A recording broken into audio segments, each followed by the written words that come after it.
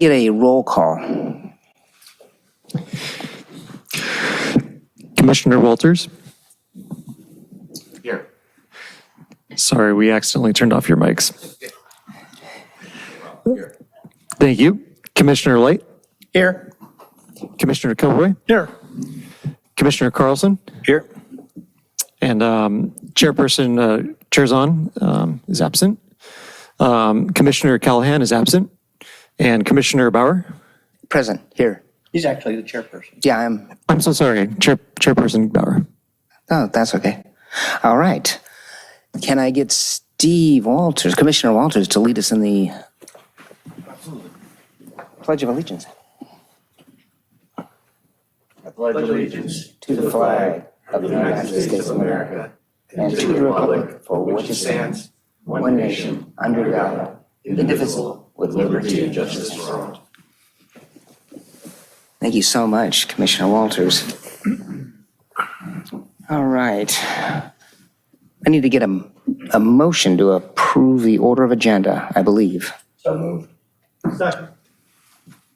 All right. Moving to blue folder items. Do we have any? You likely want to take a vote here, though. I'm sorry. Yes, let's take a vote on the, I'll all go in fa- through it. all in favor? Commissioner, oh yeah, you want to do all in favor? Let's do that. all in favor? Aye. All opposed? Hearing none, it's approved. Thank you, Greg. Keep me on. This is my first time, so I'll endeavor to keep us on target. All right, blue folder items. We do have 3 items in the blue folder. They are 3 PowerPoint presentations related to items J1, L2, and L4. All right. You'll need to make a motion to receive and file. Motion to receive and file. Second. All right. All in favor? All in favor? Thank you. All opposed? Yeah, keep me on track. All right. And now the E1, okay, then the consent calendar. I need a motion for the approval of the affidavit of posting for the Harbor Commission meeting. Yeah. Motion to approve the consent calendar. Second. Second. And we vote on that? All in favor? Yeah, you can do it however you All in want. favor? All opposed? And, what? Yeah, and now the approval of the minutes from December 12th. We didn't have a meeting in January, so we reached back to last year to December 12th. We approved those with the last motion. Oh, you did? You Okay. do one motion for all the consent items. Oh, perfect. All right, excluded consent calendar items? None, right? All right. Public participation on non-agenda items. We do have one non-agenda item. Oh, perfect. Thank you.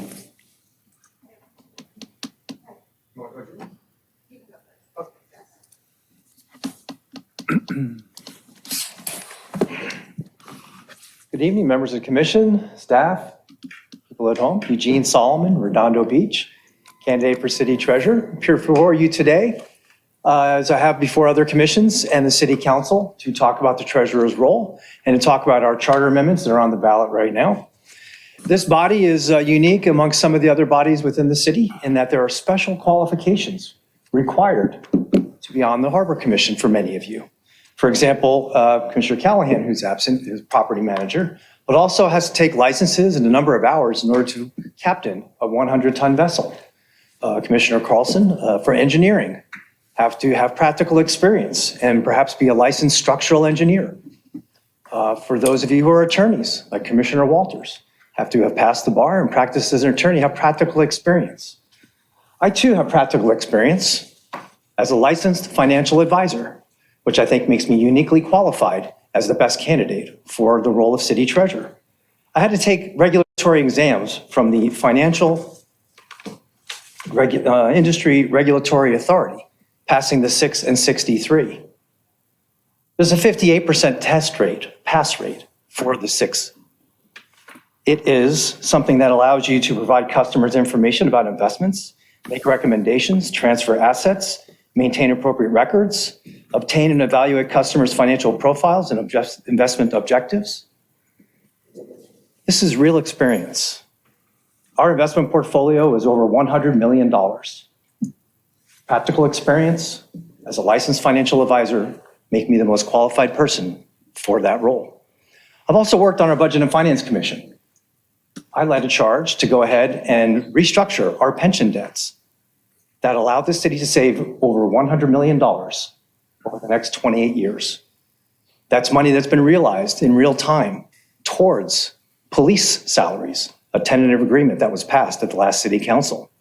Capital improvement projects, the city manager has told us that that restructuring led to 20 to 30 more capital improvement projects in the last city budget. Licensed financial advisor, practical experience handling $100 million of investment advisory, that's who you'd want to see. That would be myself, Eugene Solomon. We also have a number of charter amendments, CA1 and CA2 I authored as the pro argument. They will help restructure our charter numbers to help us with capital improvement projects. It will be something that's been supported by the unanimous vote of the Charter Advisory Review Committee, unanimous vote of the City Council.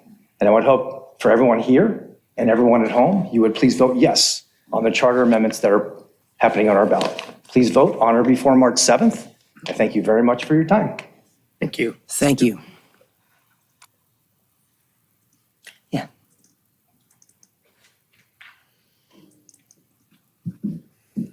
Hello, everyone. Julie Call with Waterfront Education. I'm here to give an update about STEM Fest. So what do we do when we to pass stuff out? I Yeah, forget. you can get some. Motion to receive and file. Second. Aye. Oh, all approved? Perfect. All in favor? Aye. Any opposed? Hearing none. So STEM Fest is a first-time event that we are going to be hosting in the Seaside Lagoon on April 15th.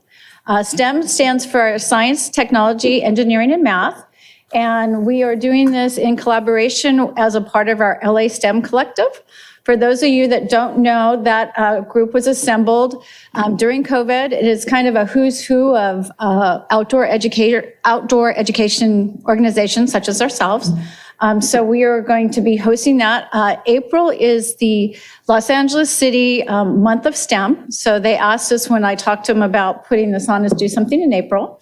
So I just passed out a card that's giving more information. You can also get information off the waterfront.education.org website. We do have a tall ship scheduled to come in.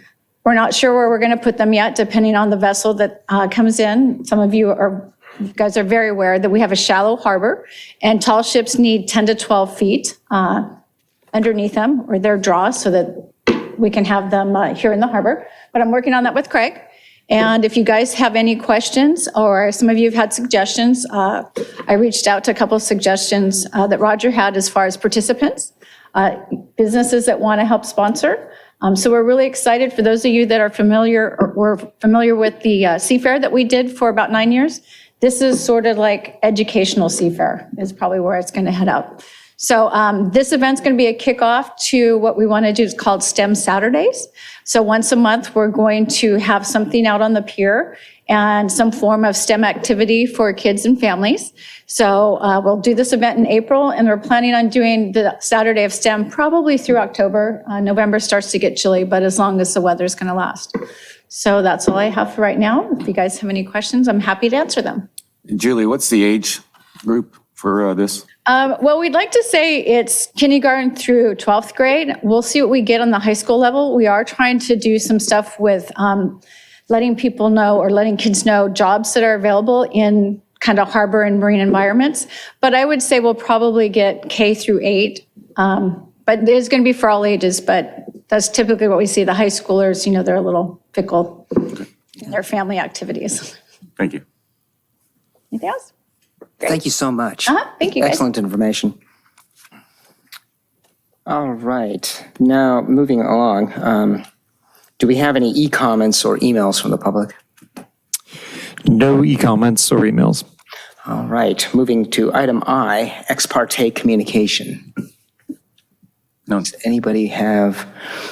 I did have a meeting, but it really doesn't affect anything, but I had a meeting with the folks on the boardwalk that are looking to form a bid and just talk to them about their thoughts on things.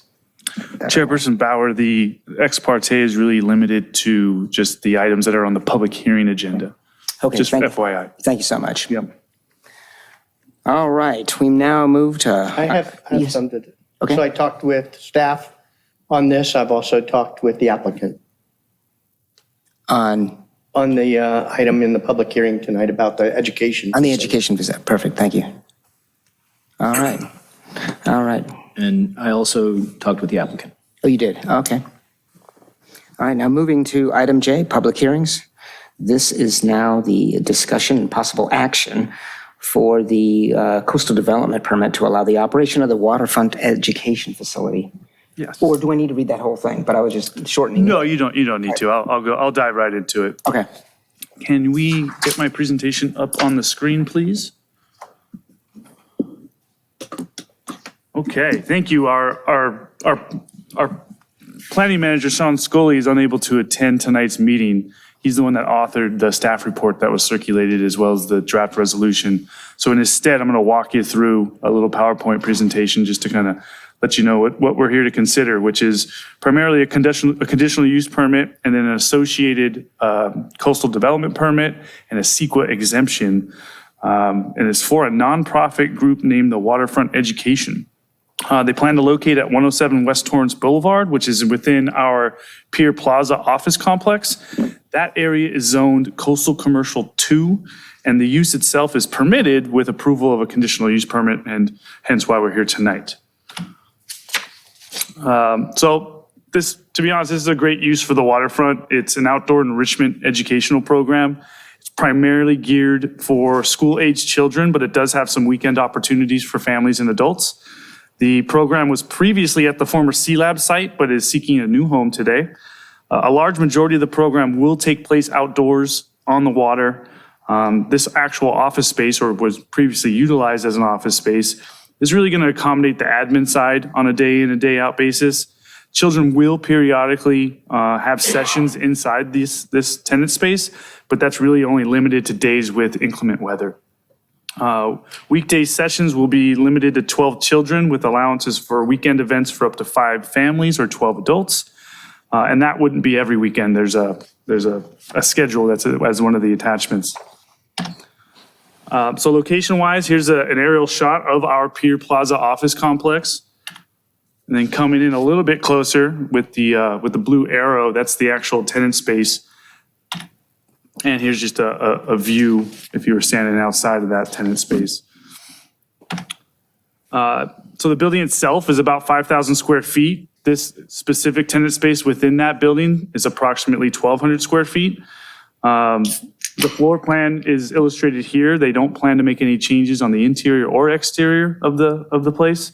It will remain as is, and again, primarily an office space for the admin side of their business.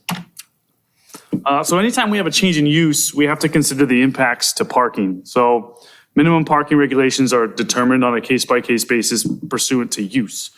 The existing office use had a parking requirement of 4 spaces. Now, school uses use a different ratio. And as you can see, it's dependent on the number of faculty members and students.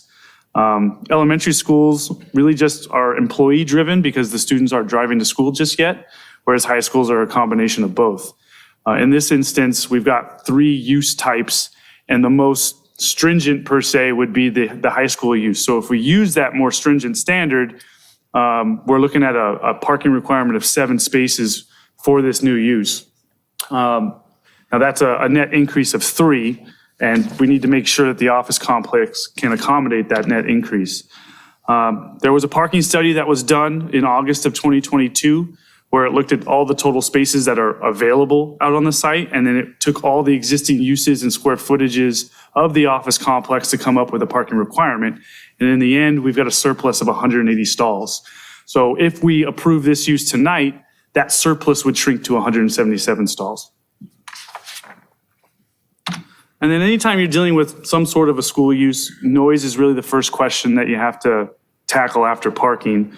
Now, Waterfront Education isn't your typical school. We're using the school kind of use classification because our municipal code zoning section has a list of applicable uses. And not every business is like for like. There's not as many use categories as there are business types. So usually you take these kind of uses and you just, fit with what fits best. In this case, we've got school-age children in an educational setting. School seems to be the most appropriate use in terms of trying to coordinate parking and things.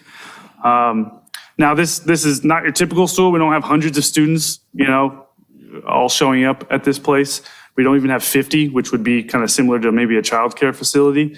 They're not there all day. There isn't a need for an outdoor play area or recess time per se. In this case, we've got 12 kids during the weekdays. Weekdays are highlighted because that's when most of the sessions occur, and also when most of the office businesses are open and in operation at the same time. The program's predominantly occurring outdoors and away from the office complex, with students going to the actual waterfront for these sessions. So the space is really just an admin support function, which is pretty similar to the office uses that are surrounding it.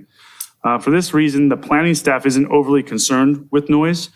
There will be the occasional time when the kids do have a session in there during inclement weather, but these sessions, again, aren't all day. They're just a couple hours, and the sessions would occur indoors without any need for recess or playtime activity. So we think even with the few times that they are in there learning, it is still similar to a quiet office setting. So for those reasons, the planning division didn't incorporate any unique conditions of approval in the draft resolution to address noise. Something else that we have to consider with the coastal permit is coastal access. Now, in this case, there isn't any new development. They're not proposing any new infrastructure upgrades or expansions. So in that sense, existing views and access remain unchanged. And to be honest, this use actually promotes coastal access and introduces or exposes families to our wonderful waterfront. So if anything, it increases it. So with that, planning staff does recommend that you approve the CUP, the coastal permit, and the CEQA exemption. And before I hand it off for questions, I'd just like to summarize by saying that this is truly a good marriage for our waterfront. It exposes people to our amenities and in an outdoor setting. The admin support would occur within the office complex, which is very similar to the offices around there. And it's a little unfortunate that a use like this has to go through a CUP process because it is so applicable to the waterfront. Needless to say, we are here to do it, but the planning staff has agreed that they'll look at our existing municipal code to see if they can potentially make changes in the future that would eliminate someone having to go through this process. With that, I'll open it up to questions. The applicant is also here to field any questions that you may have. I'll kick it off by saying I fully support this, of course, and I read through it, but I don't have any questions. I think it's a great fit, and thank you for all you're doing. But yes, I have a question for the applicant. So have you read through the CUP, and are you okay with all the terms and conditions in there? I read through everything that Sean provided to us. Is there something I don't know about there? Nope. No, Okay. Yes. So you're good with it? Yeah, I mean, it's besides admin, we have a lot of storage needs. We're loading stuff in the wagons, we're taking the kids out. We're going to still be doing operationally working out of King Harbor Marina for the short term, which is our stand-up paddleboards, kayaks, and sailing. We're currently talking to the city about taking over the sailing program and potentially moving our kayaks and stand-up paddleboards to the space you guys have allocated at Portofino. When that happens, we'll see. I've also talked to The Craig. area that's for the nonprofits, the two slips? Yeah, Okay. yeah. They just asked me today if we could do that. I'm like, sure, Portofino says we can build some racks. I've also talked to Craig. We've identified a location on where to put some racks below Kincaid's on the other side of the dock from where they do the whale watching boat right there. So we still have to spec it out and go through the whole process that it's going to need to go to. So we are going to have a split operating arrangement. Our goal is to migrate everything to the south part of the harbor, especially since we're going to have an educational building going up at some point, and start to create a habit for people thinking of Redondo Beach for their water access and education from a marine standpoint. Okay. Thank you. I had a Commissioner question Lane? for Greg. While we have Julie up, might as well, does anybody have anything for Julie? I had one. In the application, it says what hours your weekday programs are.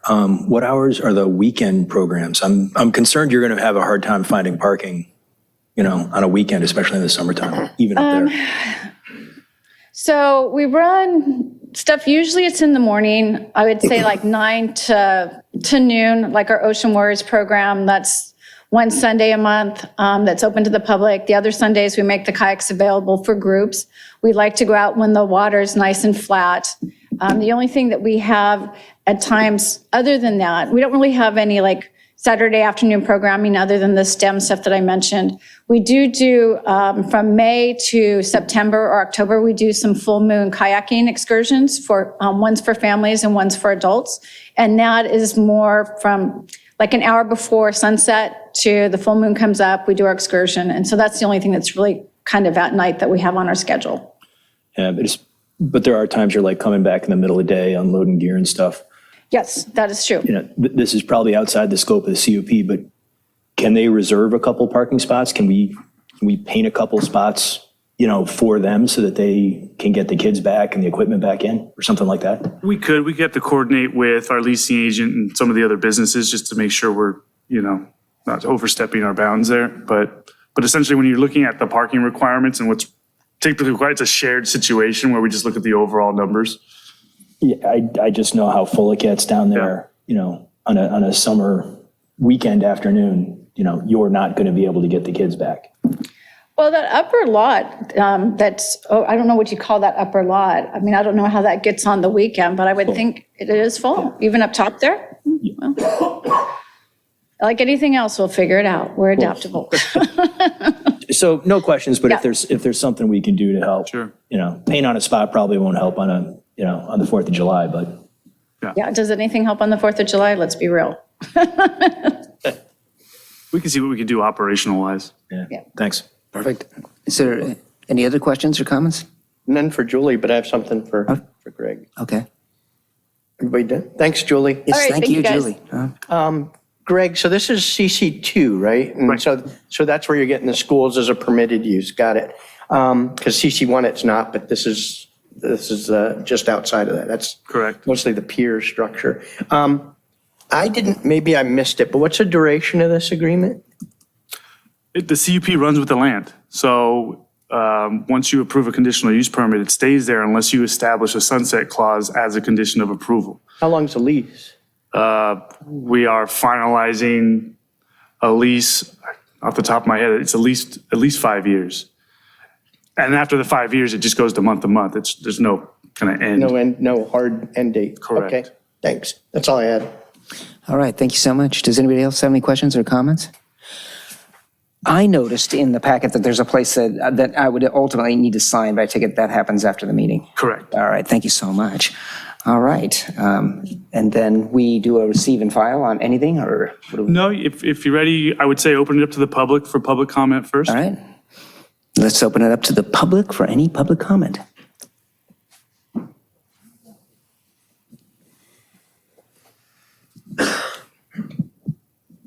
Mark Hansen, King Harbor boater and proud original founder of the King Harbor Boating Foundation, which Julie has spectacularly evolved into this waterfront education program. Please approve this. This is going to be absolutely wonderful for our community. Thank you so much. Thank you, Mark. What? That's too short for Mark. I know. Caught me off guard. That caught me off guard. Eugene Solomon, Redondo Beach. Want to support the Waterfront Education Center and the lease in the CUP. It's been a project that's hard work. A number of different sites in the harbor have been looked at, and this has been settled on for now. Have lost their spot over in the old Sea Lab, as you all know, ejected by the landowner there. My question would be, seeing as how it's a 5-year term and then month to month afterwards, should other space, more practical space, become available to the waterfront education system? If something like where the restaurant is now, would they be able to migrate their lease over to a new space for increased square footage or not? Does it have that level of flexibility? I will chime in and say I misspoke. It's actually month to month immediately. Okay. I think the question would stand with regard to the flexibility and with regard if a necessary additional CUP was necessary. For a new location, would that be resubmitted, or would there be flexibility in the lease? Thank you. I can answer that. It really depends on where they would be moving to. So there could be a situation where there's an existing CUP, as again, they run with the land forever unless there's a sunset clause, where she could just pick up that existing CUP and piggyback off of it. Otherwise, we'd likely have to pursue another CUP, or maybe the planning department has done their due diligence and has amended the code to make this a permissible by right situation by the time we're looking for that. It'll kind of be a timing situation with that. Hey, Greg, real quick though, you said it runs with the land, and it's a month-to-month lease. If for some reason the operations stop, there is a time period, does it not, where the CUP naturally expires? Is that right? No, it stays with the land forever. So if this one were to go away and another nonprofit or similar school system wanted to come in, they could inherit the existing CUP. They would just have to abide by all the existing conditions of approval of this CUP. And if they didn't want to, they'd have to come back before you to amend that existing approval document. Interesting.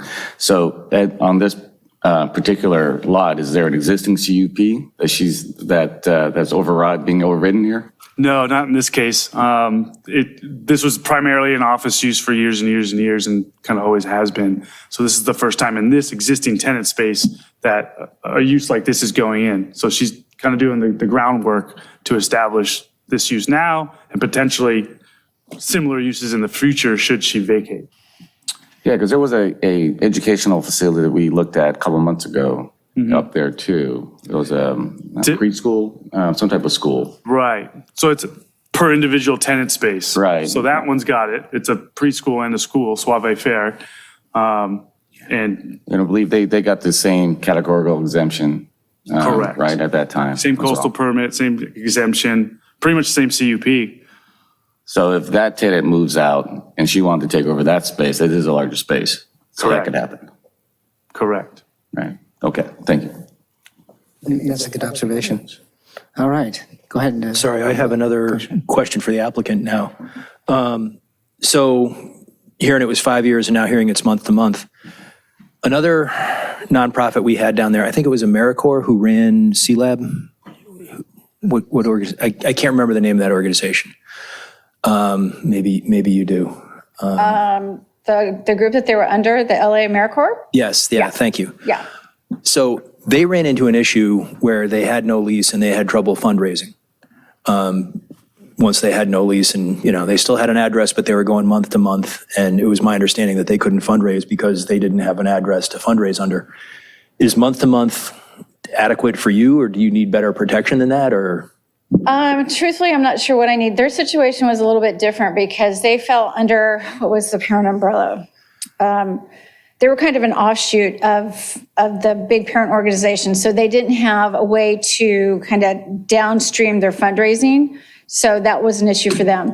When we talk about getting into a larger space, I may need to come back and say, hey, I need a 10-year commitment, 20-year commitment, what have you. We are just starting that process right now. So I don't know what I don't know. I don't know what I need. I'm assuming at some point down the road when we start to talk bigger numbers that someone's going to say, I'm not going to give you a big check until I have a commitment from the city for X amount of time type of thing. So we'll cross that bridge when we get there.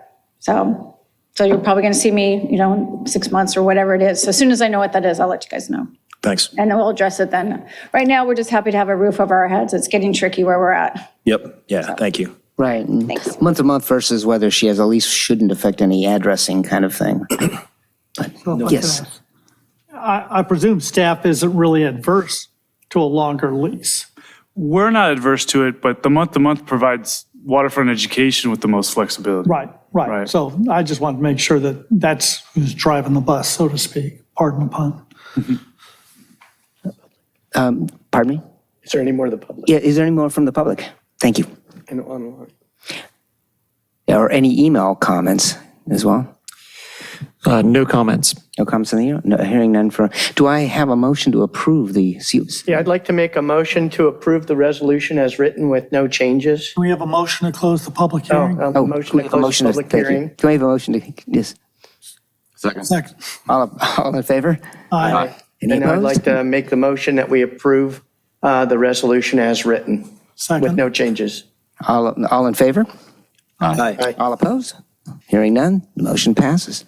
Do you want a roll call on that, Greg, since it's a public? Yeah, maybe you should. We can, yeah. Commissioner Walters, Yes. Commissioner Light, Yes. Commissioner Kilroy, Yes. Commissioner Carlson, Yes. and Chair Bauer. Yes. Motion passes 5-0. All right. Thank you so much. That's perfect. All right. All right. Items, so we're moving to item L1, quarterly public safety report. All right. We do have members from our police department and fire department here to give you an update. We're going to start with our police department.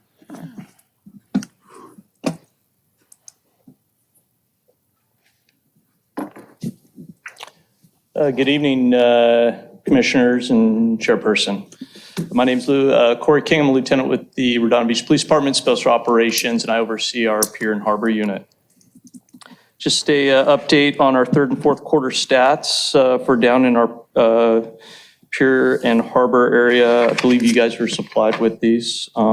There's quite a few categories. I'm going to just kind of touch over some of the larger ones, and then where we've had some larger numbers, and just go over those. The third and fourth quarter, we had 4 in the Pier and Harbor area. A assault with a deadly weapon, we had 4 also during that time Excuse me, frame. sir, let me interrupt. Is there any way to project this for the public? We don't have a PowerPoint presentation for this portion. Fire department does, but the police department didn't. So this is a And we verbal. can't,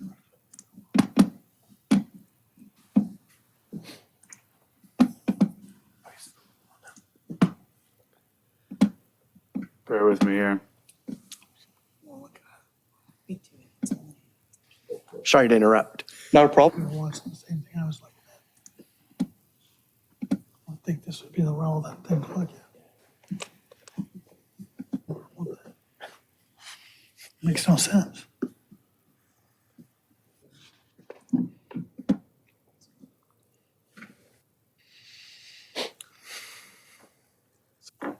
Right now. Okay, we'll continue on involving homeless transients. Recently reselected a new that's assigned with that officer. So they've been going down and forth. So as we keep going down, so commercial burglaries, that would be like businesses down in the Pier Harbor area. We had 10 within this time period. Residential burglaries within the Pier Harbor area, we had 7. And vehicle burglaries, we had 6. Petty thefts, that's going to be a theft under a value of $950. We had 35. Continuing down this list, again, I'm highlighting one that's a little bit of the higher numbers in here is our drunk in public, and those involve 56 events. And going through here, there we go. Our numbers don't say the same things yours do. Is there So something? I'm going through the, so this is for the entire year right here. But again, I'm highlighting the third and fourth quarter stats okay. on here. So Okay. that's why it's a little bit different. But it shows the entire year.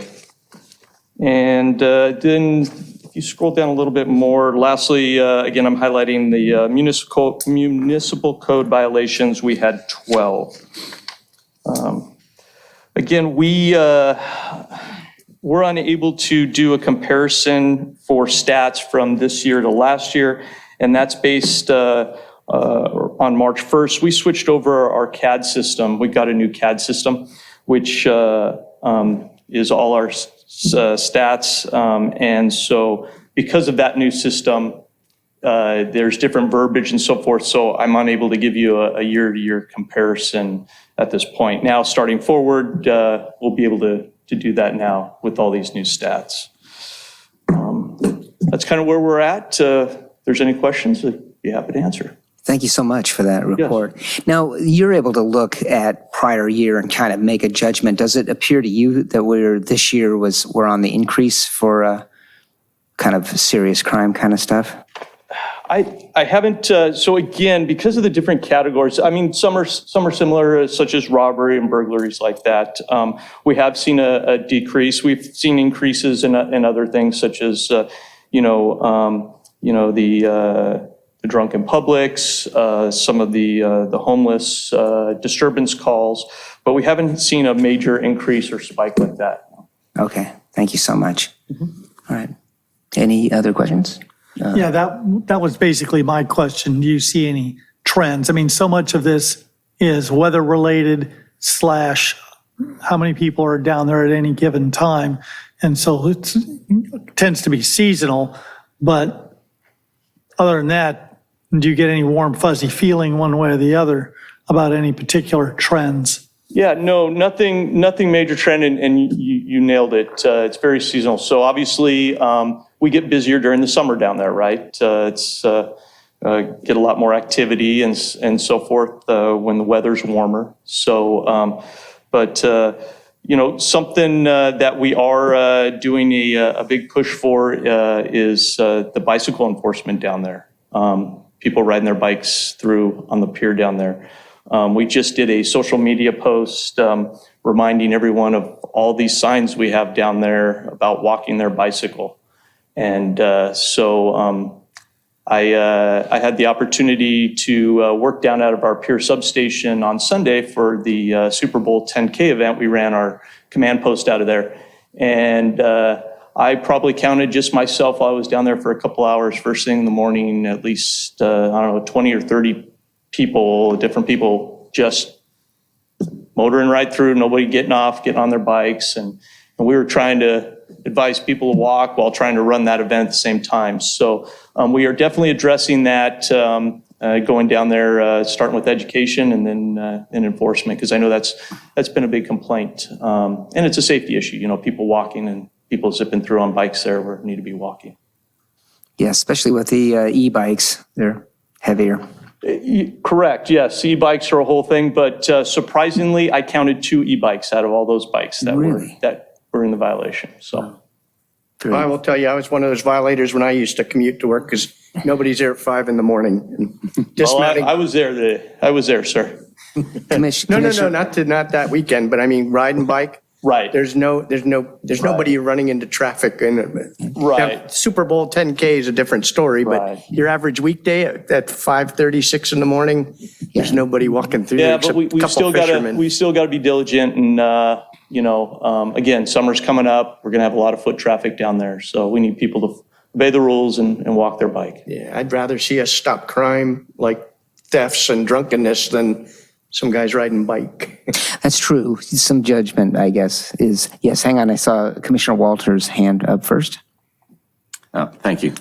Yeah, I think I was the one who actually asked for the trends data at the last quarter meeting that we had last quarter, but be useful. I know you report this on a quarterly basis. If we had a year-over-year type of analysis moving forward in each of these categories, just to give us an idea of the trends. I know they're not always perfect, but it'd be nice to have that moving forward.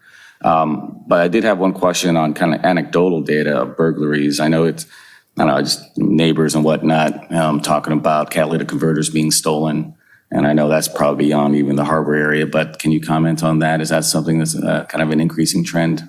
Yeah, so the catalytic converters is a big issue right now, and not just Pier Harbor. I mean, we're talking South Bay wide. Yes, there's a huge trend, and we kind of see it kind of go in waves where these crews, these would come into our city, steal several catalytic converters and then leave the area. Right now, we have seen an increase in the catalytic converter thefts.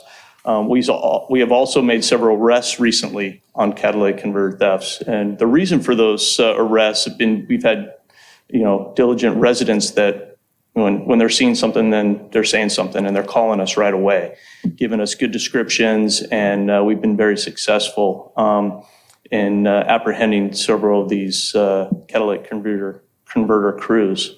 Do they tend to hit certain neighborhoods or certain types of vehicles? I've seen in the log, no, neighborhoods wide open. Typically, we're seeing the Kias are being hit a lot. And I'm not a car guy on that, on why they're taking hit in Kias, but we're seeing a trend where the Kias are having theirs taken quite a bit. Interesting. So has the police department released any, guidelines or information for residents to help, either protect their catalytic converters? Are there ways to do this at all? I know I've heard of some technology you can actually install on cars to protect your converters. So we've done several social media posts, and in the past we hosted etchings where the community come in and we would etch in numbers to try to identify these catalytic converters. Unfortunately, when individuals are stopped, if we have no way of identifying who the victim is, the owner of these, it's difficult. Luckily, we have enacted a muni code here in our city where it's actually legal to possess just a catalytic converter. So it gave us a little more teeth in the game as far as when we stop individuals. If we're unable to find a victim, we can still arrest them based on our muni code that was passed of being in possession of these catalytic converters. But these are crews that come from outside South Bay, I assume, from other areas. Correct. Based on your arrest. Correct. Okay, thank you. All right, Commissioner Kilroy. So interestingly enough, I was on the Public Works Commission, 25, 30 years ago, when we were tasked with rerouting the bike path over, through, and it was kind of wide open as to how it was going to get from above north of the pier to south of the pier. And there were some crazy designs that actually took it over the whole pier parking plaza and everything else. They went with the more mild approach, putting it through the parking garage, and got rid of some walls and got rid of the sharp turns. But one of the things that was supposed to have happened with that was bicyclists were supposed to be able to ride their bikes in off-peak hours, as Commissioner Light mentioned, 5 o'clock in the morning. The police department was supposed to have the option to be able to turn on or off some flashing red lights that would tell the bicyclists, okay, you have to get off and walk your bikes. What happened was the police department just turned the lights on and never shut them off. So it kind of went against the recommendation of the Public Works Commission at the time, because it was really supposed to be variable as to when people actually had to get off their bikes or not. I just throw that out there. It's bicyclists will sit there and do, as Commissioner Light mentioned, nobody's around. It's not like they're really creating a hazard. And so in my opinion, it kind of breeds an attitude of doing it all the time. I would much prefer to see that the get off your bikes and walk be when it's necessary, when there's a safety hazard if you're riding your bike through it, rather than merely have the red lights on all the time and have them always get off their bikes 24/7. Like I said, that's just from 25 years ago, being on the Public Works Commission. And it still says when flashing, but like you said, it's not, they're always on. Yeah, that makes sense to me as well. I mean, but I guess the real issue is that you have to put on a timer or something, because that substation isn't manned even during the... At the time, it was manned. but Yeah, and now, is there any plans to start manning that when it's crowded? Obviously, it was manned during the run, but- currently we have 2 officers assigned down there and a sergeant. Come summertime, we try to staff 2 more additional officers, so we'll have 4. So at least we have 7-day-a-week coverage with somebody down there. Ideally, we are trying to look into other options of putting, like, maybe some of our MSOs, assign them down there to be in the office. Again, summertime would dictate having that, where obviously we have more visitors here to our pier and harbor area. Would they be able to turn the lights on during the, you said, I mean, when the need is for them to be there, then there's going to be more people coming through. Maybe that'd be a good time. Let me ask you, when would you need it? 2 people walk through? No, 3 not just people? just to operate the lights, I guess, is the idea, or could it be done on a timer somehow? Right. I understand what you're saying. At what level of activity would it be appropriate to make bicyclists get off? How many pedestrians do you need? How many cars do you need in the parking garage to trigger that, hey, it's time to get off? I get it. I'm just saying that I'd hate for us to not turn a light on and one kid get hit. One's one too many, if you ask me. So I just think it would be easier to walk. Yeah, but there's a ton of places you can get hit when pedestrians are crossing that bike path, and all the way down the Strand. So Right. I think that's Manhattan Beach has it on weekends. It turns on. That's right. And then as you get into the summer, after work, it would turn on. Yeah, somehow they have it worked out down there. And during events and festivals. So Right. No, and I agree. Yes. Councilperson. Sorry, I had a question on a different topic. Oh, okay.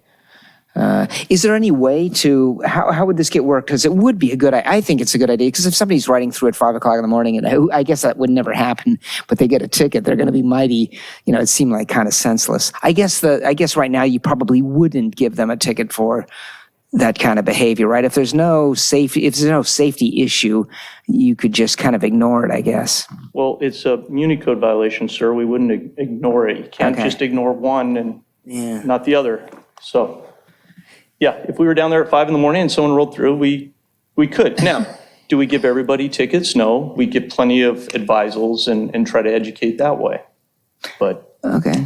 Is there a way Greg, that we could recommend this idea of looking into at least having the lights timed or something, or, so that we blink the lights when they make sense? I mean, I would be careful right now. This is a report on the stats for PD stats for year over year. Certainly at the end of the meeting, when we have referrals for staff, you can direct staff to kind of look into that and maybe come back at a later date. But Perfect. All right. Is there anything else? Nope, that was it. Well, well, Roger has another topic, right? Yeah, sorry, I had So do I. 2 questions. Sorry, so No problem. one bike path adjacent, sorry. First, I don't think there's any power on earth that can stop a bicycle. We're going to have the skate park open soon, so you're going to see a different traffic flow down there. And we had sort of made the promise to businesses down there that there wouldn't see a lot of skateboarders and, people getting knocked down on the pier. So you might start to see that. correct. The easy way to get to the skate park is going to be down the stairs next to Quality Seafood. Long stairway, but that's going to be fun on a skateboard. And there's also the long curved ramp kind of underneath Kincaid's, fun on a skateboard. What I'm wondering is, as you keep an eye on this stuff, instead of just, writing tickets in the municipal code, if you see, some way as you're down there to improve the bike path, put a little stub coming off the bike path that gets to, the corner of the garage near that park, or, better bike. There's no bike parking near the skate park right now. So, if you see an improvement in how we can get traffic to the skate park, assuming it becomes as popular as I think it will be, think about that too. Let us know if we can help. Absolutely. The second topic, what's the status of the police boat right now? So right now, it's currently it's been pulled out of the water for maintenance service, and it's being repainted. Just painting, new engines, or? No, just a standard service on the engines. And Okay. so since it was out, we figured we're going to get it repainted. And obviously, because of winter time, it's, we're taking this opportunity to get the maintenance done on it and get this thing prepped and ready to go for summer. Okay, and you do still have staff that can use it? Or crew that Correct, can use yes. it? Yeah, So okay. all the personnel down there are all trained to use Okay. the boat. Yes. Great, thanks. Yes. perfect. Nothing else. Commissioner Light. Yeah, on the public drunkenness, you said there's a trend that seems to be going back up. Is there any specific timing that happens, or is it weekend afternoons, or is it closing time of the bars, or? I don't have specific, just going off of just kind of some past history and knowledge, and even when I was assigned and working down there many years ago. But correct, yeah. Usually weekends are busier, usually later hours, so forth. And again, summertime, we get a little bit busier. Obviously, we get a lot more traffic down there. Is there any one bar that seems to be the offender, or is it? Nothing that comes to mind that, and talking to my sergeant that's assigned down there, he's very proactive with all the businesses. And matter of fact, just prior to walking down here, I sent him a quick text. Hey, is there any last minute updates or any issues? And he said, no, actually everything's running pretty smoothly and everybody's behaving down there. Okay, and I noticed you had that sky crane or something at the, I was Correct. working the 10K too, and I saw that. Correct. So yes, that was through a grant that we received. It's a sky tower. So it's a 30-foot tower that goes up that we can man with an officer that's got cameras in it. And so we're going to start using that for some of our larger scale events. So we were able to get that out and use it for Super Bowl, and we're anticipating using it for beach life. So it's an observation tower, basically? Correct, yeah, correct. And then somebody would radio down if you needed. Correct. And they have to lower it for somebody to get in or out, right? Yes, There's no. I noticed there's no ladder. Right, right. So you get in it and it'll raise you right up. Can you trap them up there? Cut the power off. There you go. There you go. A practical joke. What do we call it? We're not calling it homeless. What's it called in here? Transient. The transient. Transients. Is there a trend there? I mean, is there that many people, or is it multiple violations by the same person, or? Because it seems awful high compared to when you look at the city stats, seem to be going down in homeless, Right. and this seems awful. Well, we seem to have a larger population of transients that congregate kind of down in the Pier Harbor area. There's various reasons for that. Obviously, summer, it's nice, weather's good, they come down. We have several areas around the Pier Harbor area that allows for feeding of the homeless population. So we kind of see a little bit more congregation down in that area. Again, we've been very progressive as far as going out and trying to get resources and so forth, and try to get these people some help and housing. Again, along with the education, the help, when we don't get that, then we go to enforcement. But do you see them as a danger overall? I know there's individual cases, but are they a danger, or are they just? I mean, it's kind of a case by case, individuals. For the most part, most of these individuals, some of them have, alcohol issues, drug issues, mental health issues. So we try to address those immediately, because those seem to be the individuals that will cause more problems. Okay, thank you. Yeah. All right, thank you. Further question. All right, do we have any other further questions or comments from our? All right, with that, thank you so much for the report. That's really great. Thank you, John. I'd like to invite Chief Butler, and he'll do the second half of this presentation, which is really related to the fire department. Let me bring up his presentation here. Good evening, commissioners, chair, staff, public. Patrick Butler, fire chief and harbor master here in Redondo Beach. Tonight, we'll kind of do the presentation in like three parts. Chief May, who's our chief of operations, will talk a little bit about the preparation and response and recovery to the recent storms. I also have our fine firefighter paramedics who operate boat 63, our fire rescue boat operator Chad Smith, and fire rescue boat specialist Brad Godinez, who incidentally, they were on duty the other night we had an event with the sinking of a vessel, 42-foot vessel off the beach here. And so they were involved with rescue. So a little bit of background, then I'll come back up and I'll talk a little bit about the data that we talked about last time and some trends that we're seeing in the fire department. So with that, if I can bring up Chief May to start the presentation. Thank you. Good evening, commissioners, members of the public. If I could have fire rescue boat Captain Chad Smith join me, and fire rescue boat deckhand Godinez join me both. our boat operator, and our deckhand were present for a majority of the storm operations. So in our presentation, if we could move to the next slide, I'm going to spend a lot of time talking about the 3 days we had the significant storm activity in the harbor. I'm going to lightly touch on some of the infrastructure damage down there. We're fortunate tonight to have a presentation from our Deputy Director of Public Works, Mike Klein, who's been a great partner with us in both preparing for the inclement weather we've experienced and then also mitigating the damage to the harbor as we recovered from it. So our story for the storm started about a week ahead of time. We had some high rains expected, and we did some region-wide training and planning with our fellow department heads in Public Works, the Police Department, Waterfront and Economic Development, and then Chief Butler. We had some Zoom sessions planning for the inclement weather. We were focused on rain in that one, but with our eyes on the anticipated high surf that we may have received, which exceeded expectations on January 5th and 6th.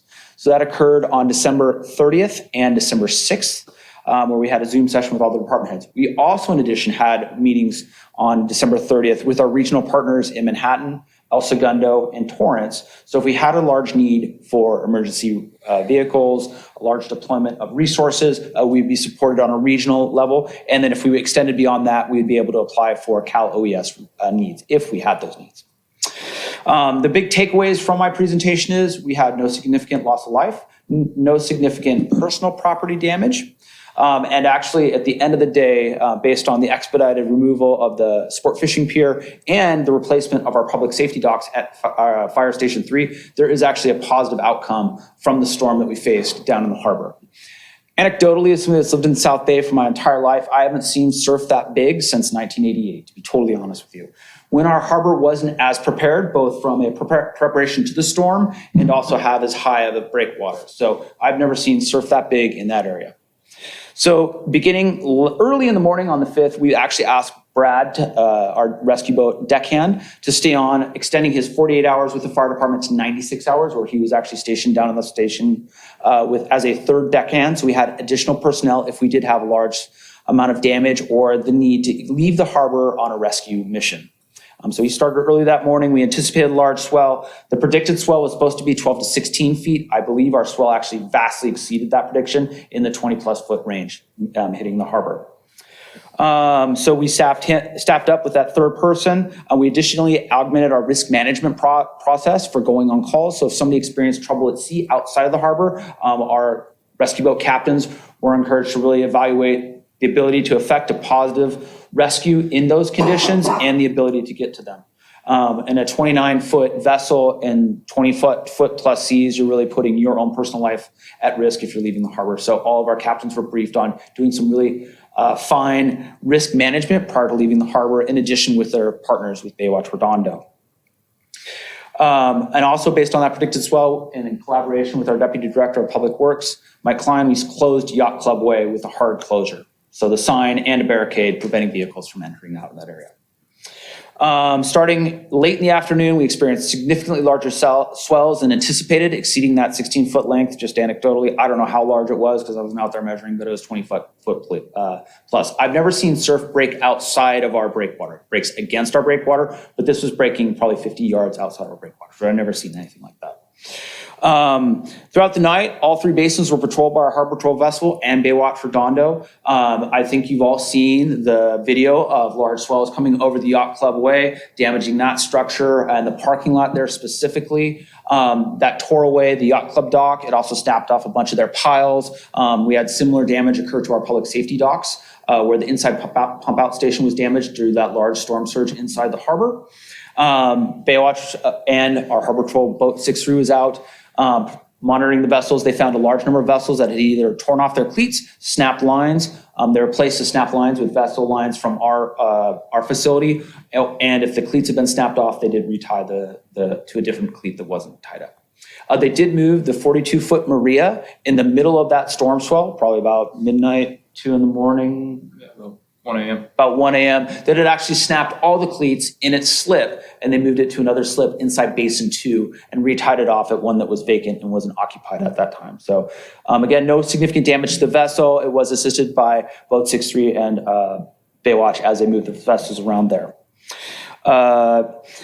Following that, they patrolled all night. The morning of January 6th, Bill Schwambart from Marine Tech brought out his recovery vessel. All the marine debris that had broken off the docks, come over the breakwater, had been either tied off to that section of the dock that had broken off from the yacht club was actually tied off to rocks off of Moonstone Park. All that stuff was lifted up into a salvage vessel, brought into Basin 3, hoisted out, at least what we could collect, and then removed from the harbor. So it didn't damage vessels operating inside that area. And in collaboration with Public Works, Deputy Director Mike Klein put up a hard fence at the entrance to Yacht Club Way, or to the yacht club itself. Members of the yacht club could still enter in through their side yard access, but the fence was there to keep people off the breakwater. Not only was the road closed down, there was a sign up, but we still had individuals trying to make access to that breakwater. I know our boat operator, Smith, was doing a great job watching that area, making sure nobody got out there. Actually, that second day, they ended up rescuing somebody off that breakwater because they climbed over the fence, climbed out on the breakwater, and then got isolated out there, and they did rescue somebody off the breakwater that day. And then continued patrols after that. January 7th is where we finally got a good opportunity to survey the harbor for damage, and I'm sure our Public Works Department is going to speak about that specific damaging, but we did notice scalloping, and I'll get to it on the next couple slides, but significant damage to the yacht club, parking lot, docks, piles. Again, our Station 3 dock, which is due for replacement on an expedited schedule due to the expedient damage that occurred during the storms. And then the pump out stations were closed down for about 4 or 5 days because we were unsure about the integrity of the plumbing while those pump out stations were closed down. Inside pump out station is permanently closed due to damage to that inside dock. The outside two were marked with a dye to see if there was any leaks into the harbor, and there was no leaks found inside that plumbing. A couple other items. One of the navigation buoys at the entryway was knocked out of service. It was replaced, put a new line on it, should be up and running. The mooring field, due to the large surf coming over the surf, actually displaced a bunch of those buoys. Marine Tech is in the process of repainting and replacing all those buoys. And then the shoals, which also moved during the large water movement, were also, those buoys got pushed in. They're being replaced and repositioned by Marine Tech.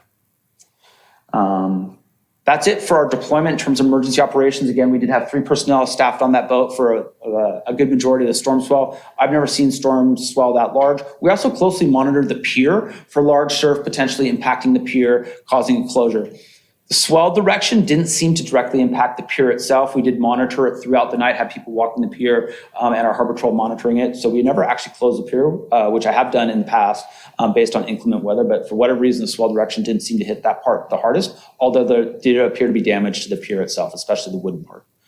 But it was maintained and kept open. And that's kind of our deployment during that period. Oh, well, fantastic job, Chief May. That's an excellent report and amazing. I mean, it was an amazing storm that you limited the damage that you did. That prep was obviously paid off. So the prep was a collaborative effort with all of our fellow city departments, and then our operators and deckhands are really the ones where the rubber meets the road, and we're out in truly like career-defining conditions, risking their life and limb to protect people's vessels, potentially exit the harbor, make a rescue. I know the Coast Guard won't send their small boats out in those conditions. They'll only leave the harbor in their 150-foot plus commercial cutter, and then we're asking our people to potentially risk life and limb in a 29-foot crystal liner or the 32-foot Baywatch vessel. So it's really the kudos should go to them, and specifically these two, who Chad put together an excellent report kind of summarizing the damage to the harbor, and then Mr. Godinez, who was just recently assigned to our harbor patrol about 3 months ago. December of this year, and then got to see the swell probably of a career, and being ready to hit the water, make rescues if necessary, and then moving inside all that moving water. Inside Truly amazing. Well, thank you so much, gentlemen. Amazing.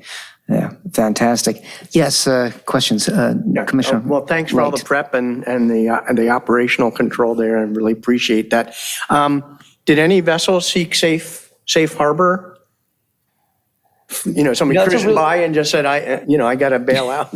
I don't believe so. Okay. I think after that period, a vessel did seek harbor, but not specifically during that January 5th, 6th, and 7th period. Okay. Anybody that was out in the ocean was in a really bad spot if they were. I could see that happening, but I think we had a vessel just shortly after that period make entry to the harbor, but I think it's one of the normal ones that kind of transits our coastline. Okay. Did you inspect the break wall afterwards, both the concrete part and the stone portion? Was there any damage? I'm going to let the Deputy Director of Public Works, who okay. actually did an aerial survey of it.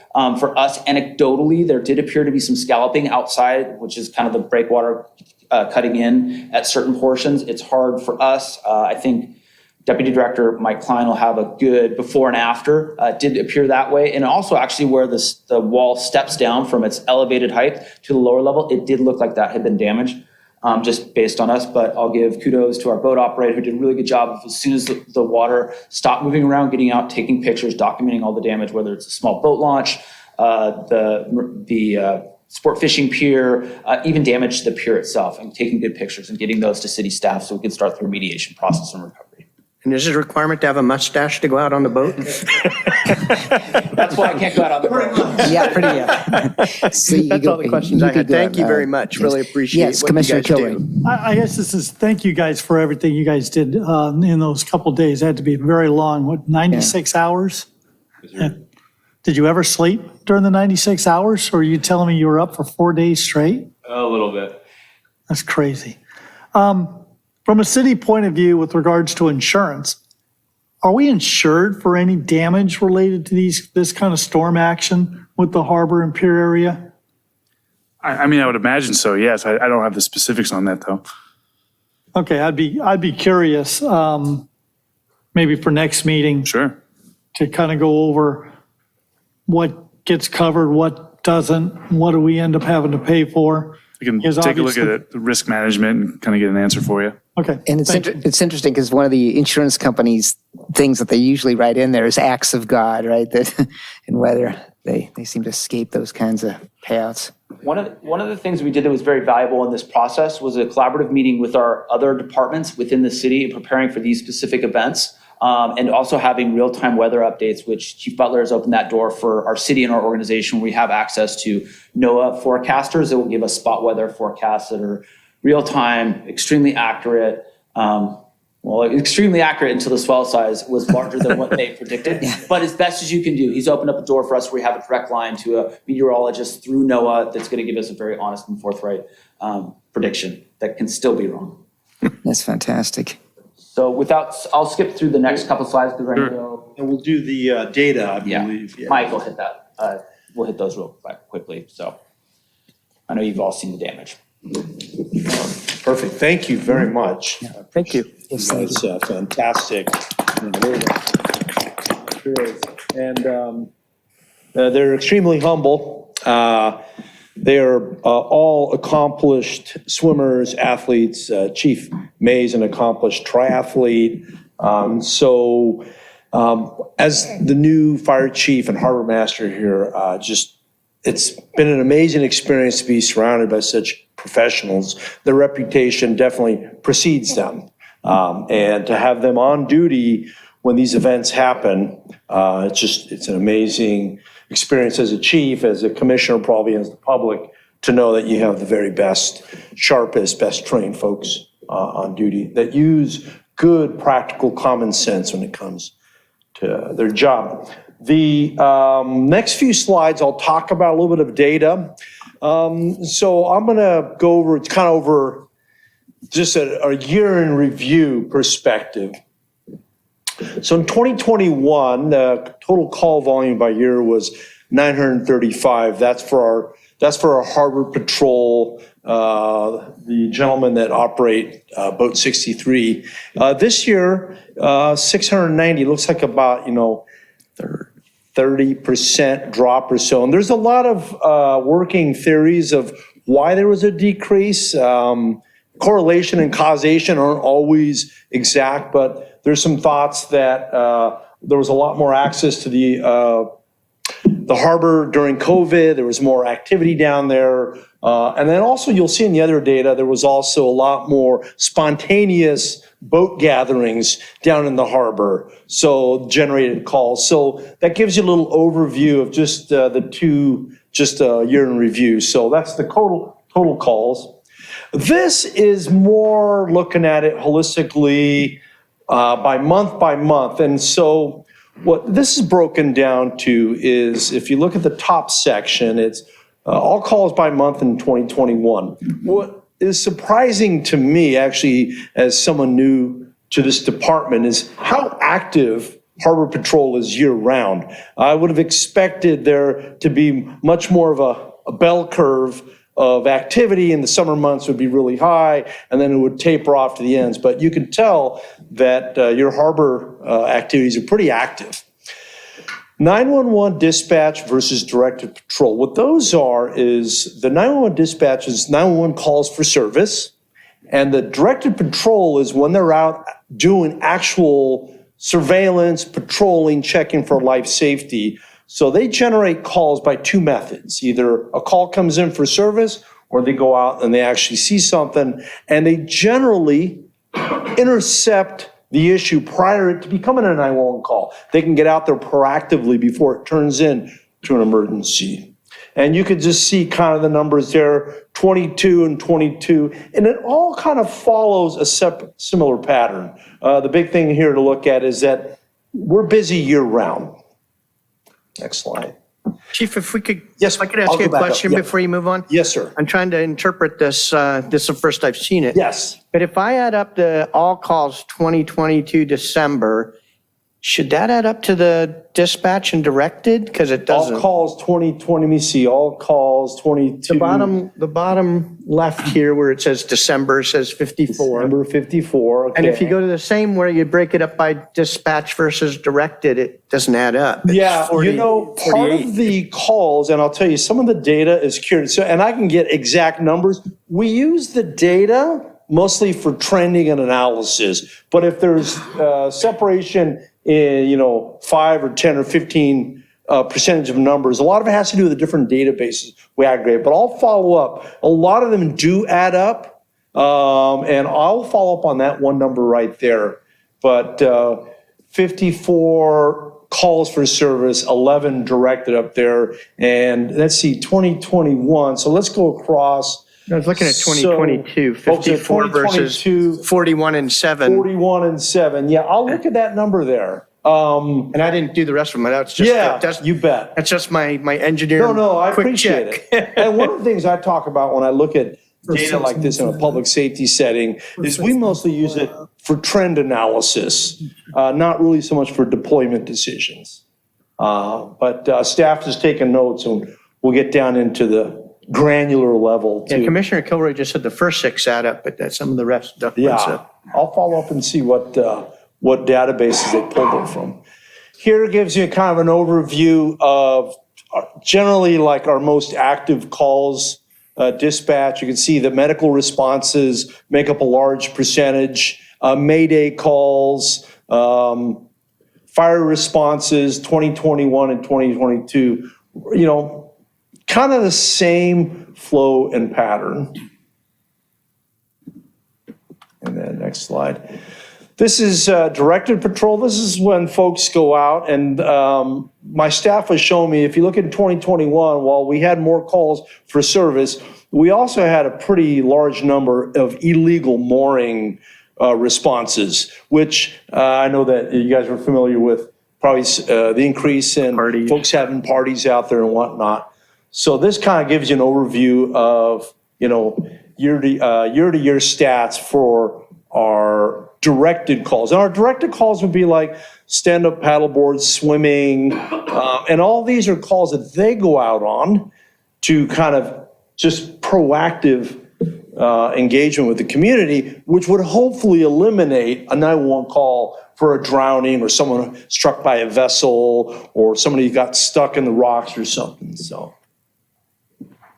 And so basically, that's just a little overview of training. I could break it down quarter by quarter, but I thought to give a snapshot of the entire year. We're fortunate that we have an analyst with Steve McGrath that works in our office. He's an inspector. So he's continued to kind of stay up with the data on what goes on in the harbor. And with that, I'm happy to answer your questions. Yeah, perfect. It's great that the numbers are trending in the right direction, certainly. So good job. Yeah. Excellent. Oh, yes, Commissioner Light.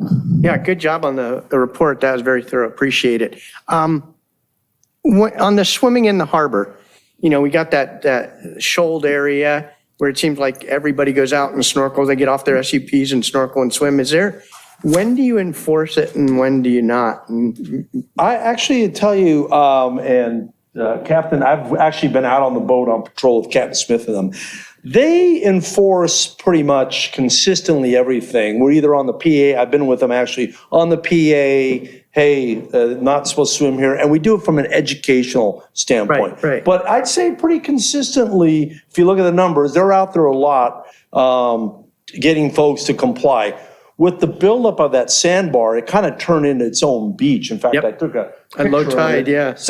They had dogs out there and whatnot. And so still, we get out there, inform, educate, recognize, and correct. But they do a pretty good job. And most of it is very well received by the public. And especially now we're with the fishing pier project coming along, we spend a lot of time keeping folks out of that facility that are out there, either jumping off it and creating issues. But yeah, I've been out there with them and they're, nothing gets by them. I kind of. So it's 100% enforcement. You see it, you go get them. Yeah. And we're not, necessarily in the citation business. Right. We're preventing the 911 call and, My big concern isn't the SUP guy that gets off and wades around. I've seen kids come in from the hand launch and snorkel across. Yeah. And that's right across our main thoroughfare. And, so I'm glad there's some enforcement there. Yeah. Yes, sir. Yeah, they're pretty active. They were, in fact, they were catching folks swimming that I didn't even see. Because the SUP, you can see the stand-up paddleboard out there, but then you don't see there's someone snorkeling around it. Right. And so kind of a distraction. Yeah. Now, when we walked the harbor to look at the potential places for the sea bass grow-out facility, there's a bunch of kids jumping off the triangle, whatever you call it, that holds up the hand-launched boat ramp. Is that under your purview or is that under the police? Well, any 911 call, and we get a lot of those, we're generally going to be the first ones to respond because our boat is staffed 24/7. So what will happen in a normal occurrence will be a call will come in, and correct me if I'm wrong, Chad, a call will come in and we'll get dispatched because we're on duty 24/7 on a boat and we can get there quick. And then if we get there and they don't comply with us, we'll take law enforcement action. And a lot of times we'll notify law enforcement or Redondo Beach Police en route anyhow. They'll tell the dispatch center, hey, can you notify PD that they got some kids out there? So we're generally the first ones out there. Do you proactively patrol that area? Because I view that as a bigger risk to the kids' safety than jumping off the sport fishing pier. Because that triangle at the base gets bigger and that's really shallow water now.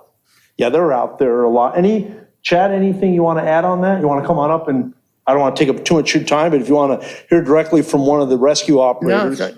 Yeah, come on up. And just kind of a little overview of how it is that you do your patrol and how you, get out there and ensure that folks don't. Yeah. Introduce yourself. I'm Chad, fire rescue boat operator. And we do 3-4 patrols a day, every basin. We're trying to enforce the basic rules of the harbor. And of course, looking for the kids jumping off the pier and that small boat launch. And every time we see it, we kindly ask for their compliance. But we usually get it until we, go around the corner. And then they're back. And then they're back. But we're always out there looking for the safety and keeping that in mind. So. Is there some way we should put guards up on that so they can't, not people guards, but plates so that it's harder to climb? Or is there a way to, I just view that as an accident ready to happen. Between the shallow water and the expanding base, somebody's going to slip and. Yeah, sure. I'll take a look at it next time I'm down there and see if there's any way to remedy that. Yeah, if you guys have some ideas, that would be great. Yeah, Chad's one of those action item guys. You give them a mission and I'm sure by in a few days, they'll have a 7-point Electrify plan. it. And Yeah, no, but no, he's, thank you for the feedback. Okay, thank you. Of course, and we'll follow up. All right, thank you. Yes, So a couple questions. First, thanks a lot. I mean, the harbor's, the reason I live here and It's the reason I'm up here, volunteering this time. So thanks for all the work in general, especially all the work over the last month. In addition to seeing the biggest swell I've ever seen, I've only been here since the early 90s. This was also the longest swell I've ever seen. I've seen it come over the breakwall before, but it was coming over the breakwall for a couple of weeks steady. So one question I had is, we're putting in new docks to Harbor Patrol, and we chose to put the pump out station on the outside of that shear wall. Do you think that's going to be an issue? Is there anything, we need to do to improve that before it goes in? I would kind of defer that. I mean, we can look at it because, we should always plan for the 100-year storm, but. Which comes every other month now. Yeah. Chief May, would you want to provide some feedback on that? Commissioners, I've been actively involved in the last third of this project, of the delivery of it. I can tell you that the contractor using Bellingham Marine and Jilk, who's also going to be involved in the project, are commercial marine installers.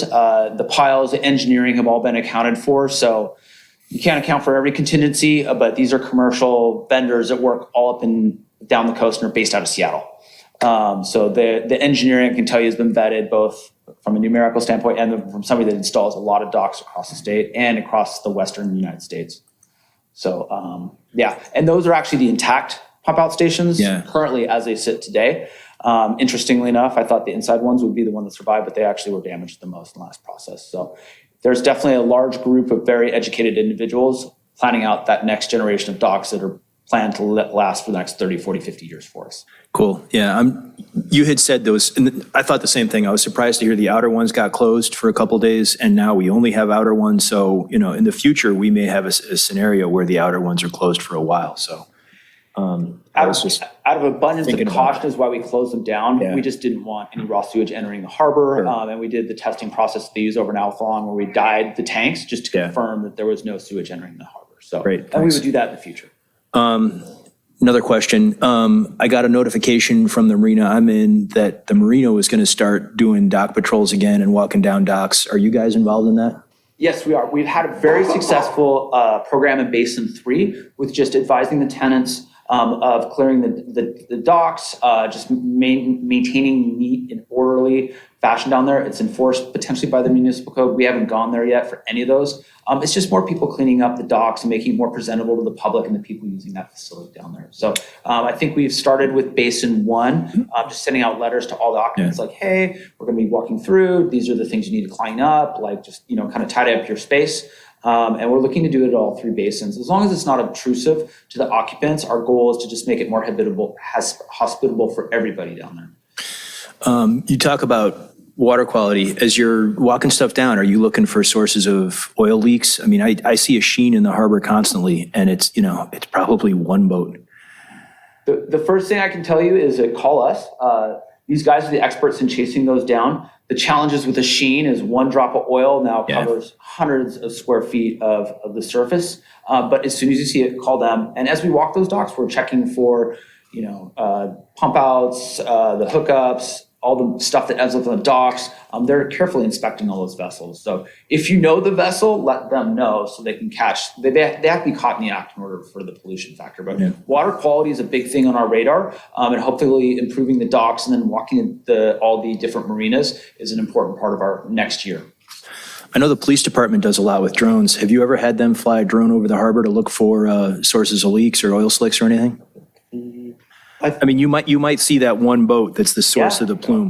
That's a resource we haven't used yet, but it's a great reference point. And the police department's been very collaborative in the use of that drone.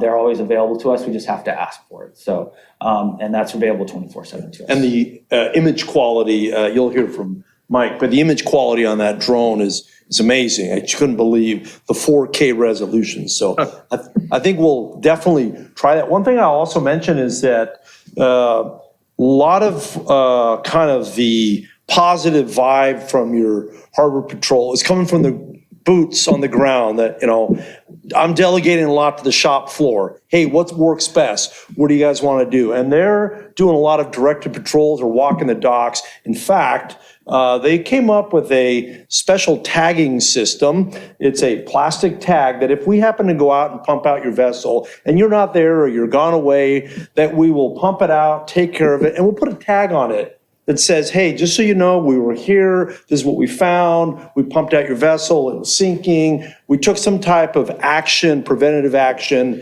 and here's basically a little courtesy card to say, if you have any questions, give us a call. Because in the past, a lot of times, we'd go out and pump something out or help a vessel that's maybe tied off and sinking in a dock, and we never kind of have a follow-up with the owner. So they've kind of put this new system in place where if we come out, we do something on your vessel, we're going to tag it, a friendly reminder, we were here. If you need something, give us a call.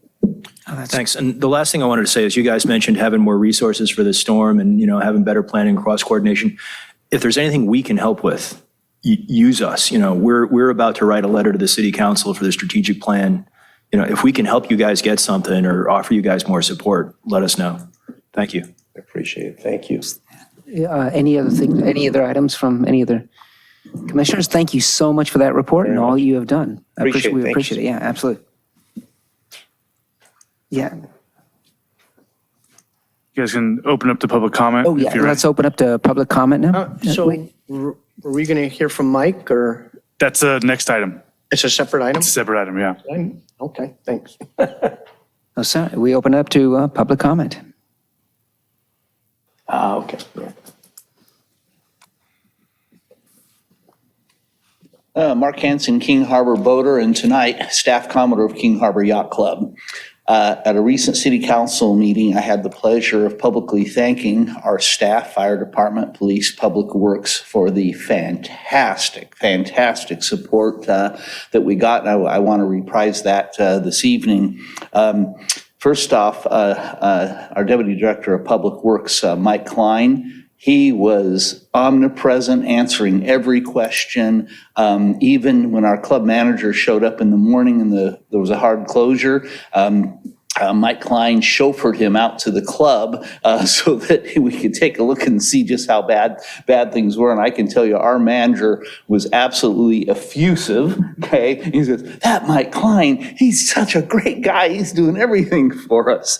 The night of the storm, at 1:45, our fire chief, Pat Butler, sent me a text showing me that our asphalt was all torn up in the air, but assuring me that the police were out there providing security. I understand they actually had a bullhorn out there and were telling people, get off of here or we're going to write you a citation. Of course, we appreciate the security for the club, but way more important than that is saving lives, okay? As you've heard, people are just dumb and they were trying to go out there, okay? And it's absolutely, positively possible that our fire and police folks saved lives that night by keeping people out of there because people just don't understand. Also wanted to thank Division Chief Jason May. The very next morning, he was sending me text, or email, I think it was, saying, "Mark, you guys need anything else?" They'd already taken care of us, but he was just double checking on us. On the subject of the pilings, as you heard, we lost a couple of our pilings plus docks, and so Jason was kind enough to put me in contact with the engineer that'll be working on the harbor patrol and sport fishing pier projects, because of course what we love to do is dovetail, when the equipment comes in. So I made a big list of all the city contacts and a list of all of the yacht club leadership, sent it to both of them so that they can all communicate and maybe coordinate the repair effort. So again, we are just very, very fortunate to have such a fantastic city staff down there. Thanks so much. Thank you, Mark. Is there anybody else that wish to provide public comment? Hearing none, a motion to close public comment. Is that? You check if there's anybody in Zoom land Anybody, or any comments? anybody in Zoom land? Yeah. Nothing in Zoom land. And we move to close public comment. Yeah. Yes, a motion to close public comment. So moved. All right. All in favor? Aye. Any opposed? Hearing none, we've closed public comment. All right, moving on to L3. Thank you. Oh, sorry. Really Oh, thank you appreciate so it all. much.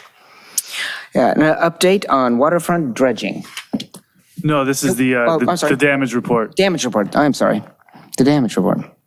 We've invited Mike Klein, our Deputy Public Works Director, to do a presentation. We brushed on it a little bit, but Mike's going to go into a little greater detail for you and talk about what we've done in order to fix some of these things and where we're at for next steps.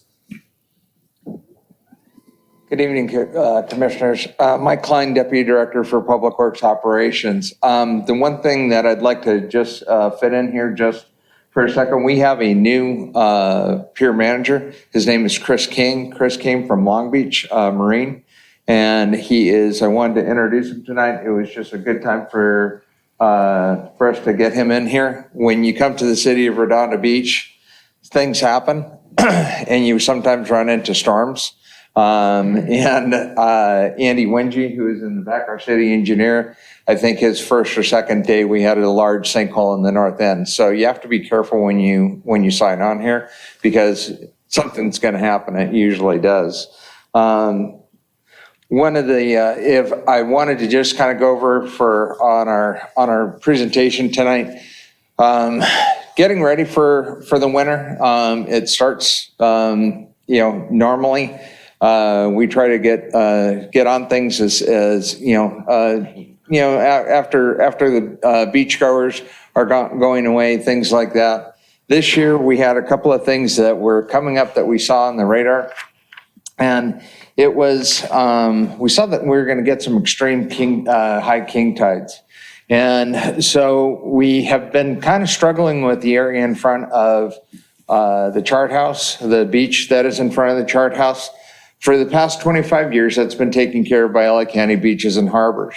And they had a contract with Hermosa. And over the past year and a half, maintenance of that area stopped from LA County.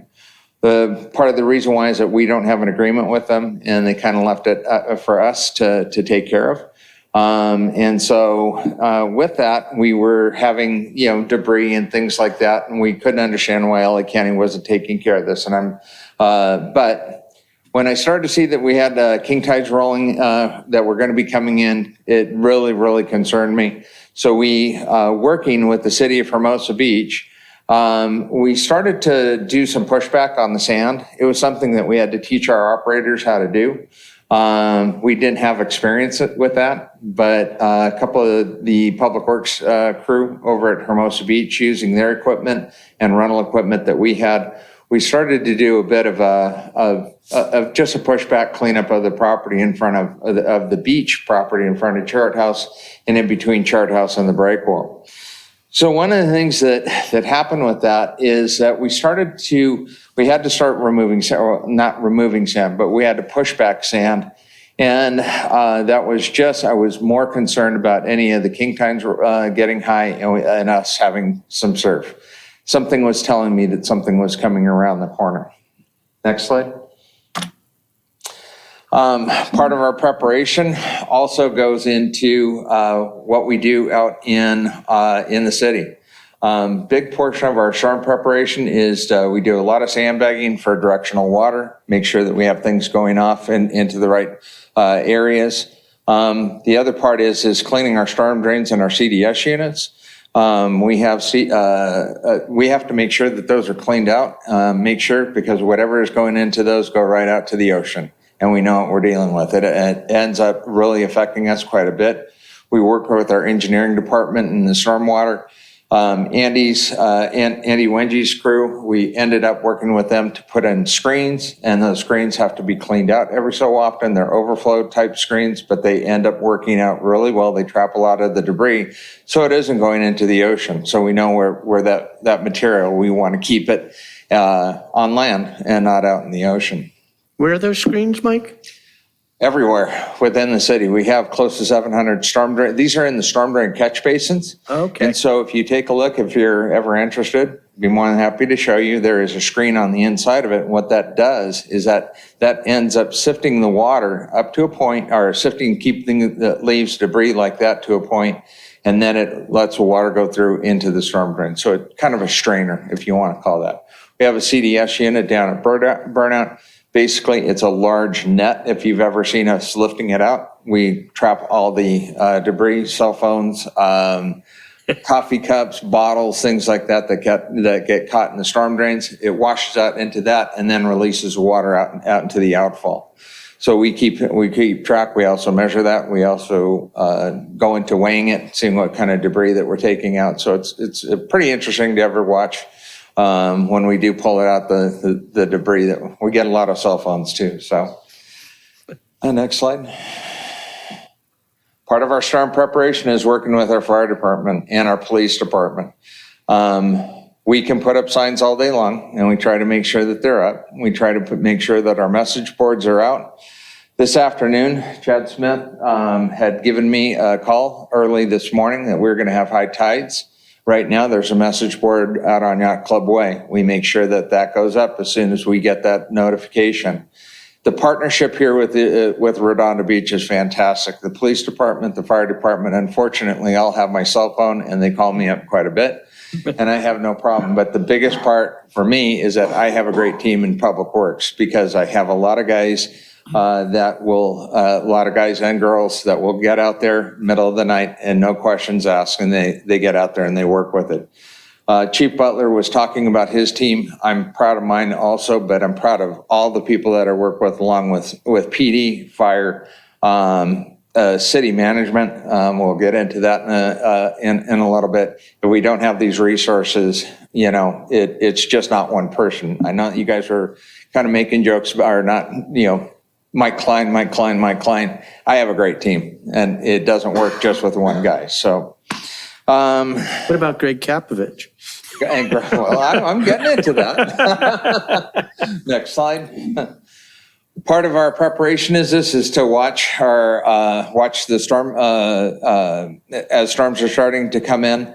Also, important part is that we're so lucky to have our phones now and the apps that we do, because you can dial in when you're going to get something coming in.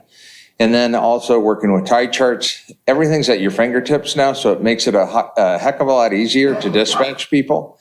And that's an ideal part of what I do in the field, is that I'm out there. I will normally go out early in the morning along with crews, so I can say, hey, we need to have resources in a certain area. This is really, really, really important to make sure that we're monitoring this correctly, so that we can get equipment there as quickly as possible. Next slide. Our storm management, we work with our fire and police department, and like I said before, they have my phone number. They have all my crew's phone numbers. We make sure that we're out there. Part of what we have to do during when we're having these storms like what we just had is observation, so that I can get that information back to our engineering department if we're starting to have something. This picture was taken after one of the initial storms of the sport fishing pier.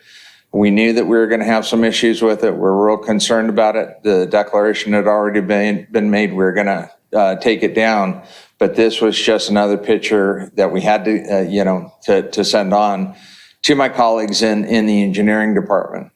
We also have to keep an eye on the main pier, on the old structure, on the wooden pier, and that it was part of Chris's job, is to go out there and start spotlighting if he had to, make sure that we're not losing any other pylons, anything like that, any of the cross bracing. We had a couple of cross bracing members that disappeared.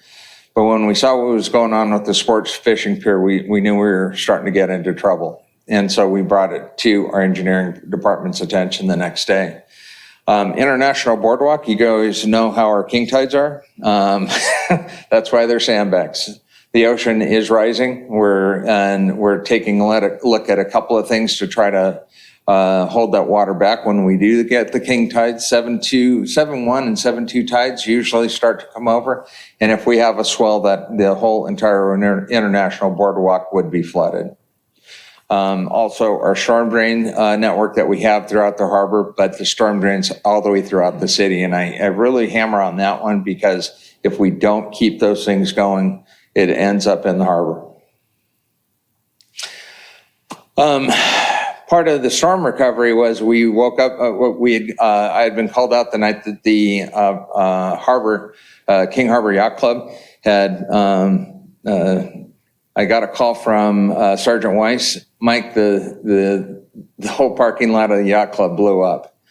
And I went, uh-oh, that's not good. So that's when I went down there, started taking this picture. If you can see the little geyser that's in the to the left of that, that is one of the blowholes that is in there that was incorporated into the structure of the parking lot. There's a series of those. You could see this happening, but what has happened in the past is that delamination, there's a parking lot, there's two layers for this parking lot. There's the top layer and the old parking lot underneath.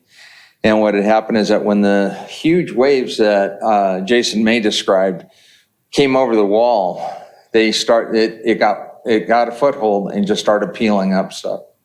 And as soon as it took off, we had a lot of debris out that had pulled up. Took asphalt and brought it all the way around the corner and into the boatyard at King Harbor Yacht Club. They have a lot of very good members at King Harbor Yacht Club. They were down there trying to help out in whatever way that we can. But our primary responsibility for the city is to keep people safe. So we actually shooed people away and didn't do any cleanup for a little bit until the waves calmed down. So we had to make sure that we were trying to do this. But as soon as we could, we wanted to start cleaning things up just to see, to try to mitigate any more damage that might happen. Next slide. It was a group effort in the storm recovery. My job is to reach out and make sure that I'm doing things properly, and so that nobody is getting offended in any way, that I'm cleaning up something that, that might, cause consternation. Got a hold of my city manager and our harbor director, Greg, and we started talking about, let's try to get this thing cleaned up, at least so we could keep King Harbor Yacht Club open, or at least get them open. They had some activities that they were trying to do. I think there was a race that was supposed to happen that day, and that wasn't going to happen with all the damage. But working with the leasehold, Mike Aker, fantastic guy down there, we just started pushing back a lot of the debris.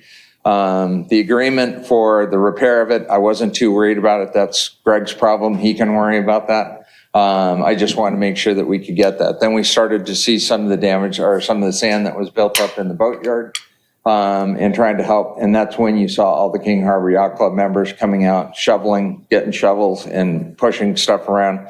We cleaned up the aisleways for them with our equipment and got it done. We talked about the fencing that was put up. We have to try to keep people out of an area that we feel is dangerous. And so we brought down temporary fencing to fence that off. And as soon as we put it up, we had people trying to get by it with 15, 20-foot waves coming over the top. It doesn't make a lot of sense, and it makes our job harder. It also makes the fire department's job harder if they have to go in there and rescue somebody. So we wanted to get the fencing up and keep people out. And then working with the police department, we made sure that we tried to keep the area secure. The storm recovery, Andy Wingy will be able to talk a little bit more about the repair efforts and things like that are going on. But these were a couple of pictures that we took of the sports fishing pier that we started to notice a little bit larger cracking in the structure. It had already collapsed on not collapsed, but a couple of the pylons had disappeared. And so working with Andy, who will be talking about this later, about some of the repair efforts that we had. These pictures help tell a good story. So we wanted to make sure that was done. And part of the storm recovery also included the fire docks. We went out there, took a look at a couple of things that had happened. That picture right there is of the pump out station dock. We lost a pier. We brought out Meeks. What is their new name? Meeks. Jokes. Jokes Construction to maybe take a look at some temporary repairs that we knew that we were going to have. So we kind of wanted to get a baseline of what our damages are, how we're going to repair this. One thing about the outside docks that I know that we do have is that the outside docks, really help out. They're a little bit better for larger craft coming in when they're tying up. A lot easier for them to get in and out of. That inside dock is not the easiest one to get in and out of, especially in a large boat. So that dock is important that we keep it up and it survived the storm. In summary, it's teamwork. The whole entire city of Redondo Beach staff, fire, police, public works, our management, our leaders that we have, fantastic people to work for, and then also the community was extremely helpful in getting helping my guys out, getting out of the way when we needed to get large equipment in, cleaning up Yacht Club Way, shoveling things off. So in summary, this is what we do. And we have a lot of fun doing it because we get to meet a lot of you guys out in the field, and it really ends up being a good portion of this. I'm going to turn over the repair portion of it to Andy Wengie. I'll stand in the background. Good evening, Commissioners. Andy Wengie, City Engineer. And just a couple things to add to Mike's presentation. Mike did all the heavy lifting. I came in the next morning and went, we have a problem. So the sport fishing pier was the biggest concern for me. We had closed that pier in 2018 due to structural issues with some of the piles and bents underneath the pier itself. But after the storm, it was pretty clear, and especially witnessing the Capitola Pier in Northern California being destroyed on film made us all very, very sensitive to the fact that we probably just needed to go ahead and take this pier down before it fell down of its own accord. So we are in the process of doing that through an amendment with JILC, who's our marine contractor that we have on call for repairs and that kind of thing. City Council approved that amendment and authorized us to apply for all the permits and things that we need to do that. So we're in the process of that now. JILC is actually out there this week. They're actually strengthening the pier under their current contract so that they can put a crane on it to help demolish the pier from the land side when we get the permits authorized from the various agencies. So we're getting ready to do that probably as soon as this week. We'll be beginning that work. Expected to take about 2 months, and then there's some barge work at the end to pull out some of the fender piles that are out further out from the shore. We're working hard against the deadline of the movement of the music festival that's coming in late April and early May. So that's the sport fishing pier update, and then just a comment on the harbor dock project. We did have about $35,000 or $40,000 worth of damage out there on that concrete portion of the dock. We decided, I wasn't in the conversation, but the decision was made to not invest the $35,000 or $40,000 because it's going to be replaced very soon, probably starting in April. And so they're going to learn or they agreed that they could live with that for the time being and work around it for their operation for the Harbor Patrol. So the dock project is getting started in April. You should have it probably 2 to 3 months build out. It's all pretty plug and play once you get, once it's all designed, you get all the old docks and things out of the way. So that's the update for those structures, and I'll be back to talk about dredging under the next item. So Can I ask? Absolutely. First off, do you have a estimate of the cost to remove the sports fishing pier? yeah, 1.1 million. Figured it wasn't going to be cheap. And curious who you got to get permits from, Regional Water Quality Control Board? Army Corps, Coastal Commission, and then we have a local coastal permit, and we also have a Coastal Commission permit. So a couple of stages there. Any foreseeable problems getting those permits to do that? Some of the permits actually contradict each other. You have to get the Army Corps permit, you have to give them 14 days notice, but then you have to get permission to start on other permits. So it's really just trying to orchestrate the calendar to get it all done. We think we have it figured out, but we don't anticipate any pushback from doing the work, just the reporting that comes with it. The Coastal Commission folks we talked to as we contemplated this I think we had a meeting with them last November, because in October, the City Council had authorized us to go ahead and move forward with removing the sport fishing pier. And some of their staff gave the impression that we were out of compliance with our coastal permit by closing the sport fishing pier without notifying them, and they were threatening to fine us or something. The public safety discussion didn't really go anywhere with them, and so we may get some pushback from them about trying to provide, they hinted that they would ask us to provide some equivalent waterfront experience for the public, but didn't really tell us what that would look like. So we're just kind of waiting to hear from what they have to say. But nobody's getting in the way of actually removing the pier itself. I'm curious about the parking lot. I was looking at the pictures of the asphalt.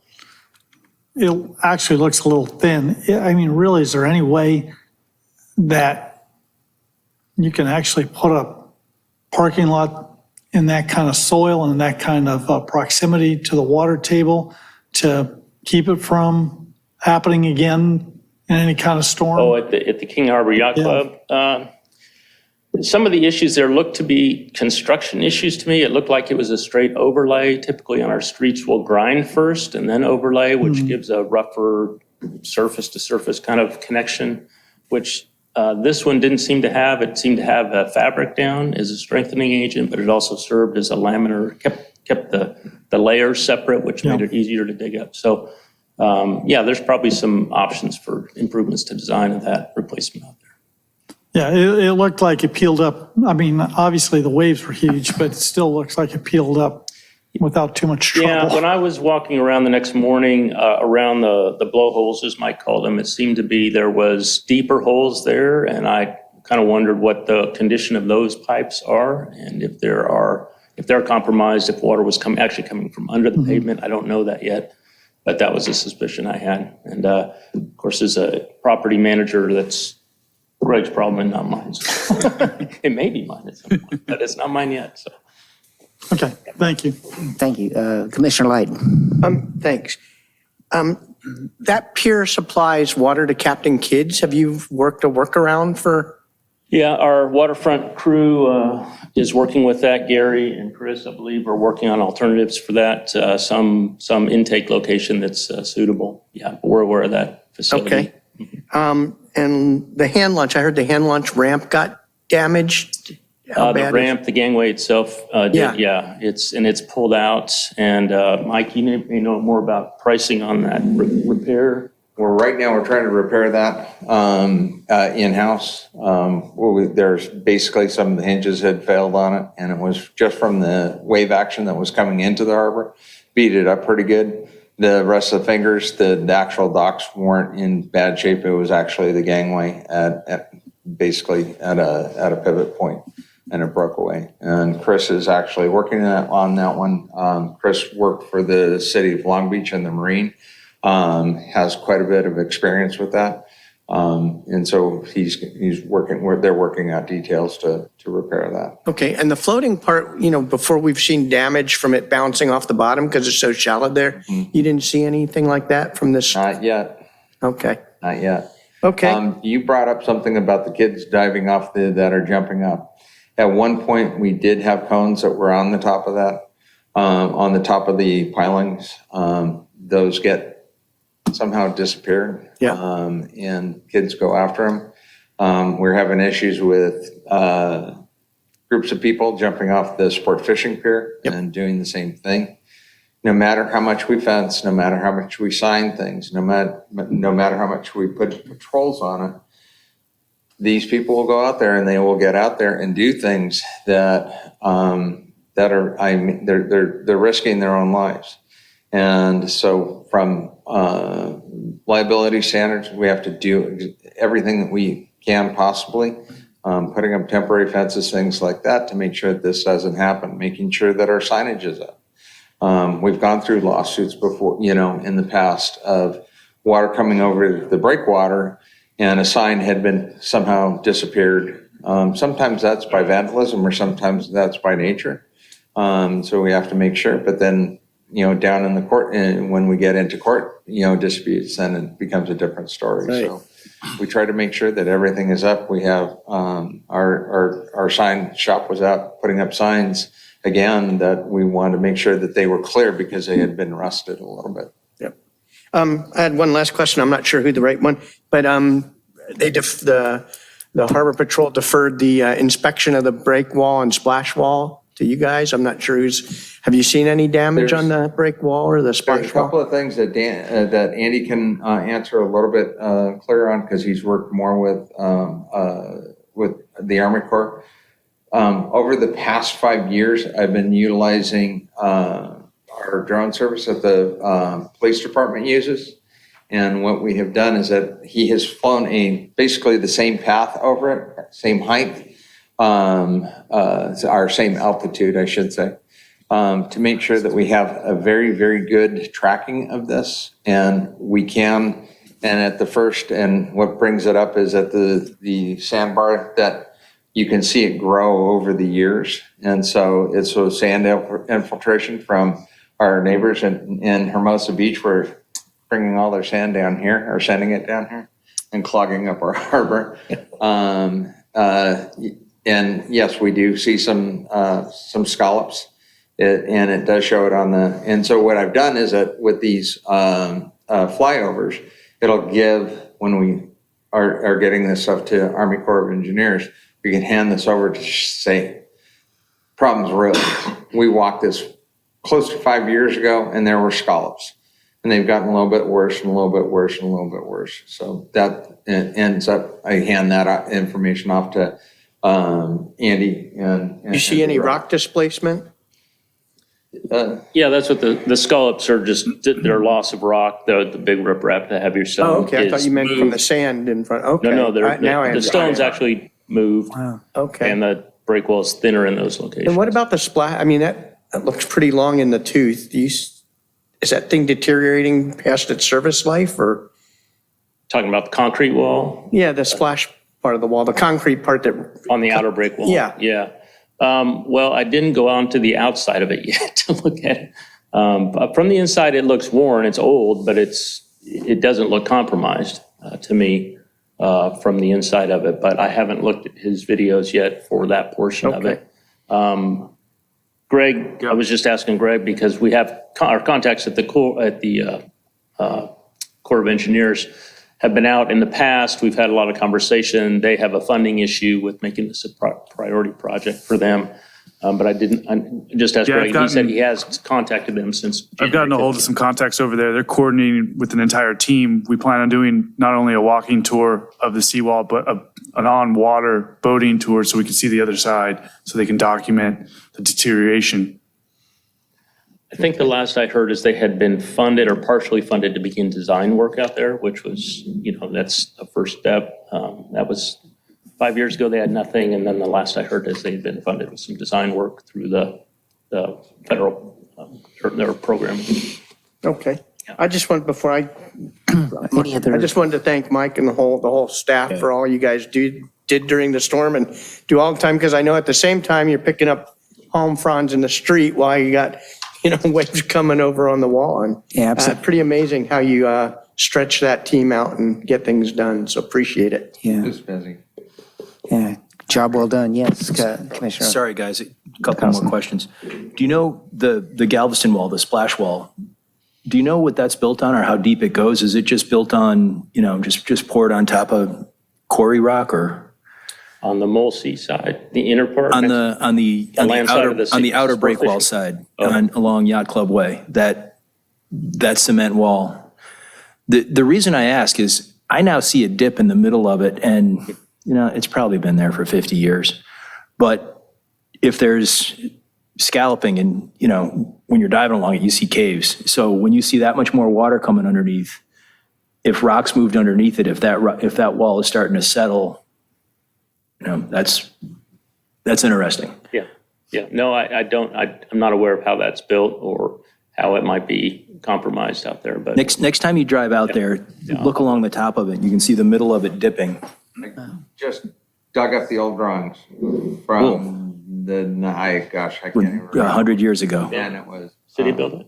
That was part of the whole harbor development. And it shows, this is when we only had the north end power stations there. And so it does have a detail in it. There's some pretty good information in that somebody had brought that up to me about the wall dipping a little bit.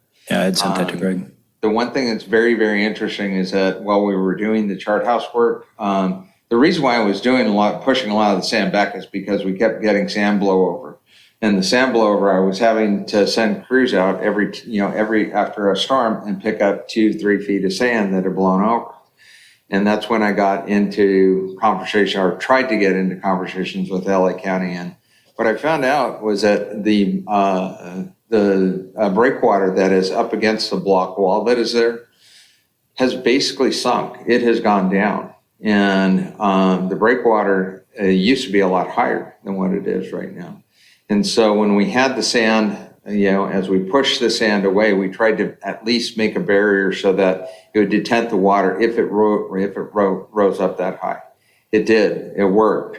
It actually worked out fairly well that instead of having 3 feet underneath the chart house, we now have, I think, 6. And that was from the storm, had washed a lot of that sand out. But it also, as those large waves were coming in, we had waves that were actually, water was flowing over onto Yacht Club Way. But if we hadn't have done that and we hadn't have gotten the sand pushed back, I think we would have had sand probably rolling all the way up to Harbor Drive if, the way some of it seemed like maybe not that bad, but it would have risen up and gone over. So we're real concerned about that and we want to get that back. I need to do it again. We need to push that back. Yeah, I need a bigger loader if the Harbor Commission wants to buy me a front end loader. Noted. Took you a long time to get to that, Mike. If we get to drive it, we need to change some of the equipment that we use. If this is going to be part of our duties, and probably get some people. The good part having Chris is that Chris used to do that for the city of Long Beach. So you can train guys and get guys out there and people that can handle equipment like that on the sand. It's a different thing moving sand around. It's very different. Yeah, I can remember storms that took all the sand out of there. So second question, you said the shoal was growing. Did it grow significantly after this storm? I can remember being able to walk down as far south as the Harbor Patrol building, and you can walk almost to the bend in the breakwall now. And my follow-up question, the reason for my question on that is, for dredging, are we in any danger of exceeding the 55,000 or 65,000, cubic feet or cubic meters we're allowed to pull out? Because that number was written 5 years ago. Right. Yeah, and that number includes the overdredge allowance that we give, the extra 2 feet. Okay. So if we, the 45,500, I think was the number to get to the minus 18. Okay. So we have an extra 15,000 feet or so of overdredge that we're allowed to do. So if it's grown a little bit, we'll just overdredge less. Thanks. Yeah. Nothing else. Thank you. All right, anything else from any other commission? Well, thank you so much, and thank you for all the work you guys did. Job well done. All right, I would like to open it up for public comment.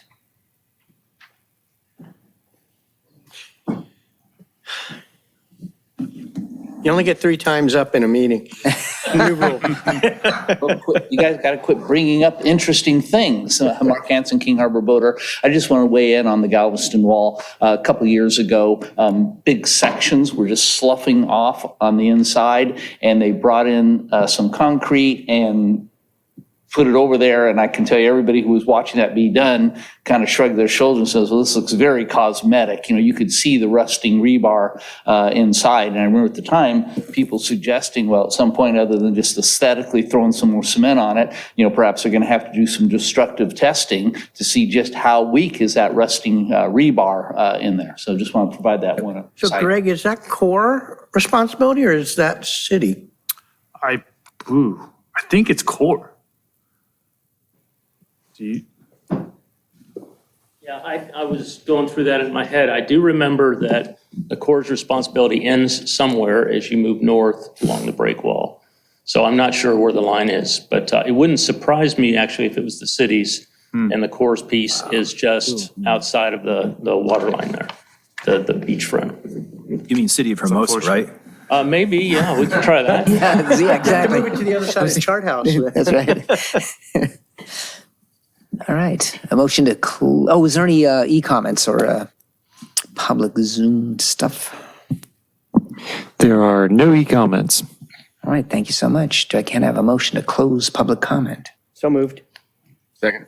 All in favor? Aye. Any opposed? Hearing none, we now move to L3, which I tried to get to too quickly before, which is the update to the waterfront dredging.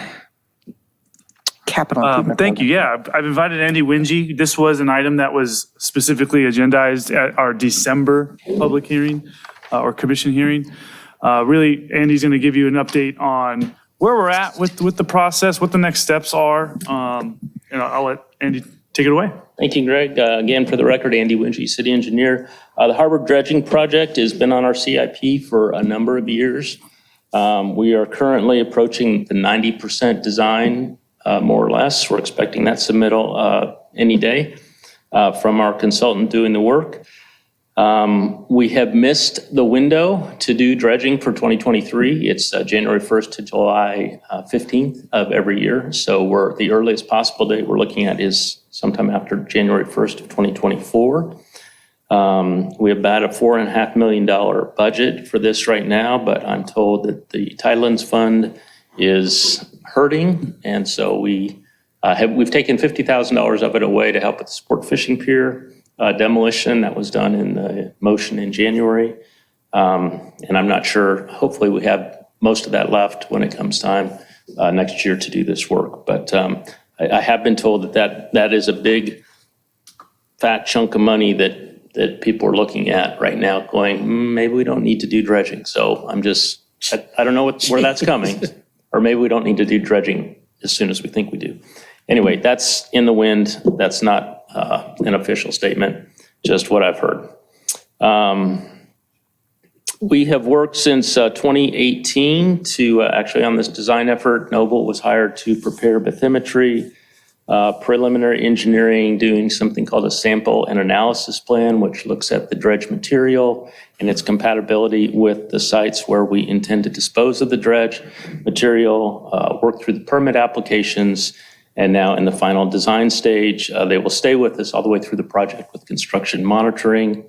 And if we choose one of the options for disposal, they will help us with our monitoring of that for the 5 years moving forward.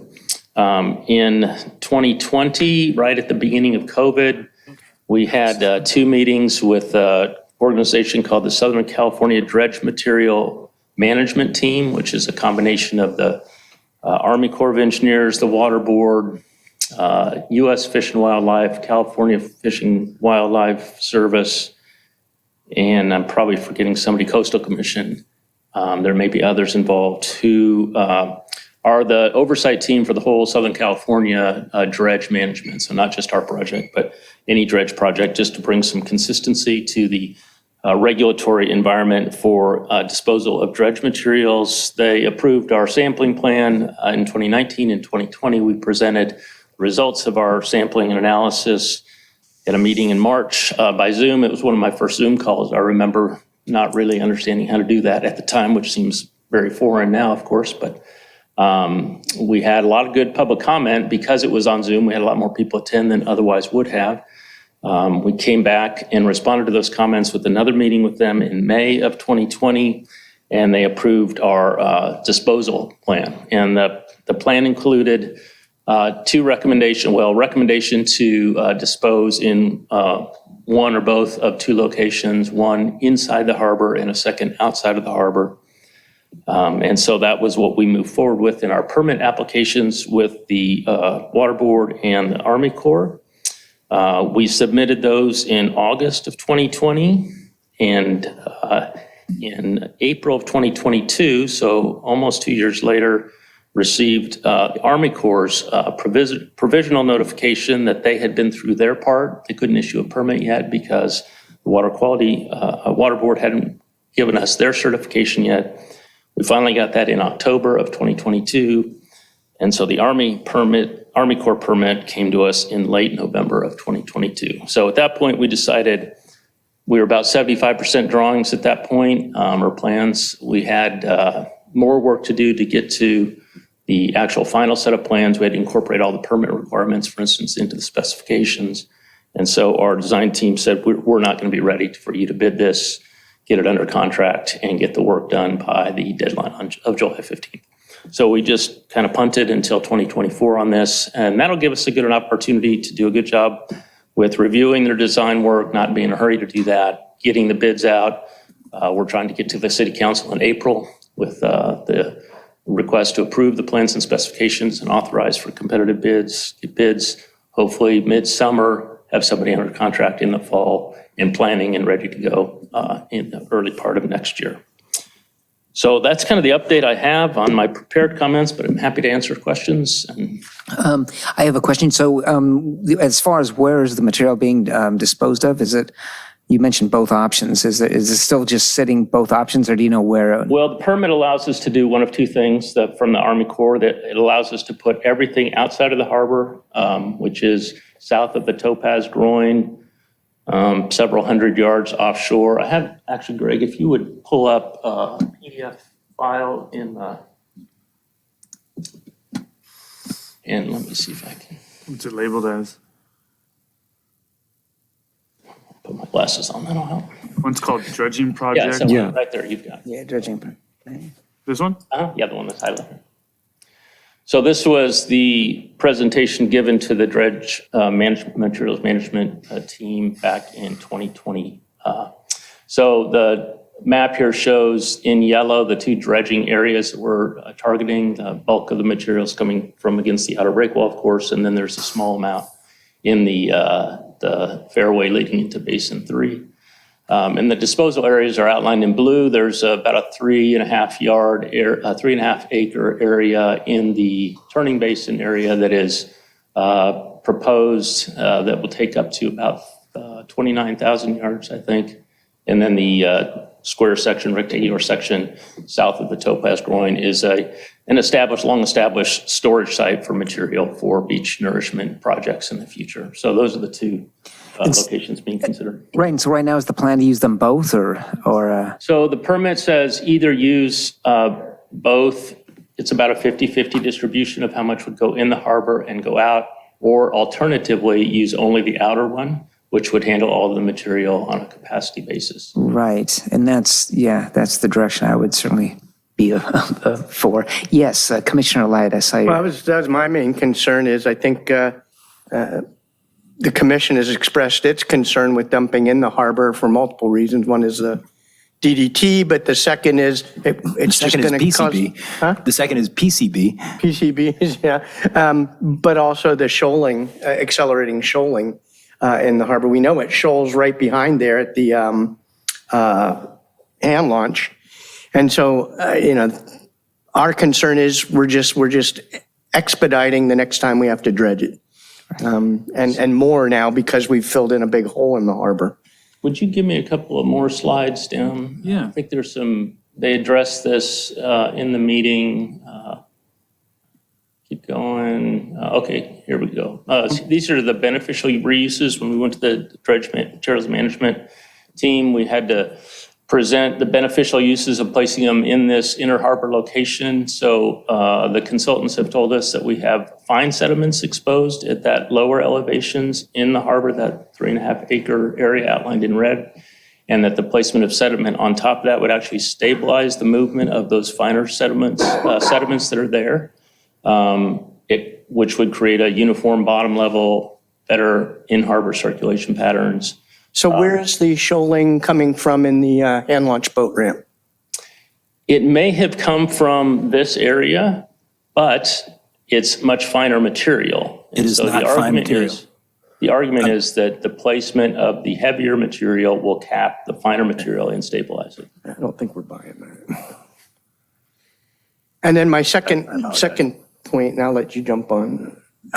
Second point is since the storms, it looks like the area north of the Topaz Jetty has gotten narrow, which it happens during storms. Any thought of just dumping it onto, replenishing that beach there? That was brought up a couple of times. Maybe Greg, you can tack down a slide or two. Consideration of direct beach placement. So this was brought up in the two meetings with the DMMT.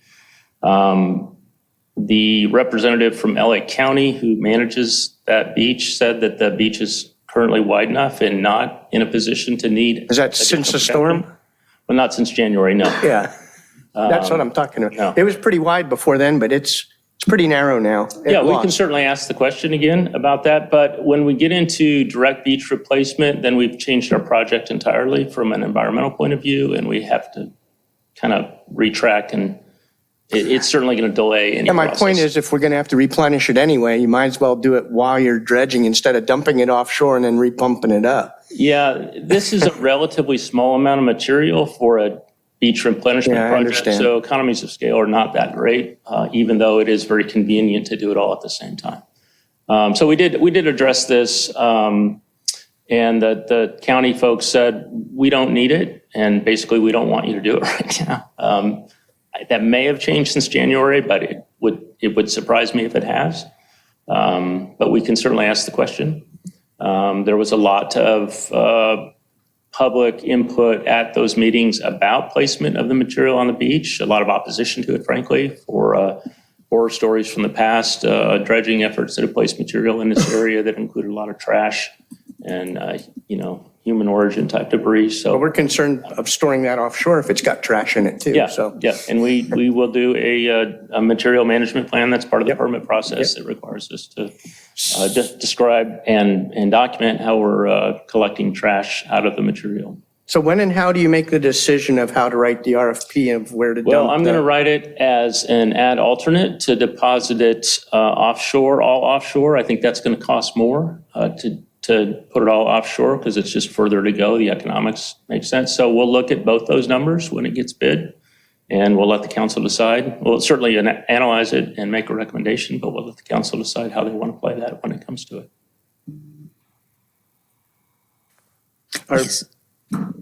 Are we going to see it before that, Greg? So we can make a recommendation to council?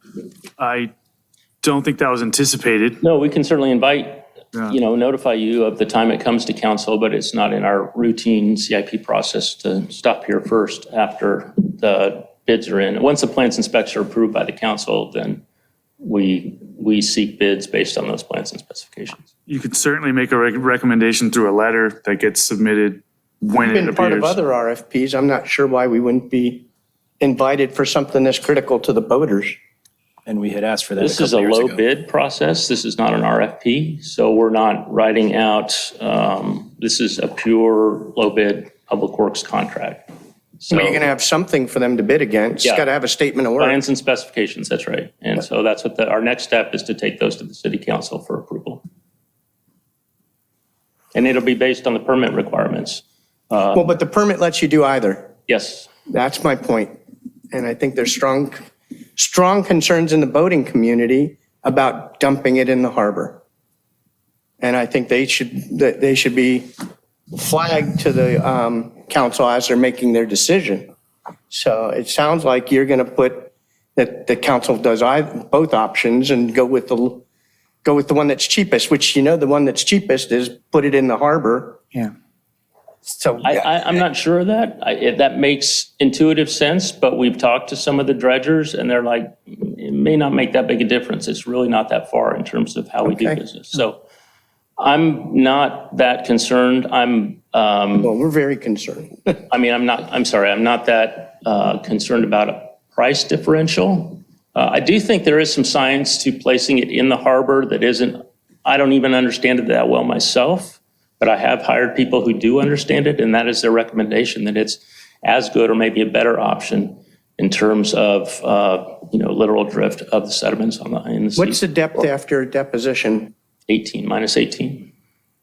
So it's minus, I think it's 8 feet or so lower at the deepest points right now. So it's 25 or 26, and it brings it all up to 18. So it's just a flat bottom, which is I used to work as a marine engineer, and my understanding of the dynamics, the fluid dynamics at that level, the flatter the surface, the better you have, just like aerodynamics, where you have ripples and bubbles, you get turbulence, and that leads to But erosion. deeper water is a sink. If you surf, you know that. Hits a sandbar, the waves pile up, it hits the hole, they flatten out. So there's a lot of dynamics there going on. I'm no expert, but And we've had, Sambas was inundated by waters. And if you have deeper water, you calm the water that does make it over the break wall. And when you calm the water, then you're dropping sediment out. Whenever the water slows back down, the sediment drops back out. If you keep it in that pneumatic, the hydraulic state, it's going to stay captured in the column. right, which is my understanding why we want a flat bottom there, to keep the flow That's the laminar and opposite. not turbulent. That's the opposite. If flat bottom would have you I'm push sorry, I the can't stuff. argue with you about fluid dynamics. I'm no expert. I shouldn't be. I'm kind of out over my skis on this as it is. What I do know is that I've hired good people and I trust their report. And I can't really recommend against that based on a hydrodynamic analysis. If there's pollution reason or something else. So do you have models of the wave action that they did this They analysis on? provided some analysis. I don't remember. Can we get that, Greg?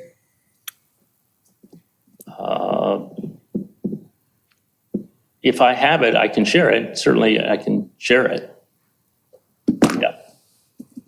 Yeah, I'd like to see that. I'd like to see what wave conditions they analyzed, and because we got old Corps of Engineers data from when it did ruin the harbor and the wave directions and all of that kind of stuff. So I'd like to compare that to what the Corps of Engineers did with actual wave tables. Okay. Yeah, I'll be happy to look for that. Okay, thanks. Yes, Commissioner Carlson. So I apologize that this is heated, but we have, a bad history with this from the last time and the previous time. When Marina Del Rey dredged, that went poorly. They dumped a lot of trash on our beach. Right. And we would really like to avoid that happening again. Right. When this came up and we had applied for the Army Corps permit, that went from the city to the Army Corps without stopping here. And this group had to comment on it as just one more member of the public commenting on the Army Corps public release. So we essentially wrote a letter to the Army Corps, which came from the Army Corps back to the city. And then you guys, before your time, had to answer it, which was kind of an embarrassing circular waste of time. So it's nice to have these things stop at the Harbor Commission and in front of our public before they go out. The data you're looking for on that surge is in the original Army Corps application, and I don't think there's too much there. So there's nothing new since then? How could there be? It goes to the Army Corps permit. I don't know. So there is some good news in this. The original permit we requested specifically said we're going to dump some in the harbor and some outside the harbor. And the first piece of good news is this commission wrote a letter after the permit had already been requested, requesting the flexibility of dumping it entirely outside if we so choose to. So, that whether or not you like DDT in the harbor and in the free water and, amongst your stand-up paddleboarders and all your illegal swimmers, it's nice to have the option and the flexibility of dumping the stuff outside. The second piece of good news is the old storage site, and you can see that in this picture. The old storage site is north of Topaz Jetty, which is closer to the canyon, closer to the sensitive area, and you're more likely to just lose sand down in the canyon. So again, in that letter, we had requested that the Army Corps storage site be moved south of Topaz Jetty, and hopefully Topaz Jetty will help secure that sand long-term. And it also puts the sand right off the county buildings where the county has heavy equipment. And if the county does need to bring sand in, they've got heavy equipment there to do it. So that's two pieces of good news in that. So, it's good we wrote that letter. It'd be great if we could get a copy of the permit back from the Dredging Materials Board and the Army Corps. I've looked for it. I can't find it. I've looked through okay. Yeah, he can send it. There Great. it is right there. I've looked through their minutes and they seem really excited about the possibility of using our sand on the beach somewhere. In the two meetings where they addressed our stuff, they asked repeatedly, can't this stuff be put on the beach somewhere? And in those two meetings, nobody needed it. Maybe somebody needs it now. Again, I agree with you. I don't want to slow this thing down, but after this storm, somebody probably needs sand. And so since we do have a year's delay, it might be worth asking again if somebody needs the sand somewhere else. Another thing we asked for a couple years ago, we definitely asked to see the RFP. We were told then as now that that's just not possible. That's disappointing. Let me just, I don't mean to say it's not available. It will be available when the city council approves it. It will be online. It will be available for anybody. We would like download. to see it before it goes out. Specifically, what we'd like to see is that we specify that there's best practices required to filter the plastic and the trash out of this thing so that we don't do to our beach, again, what Marina Del Rey did to our beach. And the second thing we'd like to possibly see is the possibility of having an observer on this to actually see these guys are doing what they say they're going to do and not just dumping trash on our beach again. Yeah, so the permit holds us to all of that. We could go through the permit if you want to. It's 57 pages long, I think. But there are requirements for, Greg, if you just keep scrolling, maybe to page 3 or 4. Okay, let's stop on the conditions. Archaeological remains, maybe the next page. I'll share this with you all. This is not a secret document by any chance. So we're required to do photo and written documentation detailing the methods used to separate, stockpile, dispose of, approve upland landfill, man-made trash, et cetera. So it's all there. And we build that into the specifications for the contractor. He has to build that into his cost and provide the necessary reporting and monitoring, et cetera, that the core permit requires. So that's all part of the package. And that's why we're taking from November 22nd, I think it was, when we got this document, until April to put plans and specifications together to make sure we have a thorough specifications package. So they have to detail the methods they use to separate trash, but they don't necessarily have to separate trash. If they use methods, they have to detail them. If they provide something that the Corps doesn't approve, which will be required with permit, we'll have to submit something to the Corps and get their blessing on it. So yeah, there'll be a person, there'll be people monitoring. We'll hire our engineer team. We'll have somebody on to protect us from an owner's point of view about getting contract compliance. So regarding the in-harbor dumping point, we had the experts who helped write the original Army Corps request for permit. Those experts were unaware of any shoaling at the hand launch. And we can replay that video. They didn't know that there was sand migrating from somewhere, perhaps in the harbor, to the hand launch. And they suggested it was, fine silt. Go to the hand launch. It's not fine silt. It's large grain sand. It's coarse, large grain sand.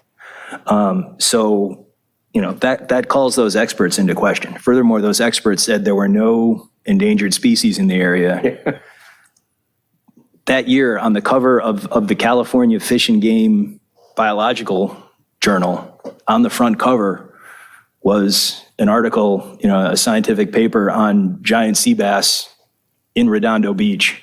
It wasn't a secret. That was 2018, right? That was published. It was the year we were doing this, and all they had to do was look at the front cover of a California state publication. Right. And they said there was no eelgrass, and you had video showing there was eelgrass. They said there was no eelgrass. They said there's no gray whales. They said there's no white sharks. They said there were no endangered species. Not the greatest experts.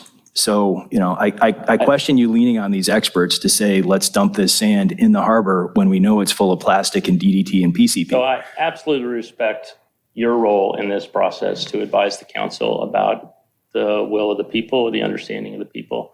My role in this is to rely on the experts and use my own best professional judgment about how good that information is as I make my recommendation to the council as well. And I think between both of us, we have enough tension to get a good decision. And so I don't mind this at all. There is a second side to this story, which is I have, we paid for good professionals, quality people with lots of letters after their names to investigate this and give us the answers. And so for me to just abandon those things for an apolitical reason is not good professional judgment on my part. Unless you get contradicting data, and he had video. They said there's no eelgrass. He took his boat out and dropped a camera overboard, and you could see eelgrass. So right away, you start to throw up the BS flag. Well, that's That's the first I've heard of it from him. I don't think we've talked about that before. No, but Maybe- it's in the maybe I public forgot. record from 2 years ago, and it And seems it's like. in the seems like comments all I that got submitted to the lost. Army Corps. I apologize for this for getting heated. Again, we have a bad experience with the Marina Del Rey dredging project, and we Yeah, had a and bad experience I do with think this that going that out was for brought permit up at request. the meeting in 2020 with the dredge material management team, and all the regulatory agencies tried to convince the public that were on there that this is a very different operation than the Bayona Creek mouth dredging that took place there, and why we would not expect to find the trash load in our dredging that occurred from that load. So I wasn't around then, I don't know, but I listened, and that's what I learned from those people, so. Yeah, I apologize for getting heated tonight for something that happened back then, but, you know, the plastic we saw on our beach and in our water and in one of the world's best dive sites, Yeah, very I would really like to avoid that. Absolutely. Absolutely agree with you. Let me see if I had anything else. Nope, that's it. We'd love to see the permit, love to be part of the RFP, love to see that there's best practices requested in it, and we'd love to see that we can have an observer during the dredging. When you say we, do you mean the city, or who do you mean when you say we? I think we, the commission, would like to see the RFP and be given a chance to comment on it. If we can only do that in front of the city council, at least one of us will certainly do that. So that's who I mean by we, this commission. And the observer was? I apologize. I'm saying we without making a motion and without getting any votes behind that we. Yeah, I just want to be clear on how I can address your concern. Who's going to be the observer? Are you saying the city or one of us? I'll hire a biologist, a qualified biologist, somebody with a lot of letters after their name who, can actually point toward the ocean. So the city is already hired, but if you'd like an independent person, I suppose we could arrange that in terms of access. Yeah. That's just a clause I'd like to see, in the RFP, that best practices are used and a qualified observer observe them. Okay. Before it's too late. And this is something we said several years ago when this came up previously. So, thank you. Yeah. And again, I apologize for that this is heated, but No, Thank thank you. you so much, though. Appreciate your work, and hopefully it gets done. Yeah, hopefully we get it done. Yeah, Right. it's the other piece of it, I guess. Good. Well, I appreciate the input. I don't mind the heat, the tension. I think it leads us to good decisions. So thanks. thank you for your input. Thank you so much for your time. Greg, just one comment. I'm getting a little concerned that I'm seeing a trend here. Is there's a lot of data here that we have no access to prior to the meeting. And that's happened on multiple things where it just says an administrative report that's about this long. And then there's briefing charts and data that you bring up that we never saw. And, it puts us at a disadvantage to have to absorb that while trying to listen to speakers and contemplate what the public's saying. That's a lot to do in one. Sure. It would be nice to be able to know this is out there ahead of time and be able to read it before it's thrown up on a screen where we only get to see 25 lines at a time when somebody else scrolls it. And there also ends up being no public record of it. Right. It's just a file on your hard drive and. Okay, duly noted. I mean, we'll try to, make And that I better. appreciate the relationship and everything. Yeah. Just, that's a trend that's starting. And I know you're swamped, so I don't mean to add more workload, but it is tough to get up here and try to opine on this stuff when you're seeing it for the first time. Right. Okay. Howard, I'd like to open it up for public comment. Yes. I think you would have beat him. Yeah. Yeah, but I would have tricked her. Mark Hansen, proud member of the King Harbor Public Amenities Working Group, and I'm going to be speaking to you through that lens in a moment. Two things I want to touch on first, though, is I want to dovetail on Commissioner Light's comments. And you and I have chatted about this before, Greg. This just seems to happen too often, I'm often doing summaries for these meetings and trying to send them out to the whole boating community to encourage them to watch and know what's going on. But routinely, these PowerPoints aren't up there. There's nothing. Those little admin reports. So nobody has no idea what's going to happen here. And for them to try to see this on the screen completely in practice, I think that's a very good point made by the commissioner. One technical thing on the dredging, I've been approached repeatedly by boaters down at our end of the harbor to make sure that the city knows that dredging needs to go all the way to the north up against the yacht club. We used to be able to bring boats in between our docks and the breakwater and do a complete U-turn and go back out. Now, you can't even get in there much of the time. It is really bad in there. Now to what I really wanted to touch on was on the amenities plan. One of the primary amenities was this new big, wonderful, enhanced hand launch facility. We all know that the stand-up paddle boards have increased, wonderful thing. And now we were gonna make it easier and better for them. So against that backdrop, it seems just inherently illogical to go stir up a bunch of PCBs and DDTs and plant them right in front of our new hand launch area. Okay, it just doesn't seem to make any sense. And then finally, on Harbor Commission involvement, it just doesn't seem to make any sense at all that the Harbor Commission is being bypassed on this. You guys have just recently demonstrated a lot of expertise that could really complement the folks that have already been hired. We just found out that the dredging is going to be put off until at least past January of 2024. So it doesn't seem like there's any big rush going on here. It doesn't seem like there's any reason why this item should not come back to the Harbor Commission for your expert input. And I would suggest to you at the end of this item or in this meeting that you author a very short little letter to City Council simply requesting that come back to you. Thanks. Thank you, Mark. Yes, Judy. So Julie with Waterfront Education, but I'm also a boater in this harbor.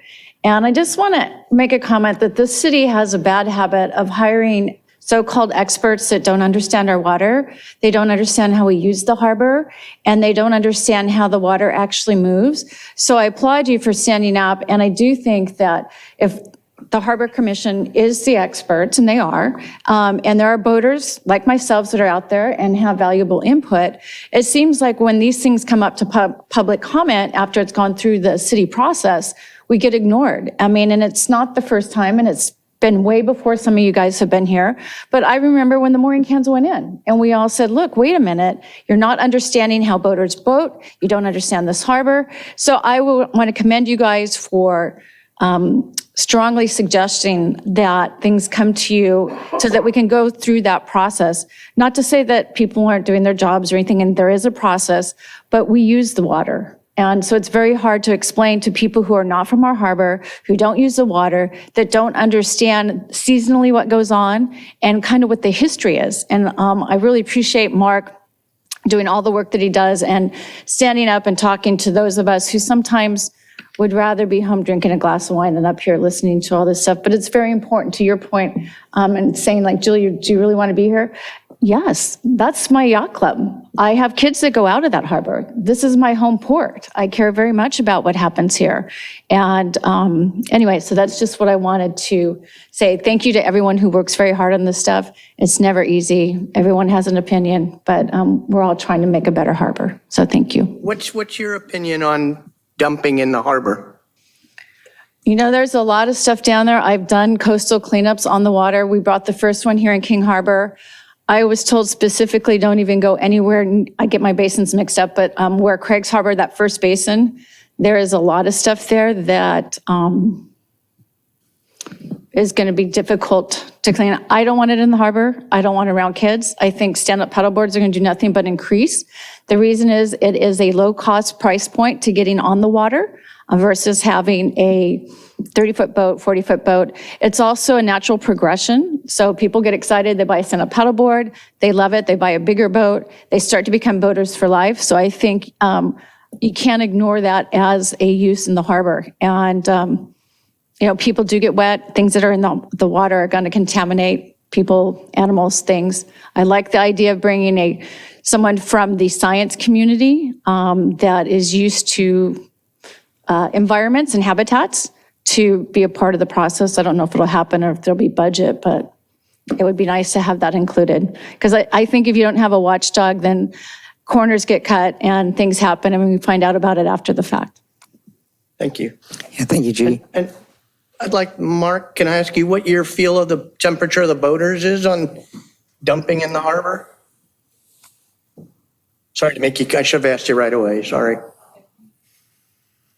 Yes, Mark Hansen, King Harbor boater. Every single person who has taken a look at this and commented to me just can't believe that we would even consider the idea of taking contaminated dirt and putting it right back in a different end of the harbor. It just seems patently silly to everyone I talk to. That's the same I've gotten, so appreciate you backstopping that. Thank you, Mark. Is there any other public comment? Is there any comment from the public, e-comment?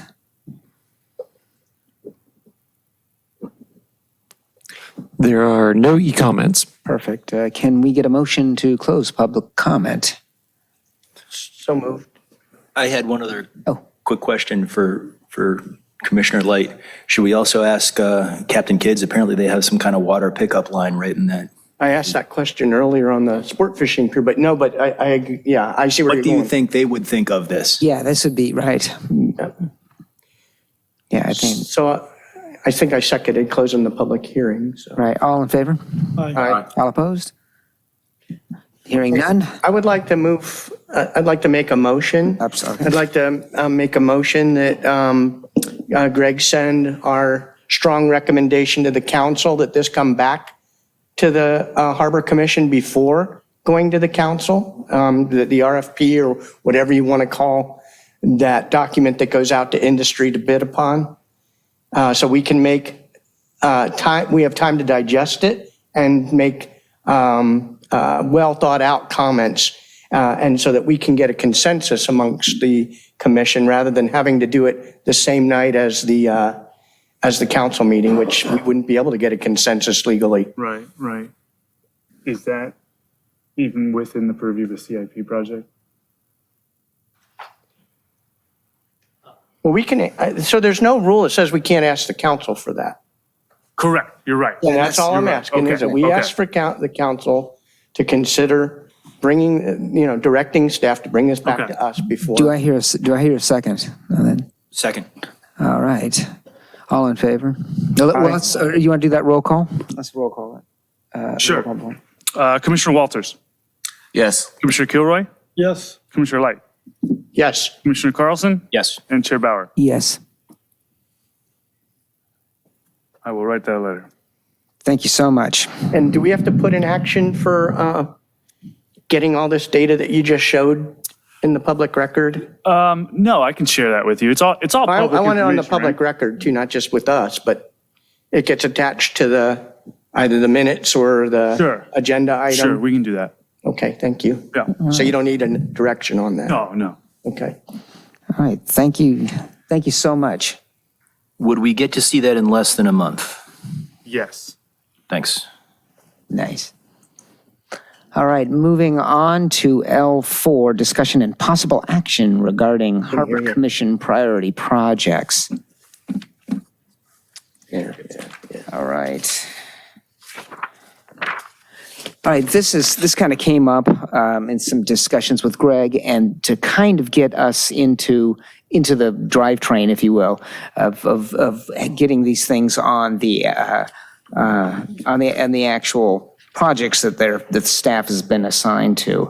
So what we'd like to do is kind of just discuss among ourselves what's our top priority items for getting things done. And I'll give you some examples of stuff that I've been kind of thinking about, and it's one of the reasons why I had a meeting with the people down on the International Boardwalk. But like here's an overall one. It's just improve public perception of the harbor. And this is coming up with ways of what we can do to improve public perception of the harbor. Because right now we suffer from an awful lot of people in the community ever since Measure C and ever since the vote and everything, we've had some issues where people that think a lot is going on in the harbor, when in fact a lot is going down at the harbor. A lot of very positive work is going on, and we are making progress. So I think getting that message out is really, really important. We've talked about like the SWA was going to be making a brochure and making that available, but there's a number of things that I think could maybe be done, and it's just kind of one bullet point. From that one, I thought maybe, I was even thinking maybe we could even form a subcommittee to think about waste. I think it's that important, right? I mean, public perception is, to me, really, really an important thing. So if we can, and it's just really just exposing people to what we're actually doing and what's getting done down there. There's some other, like the LCP write-up and cleanup. I think that should be a high priority, right? It should be put on the radar and get that done. We talked about standard hours as a goal for most businesses. I talked to a number of the business owners down there, and they all feel the same way, that they don't want, they also want to, that people could come down there and they have open businesses, right? They're not have a whole bunch of closed businesses. They like to see events. Now, I have been talking to Greg about events, and a lot of events get driven by a business, by a bid, for instance. But they would like to see, like, on a monthly art exhibit, for example, on the pier, or restart up of the Seaside 4th of July event, right? Those kinds of things. They want to see more of, like, I know you probably noticed they had a Ferris wheel for Hermosa Beach down there for Christmas, right? And it was a big public draw. It would be nice to be doing those kinds of things here. And I've never, we also have, we talked about a master CUP standard standard lease template, and I know the city's working on those items right now, but it's something that we can just perhaps keep statusing and just see how that's coming. Essentially making it easier for businesses to get things done, to get permits done, to get things changed. I'll just have just a couple more items. There's some questions about look and feel discussions. This is a small item, but the amenities, they talked about having a cohesive look and feel, and we're also now doing the storefront improvement plan, right? And the business owners would love to have a little guidance in this direction of what, is there some sort of a guidance of how they can paint it to fit in with what the amenities plan. Yeah. When they're done. Oh, absolutely. And that they also talk about more murals, more directional signage, apparently finding businesses and just making sure people know where to park to go to these businesses is high on their list. And prioritization of the amenities plan. I know that we, just what should be tackled first, but those are just some ideas. I don't know what you guys are thinking about these things too. Let me interrupt really quickly. Maybe I should lead this off a little bit. Yes, please do. Provide some scope, try to direct the conversation a little bit. Can you get the screen up for me, please? So Tom and I talked about this topic, and it's really trying to get a consensus from the commission on what we should prioritize. What we were talking about was for the next year, right?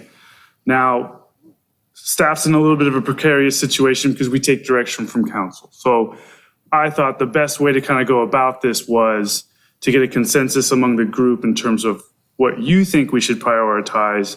And when staff shows up to a strategic planning session with city council, which is a lot of back and forth and there's a lot of staff involvement with that process, that I can then produce a list that I'm confident that has your backing. The staff report that I produced for you guys did outline what we're working on now. The items that are underlined and bolded are ones that I expect to either roll over because we're not quite done with it yet, or we've completed or plan to complete it within the next couple months, but there's a logical next step. There's a logical next project the city council is probably going to direct staff to embark on. So this is really just so you guys understand what we're doing now, where city council's priorities with staff lie as we speak today. I've also kind of outlined some potential projects that could be a topic for discussion tonight. Some of these things are outlined in the amenities plan. Some of these things are on my short-term list that open up funding for sea level rise projects, for grant monies, to see through a lot of the public amenities plans projects. Some are ideas that you each individually have emailed me, and I've included on this list as just, a sticking point to kind of help guide your discussion here. Ultimately, I think where we're going to land tonight is potentially agreeing to a list of projects and potentially writing a letter to council for their consideration. And then when they, ask me during the actual discussion, I can, elaborate a little bit more if need be. When will that next one be? I believe the end of March. I don't We have remember. one meeting before.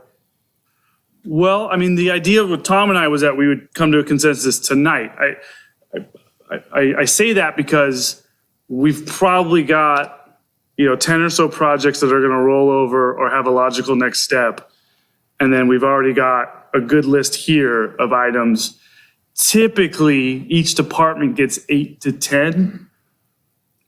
That's just an average of what council kind of directs us to do in like a 6-month process.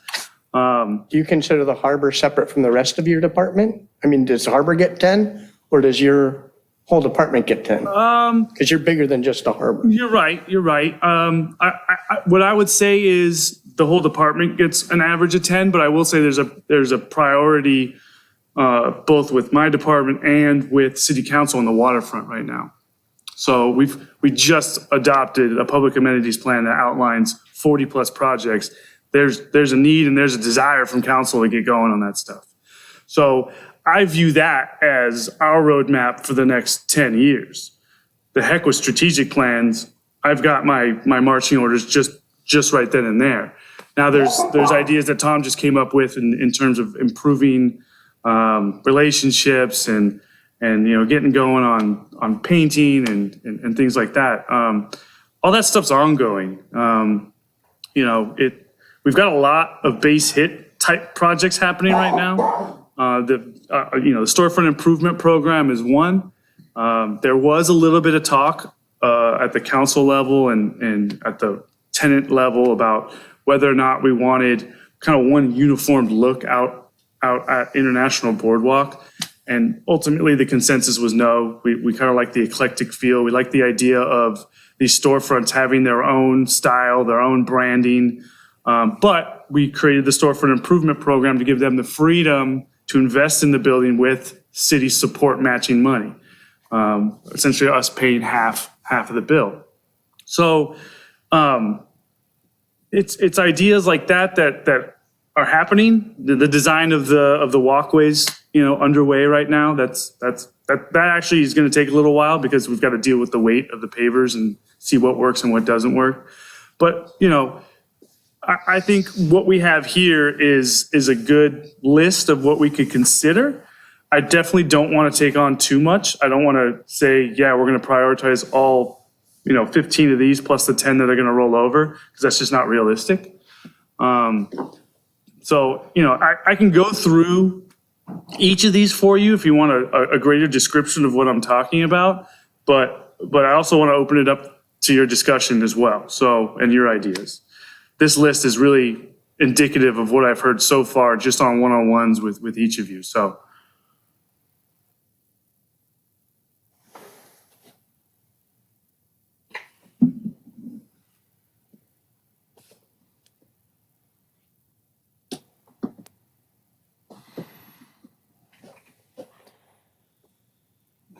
I'll comment. Yeah. This is a long list. Yeah. Do you guys need more staff? Yes. If the idea is to include all this, then yes. We're busy already without including anything new on the strategic plan list. That said, I can't say that city council is not going to add items, and I'd rather have a consensus from you guys on which ones are priorities. So I think it's a good exercise to do this, right? We're hitting that area where we were stagnant for years because of all kinds of reasons, and now the gates are opening up, and everybody wants to see movement, right? Everyone's antsy to get some projects done. And a lot of them are halfway to 75% done. Those are the base hit type projects that I'm talking about. Seaside Lagoon is a major home run once that's done. And we just got the contract approved from Nuvis, a $3 million contract to get that design process going. That's going to be an incredible amount of work just in terms of public outreach and everything. Item 1B is the public boat launch, which we do have a good idea that DBAW is the State Parks and Rec Division of Boating and Waterways is going to be able to fund the construction and the permitting process, but they're not going to be able to fund the entitlement and the studies that are required to conceptually design it. So we've got to go to council, get a commitment of money to be able to handle that kind of initial groundwork of conceptual drawings and entitlements so that we can do an RFP to get somebody out here to build the thing and get grant money to do so. So there's certain steps that have to happen. I really think the climate resiliency master plan is crucial here. Crucial. We have an RFP kind of lined up for that. We have a grant pretty much lined up for that. But if we focus our attention on that master plan, that unlocks federal money for a lot of these sea level rise projects that, to be honest with you, affect every inch of the harbor. So to me, we've got Seaside Lagoon happening right now. We need to get the entitlement process for the public boat launch going within the next month or so. And I need to get this climate resiliency master plan going and approved this year. Those are the three kind of big ticket items that I want to do because it's the domino that allows for everything else to happen the following year and thereafter, right? Greg, just so we're clear, so I see a list of 15 items, right? Right. You're not asking us to comment on those 15.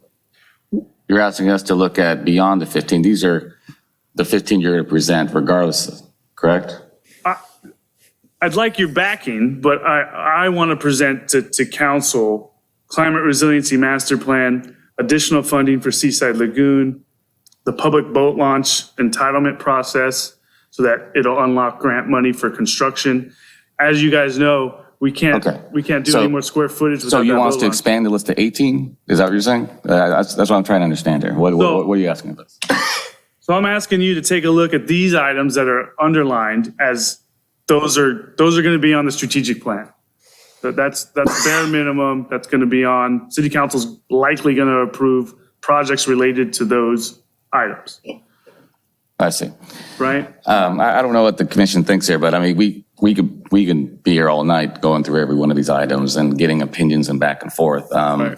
I know Chairman Bauer suggested a subcommittee for something like this. We've got at least one more meeting before going to the council. Maybe that makes some sense. Well, yeah, actually, a subcommittee for just ideas on improving public perception of the harbor. Beyond this Yeah, list this would here. be just something that we as a commission could do that wouldn't, who knows what results on that, but maybe it's talking to the chamber, who knows what kind of ideas it would be, but. I feel like these are two divergent. It is. There is. discussions, so- There are kind of it is in a way too divergent because like even like supporting the bid for instance for the International Boardwalk would like to form a bid and you're working with them to try and make that happen, right? But that's not on this list. So there's That's on the current list right now. It's a strategic plan item right now. Oh, it is. Yes. Oh yeah, I see. Business improvement districts. I see it. Very good. All right. And Greg, all these items are equally weighted, or is the top priority really the most important and number 13 or 14? Council doesn't put a weight on them. They put a deadline on them, and that's kind of how I react to it. But they're all. Sometimes they put money on them. Sometimes they put money on them. So they don't specifically say this one's more important than that one. Okay. So I guess what I'm asking is it a problem if we propose 20 items?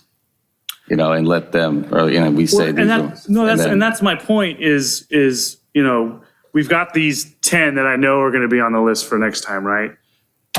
This list is under your consideration for do you want to include it as something you would support us moving forward. City Council can take a look at this list and not pick any of them, or pick 2 of them, or pick all of them. What time frame are we talking about? 6 months? 6 months, yeah. Well, things like, there's some things that are slam dunk, finish harbor patrol docks, because you're talking about finishing it, finish pad 10 skate park.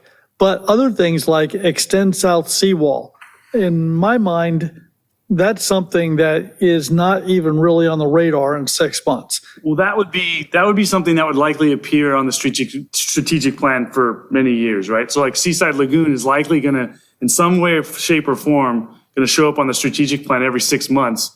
And it'll be to achieve that next step, whatever that next step is to, complete the entitlement process, get the RFP for contract, you know what I mean? Yeah, I understand. It's just that the extending the south seawall, when I look at what it's taken to work with the Army Corps of Engineers for dredging, I look at that and I just. Yeah. Well, but if we tie it to resilience. Or existing, and we or can get existing breakwall federal repair. money to go do that, it's going to save us from damage from the next set of big storms that may be a little bit more south than it was this time. Right. And it will make the boat ramp more operable more days per year. Right. Yeah, I don't disagree with any of that. It's just that I'm looking at from a priorities, I guess, from my mind, I'd like to get a few of these things done. We talk about what can you do to change the public perception of the harbor? And the answer to that question is get some things actually finished.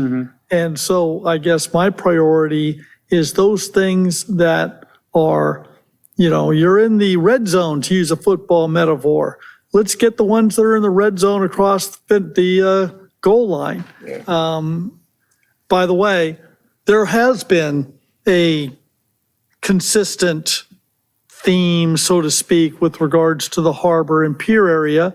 Going back from when I was on council, if you look at what Bob Resnick did and the design of, we had him Redondo Landing, but we basically twisted his arm till it almost broke because he wanted to renege on his promise, his thing to get a lease extension. But yeah, the whole, style of Redondo Landing, and we tried to incorporate that also. We spent, $1.5 million plus on Seaside Lagoon, redoing all the bathrooms and everything.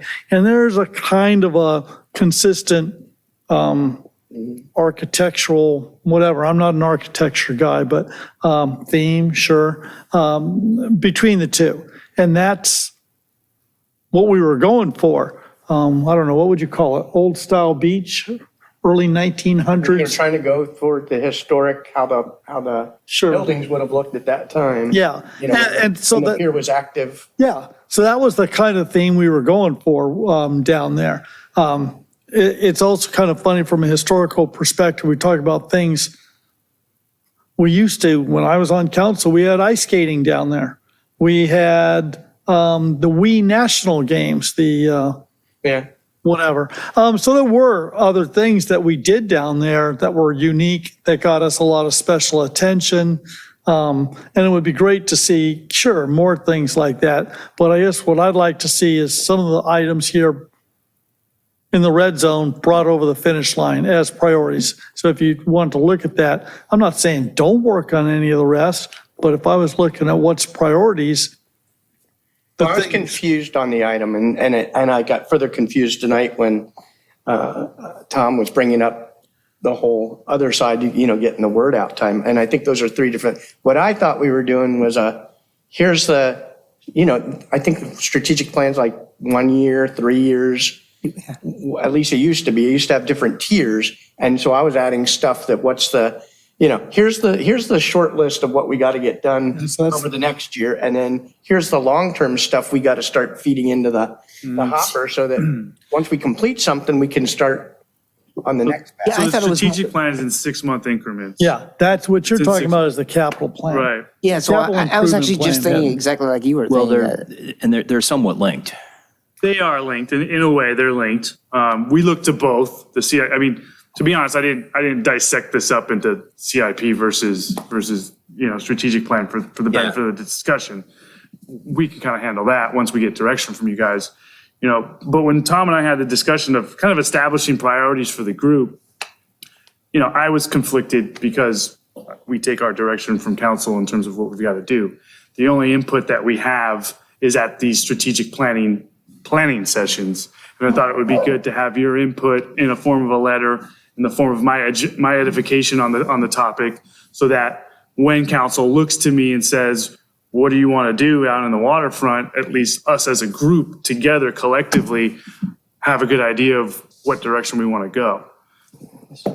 Well, Greg, I'm just going through your list right here. I mean, so item number 1. This is not my list. This is whoever's list is. This is our list. This is everything I've heard from the group. Yeah. But No, he's reading the staff report. yeah, I'm looking at, Oh, okay. yeah. I mean, like item number 1 and 2, it says here, the update is a city entered into a contract with so-and-so architectures, whatever. That should be a lower priority for us in the last 6 months. That's not really an action item we're asking the city council to do anything with, correct? So maybe we do what Commissioner Kilroy suggested, so we create a high priority items and then lower priority items that really aren't particularly important over the next 6 months.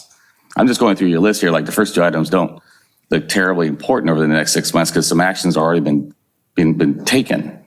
Whereas let's say item number 3, I know white sea bass is important to us. Looks like there's some action there. Maybe we move that up to the hot or a high priority. So effectively breaking up the list into 2 parts.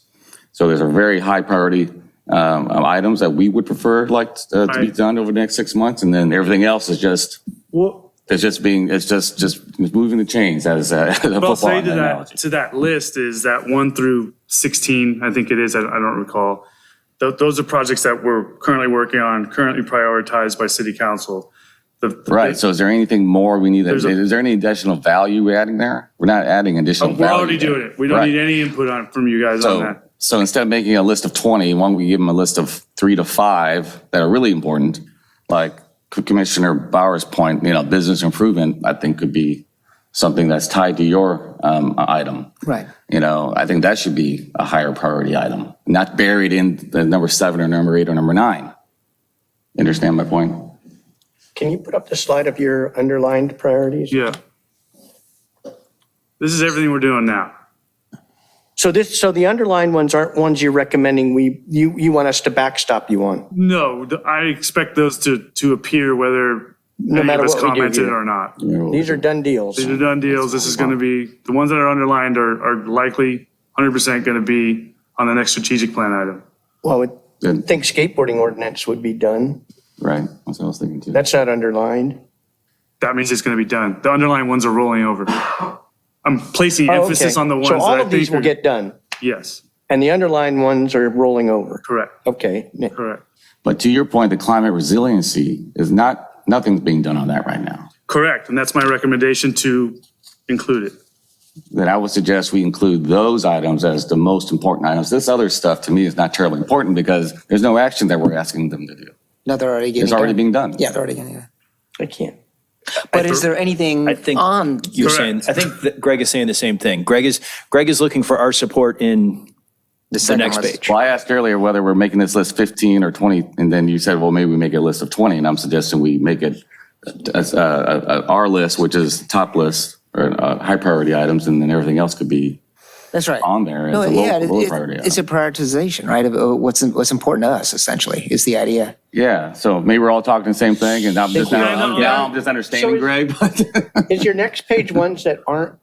Correct. Okay, so That's what those he's are the saying. ones you want That's our what he's saying, yeah. feedback on, Correct. or other ones that aren't covered here. Right, or other I ones finally that, understand. right, or other ones that might have been, we want to add, for So instance. in my but- staff, That's what I said, or ones that aren't. Yeah. so in my staff report, I include in bullet format 4 or 5 that I thought were good ideas for you to include in the next strategic plan. Like your recommendation of, yes, Greg, tell council we want to pursue that. I don't know if they'll pick it or not, but it'll be in our letter that says we support these items. Okay. But the stuff listed here is stuff I've heard from this group individually, and I just included it to make sure that we're recognizing it, we can talk about it. Are there any on this list that you consider to be a done deal? Like probably finish Pad 10 skate park is a done deal. Yeah, I don't see how it couldn't be. Yeah, Pad 10 skate park, again, is going to be a done deal, yeah. yeah, so that one. I would also think finish harbor patrol docks. Yeah. Yes, It's a done deal. Done deal, yeah. done deal. So if I was looking at this list, and other than what I would consider done deals, and this, to Chair Bauer's point, if I was looking at this list and said to myself, okay, what is going to change the public's perception with regards to the harbor? What is going to move the needle? The number one thing in my mind is the boat launch. Now, I recognize, I said this when somebody first came on the commission, when they had mentioned a number of things they thought they were looking to get done, and I kind of laughed because I was saying to myself, if one of those things gets done in 4 years, consider yourself successful. And the fact of the matter is, if 3 years from now we have a public boat launch, that would be awesome. That would be timely. That would actually, because I recognize that's how long things take to get done, with all the hoops you got to jump through, and all the agencies that have to go for approval and funding and design and everything else. I would say moving forward on the public boat launch, in my mind, would be the biggest priority. And partly because the dredgings is going to move forward at its glacial pace. We know it's put off for a year. Things like that, it's going to move forward. Pad 10's going to get finished. The Harbor Patrol dock's going to get finished. And I just look at some of the rest of the stuff, and in my mind, it's either going to get finished or is not as high a priority. It's not going to have the public impact that I think we're looking to have. So that's my 2 cents. I mean, my personal thing is the public impact is a separate thing. We should do what's strategically important. It needs to be prioritized regardless of whether it's going to look good to the public or not. And Greg, you had 4 things on here that you're saying you think we should be. That's what I think. That's my recommendation. Resiliency plan, Yeah. the lagoon, the boat launch, and the SAVE program. Those are the 4-year foot stomping that you'd like our back, or you'd request us to consider backing on, and then. I think they've that, got the most weight in terms of setting us up for success for future does things. anybody here have a problem with those 4? No. I do. Okay. Yeah, but I do.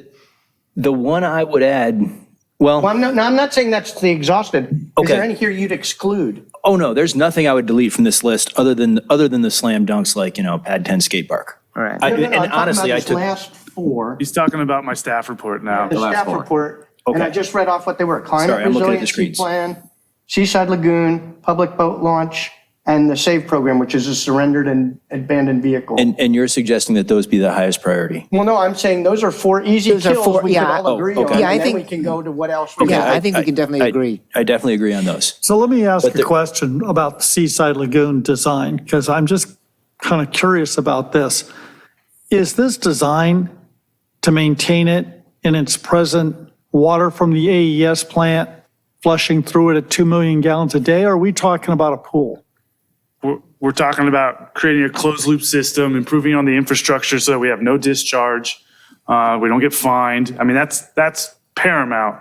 And whatever we do, that needs to get fixed. And that's not going to be visible from the public once this thing's done. Okay, so to it, is the idea to do a closed loop system with the existing footprint of the lagoon? No, I mean, Is that on the table, or are you back to putting a pool in? No. The way the public amenities plan had a pool. The public amenities plan was a list of items that the community supported. This process with Nuvis Landscape Architecture will take a look at site constraints, soil type, sizing, cost, and really get into what's doable and what's not. And there's going to be 2 options that are kind of presented to you first and then council second. It's going to be one that's a little bit of a cheaper option, and it's a renovation essentially. It's do the closed loop system first and foremost, and then identify pretty landscaping and things like that just to kind of improve the situation and make it more year round. The other one's a complete overhaul where we do the closed loop system, but we're potentially doing the lap pool. We're doing a new community center, brand new restrooms. It's right. the Taj Mahal, right? Yeah, so fine, so long as I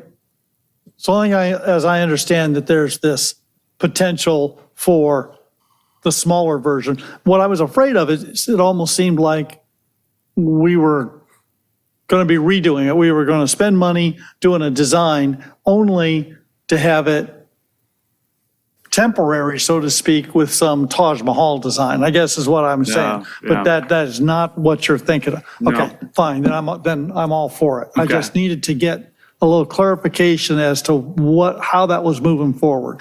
Thank you. I have a question for Commissioner Kilroy. You mentioned, like, for instance, the ice rink and other events that were being done in the past. What drove those? Right now, I talked to Greg, and obviously some of these can be driven by a business incentive by district, right, a bid. But what else?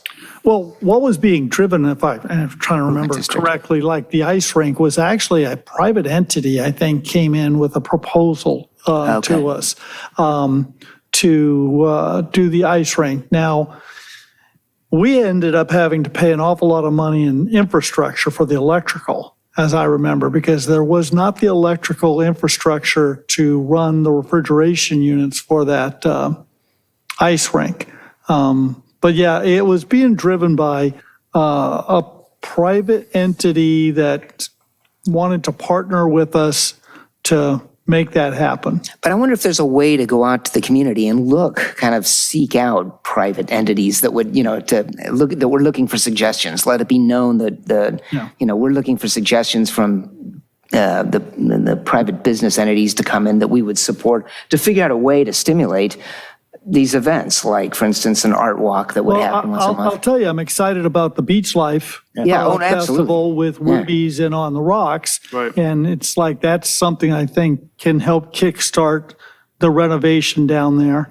And sooner rather than later. I mean, we're talking about something that potentially I would think 6-8 months, I don't know, a year. These things tend to be, to answer your question, they tend to be a public-private partnership, like the Super Bowl 10K. You got a business that sponsors it and you bring in organizations and then the city ends up supporting it. It's the same with, your STEM festival, which hopefully turns into a monthly thing. The more you do, it builds on itself. Right. So I would potentially add a fifth slam dunk or a fifth important thing, and that's an updated website. Oh, yeah. Because I mean, that's how many times we said tonight we wish more people knew what we were doing, and I don't know how to do that other than a website. And I keep, I'll walk into a room 5 minutes after Mark Hansen, and 5 minutes after he's told everyone in the room what's going on, and someone will ask me what's going on, and I ended up sending them links to an article that, was in the Easy Reader 6 months ago, or, go look at this, go look at that. And to have an updated city website that just shows everything going on in the harbor, even down to the small stuff. People complain to me about the condition of the pier parking lot, and I say, when were the last time you were in there? Because since then it's got, new LED lights, new bathrooms, new paint, it doesn't look like it's going to give you a concussion anymore. There's a lot of little stuff that's happened down there that, Sure. People sit in their own homes and don't realize. What I'll say to that is the city website, not just the WED. The city website's a strategic plan item. It's underway. We've got a consultant. They're going to redesign it. Now we get down to the WED website, and once we have that new, fresh page that doesn't have a lot of clicks and it's easy to navigate, it's going to be on staff to just update with stuff that's worth reading. And giving credit to what's going down at the waterfront and all our efforts. I don't know if that's a strategic plan item other than just directing staff to make sure we stay on top of it, And which loops back to my other concern, do you guys have the staff to do this stuff? I mean, you mentioned developing climate resiliency master plan and the kind of money and projects that could unlock. If that were sitting here in the room today, if that sack of money was sitting right here today, would you have the bandwidth to start those projects? Not all at once, no. Yeah. I'm not saying don't do it, but Right. I mean, we have to. We want to unlock the money, but then we're going to have to prioritize which sea level rise projects we go after first, second, third, Yeah. So, I don't know, this isn't a motion, but just as part of discussion. I support everything on this list, and I support those priorities. There's nothing I would take off this list. There's nothing significant I would add to this list other than the comment on staffing, if you think that's helpful and appropriate for us to make.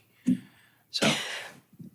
Now you guys are somebody's looking at rewriting the LCP, right? It's, we have a grant opportunity with the Climate Resiliency Master Plan where the grant's available so long as it results in an update to our LCP. Now, it's a perfect marriage to develop a sea level rise master plan and adopt that into the LCP, right? So right off the bat, we qualify.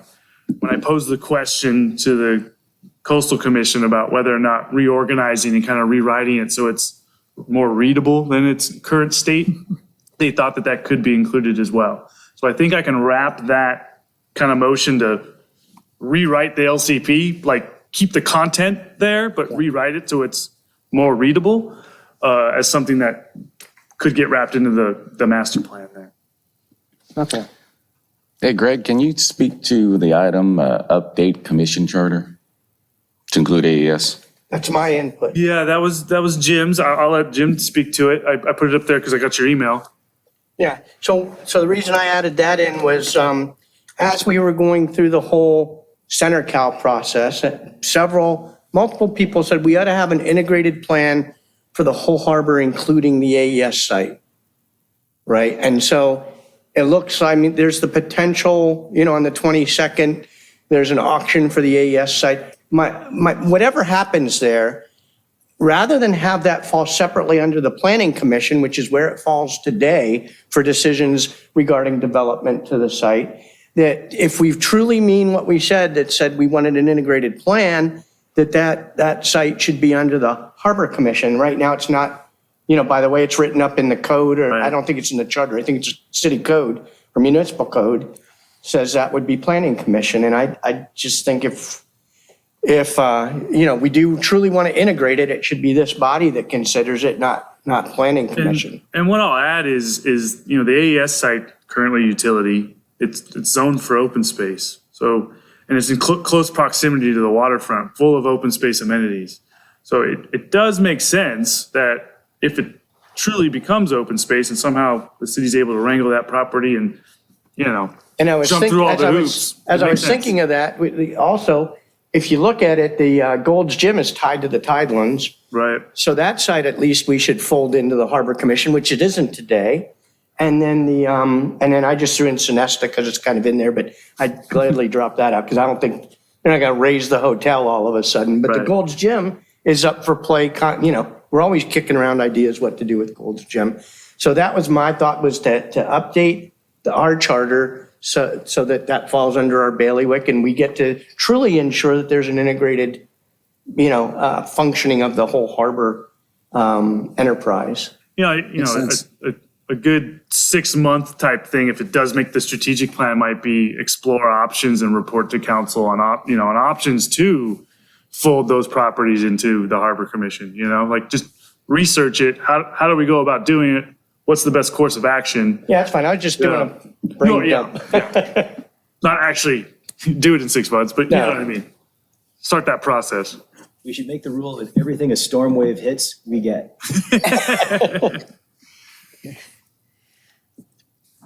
It seems to make sense to me, Commissioner Light. I would add that to the list. I would.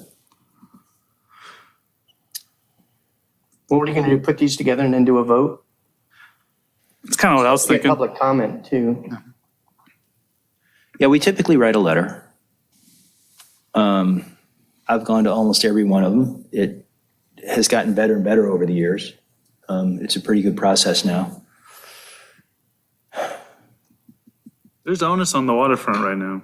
So Greg, when I separate out the ones that are done or already covered, I have extend the South Seawall. We just talked about the change to the charter. We've got a massed up dry storage subcommittee, but that's not a formal strategic planning item. It's direction from staff, from the council, right? Right.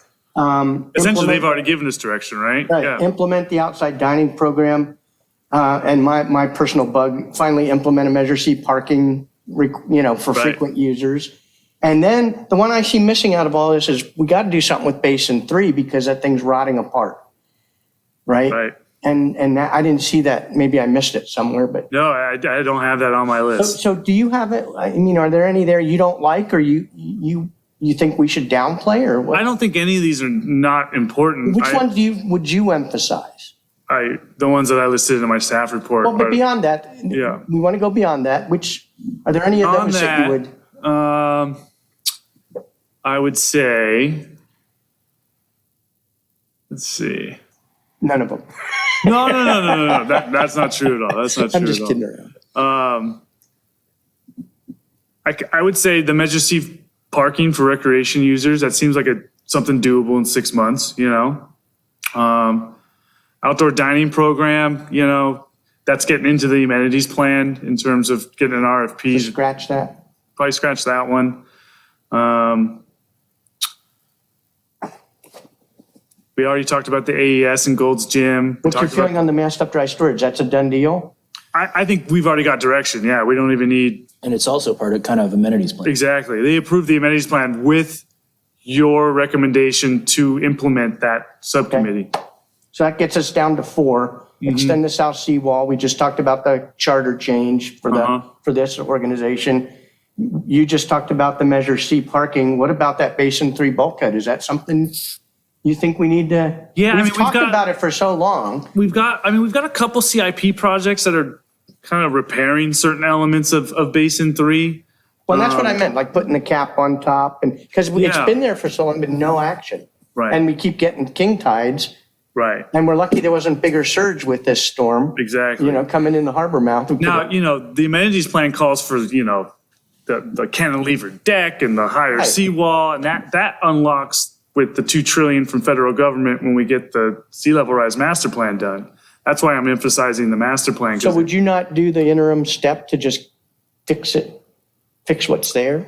We could look jump into to the it. whole cantilever, because that's probably 10, 15 years. You're right. And I don't think we'll survive that long with that. Resurfacing it was funded last time. Pardon? Resurfacing it was funded. That's the deck. That's not putting, remember we had that detailed briefing on putting a higher cap and redoing the ramps? Yeah. Okay. Yes. I wanted to make sure you knew that No, I there understood was the at least a resurfacing. Band-Aid fund. I actually think that's a good idea because, while we're designing the resurfacing, they're looking at ways to improve the sandbagging situation over there. Yeah, that looks ugly. You know what I mean? So we could try to expand that existing kind of item to include midterm solutions. Not long-term, not short-term, but something that gets us past 10 years, I think that's a good one. We're designing this thing for weight for the pavers. They're already trying to address the leakage somehow, some way with a cap and all that. Why not expand it just a little bit more and try to get a longer-term solutions? But my understanding was that the resurfacing did not include like moving the ramps up because those things were rusting apart. It does? You are correct. Okay. You're correct. It does not. It does not. So maybe we need to put some more words behind that so they understand it. But Right. okay, so those are the 4 you'd keep in there. Well, you don't necessarily agree with the extending the south seawall. Well, I think we need to take like a bite size of that. You need to somehow come up with a recommendation or investigate, explore. Something that's like, work with the Army Corps, continue to work with the Army Corps, report back to council within 6 months on timing or, whatever. Yeah, get the ball rolling somehow. It's good to at least get it on the list, even if it's not 6 months, even if it's not funded, because if it ain't on the list. It's never going to get. Yeah, and to be honest, they read the letter, and even if it's not something that gets picked up in this 6 month increment, they see it again in another 6 months. We pretty much send in the letter every year that I've been here, kind of the same letter, and it's kind of working. Yeah, good. It's not done yet, but they listen. It's because of Greg. Yeah. And staff. Anything, I've focused on mine. What else would you guys add? Well, I do think the website's really important, but you're saying we're not able to prioritize our piece until the city's is. It's already a strategic plan. It's already underway. It's already underway. Already underway, yeah. So really what I get out of updated website is that that's a specific page within the website that's getting overhauled. Right, because we could even be putting out the feelers to say, hey, we'd love to do some stuff for Christmas or have a monthly art walk, out onto the, those kinds of ideas that would maybe get this public-private partnership ideas. Yeah, I mean, when it comes to the private-public partnership, ice skating rinks, merry-go-rounds, temporary like Christmas trees, whatever it is, concerts, anybody can kind of reach out. I can reach out, you guys can reach out to private vendors and be like, hey, it would be really cool if we had X, Y, and Z. And they approach the city with the wherewithal to kind of get it. Most of these are some kind of a venture some way or another. Like this ice skating rink is there to make money. Well, I know. I understand that, but I mean, you think that just putting out the word that we're looking to be doing more stuff in the harbor. We'd like more events, and we want to drive, it's like the Hermosa ended up, I don't know how the Ferris wheel ended up in Hermosa, right? I don't know what drove that, but it's that kind of thing, right? Probably just a phone call. What's that? It was probably just a phone call from somebody at some point, that's how it starts, right? But it just seems like it could be kind of both ways. The city could be saying, hey, we're open to having proposals done for ideas to make money down at the pier. So we're open for, they can't hurt anyway. And the webpage would provide an avenue to do that. Sure. So you want to add it? Or? No, I just think it's a priority. I don't know. I mean, you're right, it's already getting done. Right. It's just prioritizing it because like we've been, talking about the website's been talked about for a long, long time. It just is. I think it's more on what you're talking about. I think it's more on content that's on the website. And I don't think we need a strategic plan priority. It's too in the weeds. It's just, it's just you converse with me and we get it done, Okay. Yeah. Roger, you have something you want to throw on? Do you have a motion? No, not yet. I mean, I want to hear public comment, but I wanted to get, if you guys, I kind of dominated this. I'm interested in. No, I threw in my comments at the start. I'm good. Okay. Yeah. Matt, you? I'm good. I talked about Seaside Lagoon and got that straightened out and the other things on there, so. Can we open up the public? Yeah, and one last one is this, where does having better signage, I mean, this is down in the weeds, I realize, but this is something that businesses really are. The amenities? They want to see something that directs them to the businesses. Like wayfinding signage? Yeah, like a or directory? even out on PCH and things, right? I mean, just better, that's obviously expanding, but just better signage everywhere, right? But yeah, like even in the parking structure, that you park here for quality seafood or the slip or something, right? That you guiding people that these things are there even. I mean, signage is dictated by the municipal code and the zoning section based on specific zoning designations.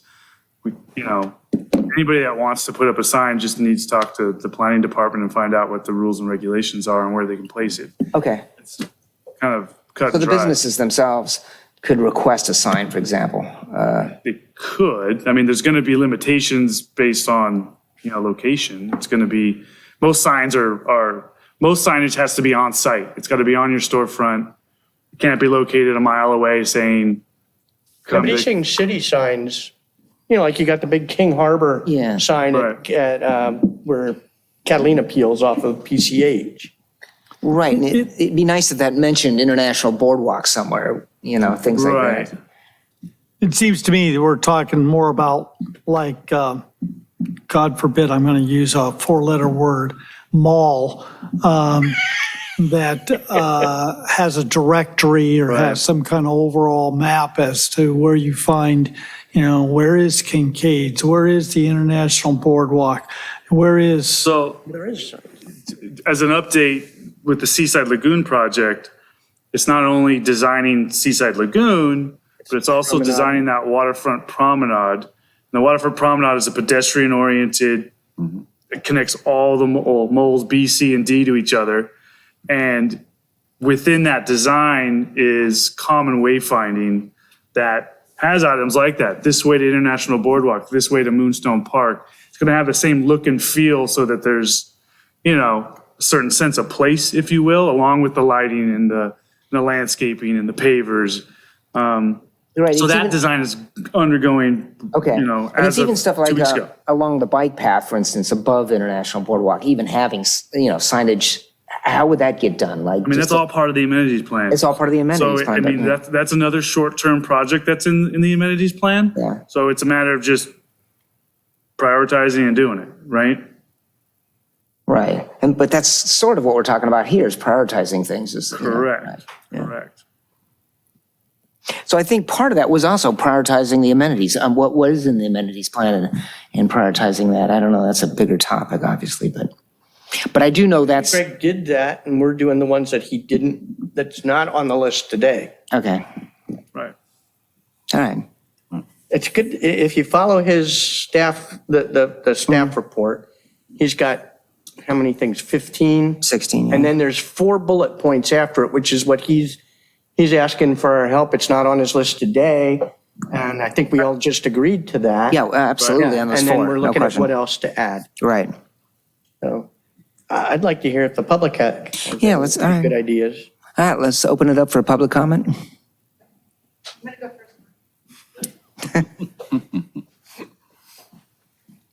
I think this is all great stuff. One of the things I would suggest, and I did go to the last, I don't know what they call the group with the boardwalk folks, so I know exactly what you're talking about.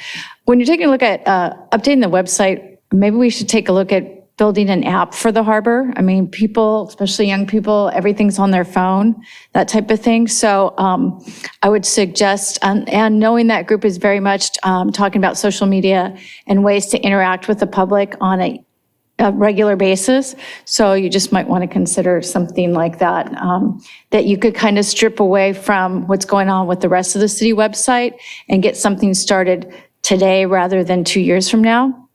Because I think the communication is what I keep hearing from the businesses, and I know we struggle with it as well, is what's going on, how do we get the word out there? And you have some businesses down there that have some pretty significant social following. Yep. So I think that when you're having this discussion, I don't know how we plan for the future without talking about social media and some sort of app, which would cover where is someone at, you're like, directions, you're at one side of the harbor, how do I get to the other side of the harbor? Those are questions that are at least a part of my reality when I'm trying to deal with programming and I have parents lost and it's like, okay, look for Kincaid's. Okay, you see across the way there, you could swim across or you're gonna have to go all the way around, International Boardwalk. So that would just be my one suggestion. So I think this is I think that's actually a brilliant idea. I mean, if you had a Sea Life, whatever you call it, Beach Life, they have an app that you can see what's playing and where it's at. You go to Disney, they've got an app to help you through the park. That might be an expedited way and one that content changes regularly for the day they're actually there instead of having to look at a calendar and. Okay. Could that be added to the list? Yeah, I will say that there's a strategic plan item about social media. It's not assigned to WED staff. This isn't just social media, this is an app. I realize that. I would say this would be to add to maybe that, is to create an app specific for the waterfront. Yeah. Not a bad idea. Mark, are you gonna? Get out your notebooks. Who knows? Mark Hansen, King Harbor Boater. I so much like the direction that I see from the Harbor Commission and from the Waterfront Director that I'm going to restrict my comments to one and only one item up there, which is I want to put strong support for updating the commission charter to include AES and the Gold's Gym site. Of course, this has been discussed for years and years. Many, many people have said we really need to coordinate these things. And I can tell you over the years I've been involved, sometimes I would hear from folks on either staff or the city council that, well, they're out of phase. One of them's ahead of the other one. And then a couple months later, the other one would be ahead, and then the other one would be ahead. So it's kind of humorous that, they says, oh, they weren't lined up well, but they keep leapfrogging each other. I'll relay to you that back when Eric Pendergraph was the president of AES, he contacted me and says, hey, we want to redevelop the property. Could you do a survey of the boaters to find out, what they would like here? That's completely logical, okay? When you go down the Harbor Drive, many people said it doesn't feel much like a harbor, okay? And there's a great number of things, we could do along that AES frontage to tie more in with the harbor. So I put out a survey, I got a bunch of answers and provided that to him. Sometime later, there was talk about creating about a 17-person citizens community group to work on the AES property. And I obviously offered, well, yeah, we can send a boater rep over to that. And I was actually headhunting for somebody to be in that position. So we've talked about this a lot. Now, as to the specific things, as Commissioner Light mentioned, he kind of threw in Sonesta. Okay, we absolutely understand why AES and Gold's Gym, should Yeah, I'm be willing to there. take that out. I was just Right. Well, and I'd say dump. this might be a good, just quick side discussion for you guys, because obviously the Redondo Beach Hotel is in that same strip, okay? And I think we could argue it both ways. Do we want the two hotels in or out, okay? One argument for including them is that we already have the Portofino and the Shade Hotel, and I can tell you there's quite a few times when all four hotels are interested in stuff going in the harbor. From, we want to keep the fireworks in the harbor, we don't want homeless shelters in front of us, we care about where the boat ramp goes, okay? So I have a lot of communications with those four hotels, and so it might be good to include them, so we had all four in our discussions. Hope those notes are helpful. Thank you. Thank you, Mark. Any others? Online? Any other public? Any online, yeah, any, No? No motion to- online comments, sorry. Motion to close public comment? So moved. Second. All in favor? Aye. All opposed?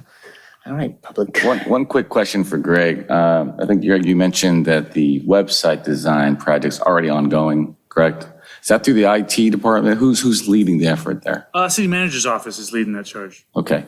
So in terms of design process, how's that going to work? How's your department going to get input into the design process for your page? We'll be in charge of content. Design and look is going to be universal regardless of department, right?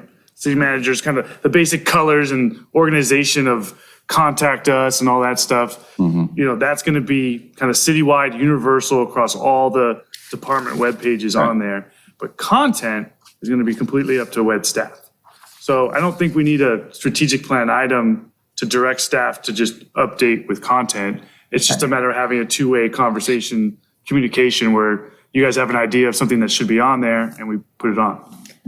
Yeah, I think that would be useful. I mean, I'm looking at the website right now and Oh, yeah. some of the ideas that were brought up, things like we don't even see the list of the businesses of restaurants down there like on that page at all. We don't even promote our own businesses like on that page. Right. And, things like things to do, I don't see anything to do here, so at all. So, I mean, I'm not sure if there's an action item, Mr. Chairman, but how could we get some Harbor Commission representation on this, design process? Right, because even the content right now, I mean, aren't we in charge of the content that's on there right now, or? Sure, but we're undergoing some purging right now because of the updates to the website. So Yeah, I'm saying to the updated, not to the current. I'm saying like to the next phase, the better, new improved look. you would have input on the content. You could direct or have ideas for staff content-wise for the website. Look, feel, design, colors, that you're not going to have input on that. Right, we're not concerned about that. Yeah, we're not concerned about that. We want content, though. Again, I don't think we need an actionable item for you to tell staff what you think should be on the website, content-wise. Well, how soon do you think this updated website will be rolling out? I think like April. April-ish, Dave? Yeah, so the last time Lori and I sat in a little bit on the development process, and we got to have a very brief conversation with the web developer who's working on that project.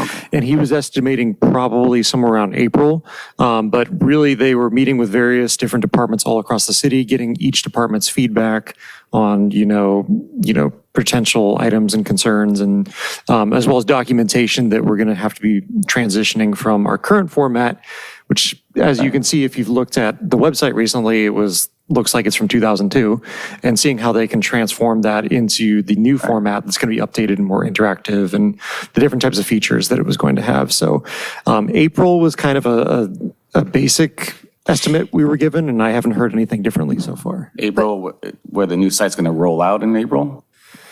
So they must have mock designs done already, your consultant, right? Yeah. By now. Yeah, Have from you my, guys from my seen the understanding, designs? April was the goal. Okay, and do they already have, I mean, are we providing content to them for the April rollout? Or are they just rolling what we currently have into the new site? From my understanding, it sounded like they're going to be taking what we currently have and converting that into the new website, into the new format. I think there's an action here then that we could definitely update add to the content, right? Change the content. Again, we don't need an actionable item to direct staff to update the website. No, It's it's just that it seems like it should be happening now where we're providing content, because the content would just be text really, right? The listing of the businesses and stuff. So what if we consider this a separate action we vote on that requests staff to bring the content to us to comment on? Oh, okay. Rather than go, it's not something you're going to go up to the city council Right, and say, no, we actually- want this to be a strategic planning item. That's correct, If yeah. we want to be able to weigh in on the content, that's a separate. Yeah, just so, Motion. since it was my topic, I didn't bring it up to make it a strategic item. I was just more trying to Okay. figure out what the process was. Okay. I I think it's more informal than what we're Yeah. making it out to be. So you intend to run it by us? I hadn't, no.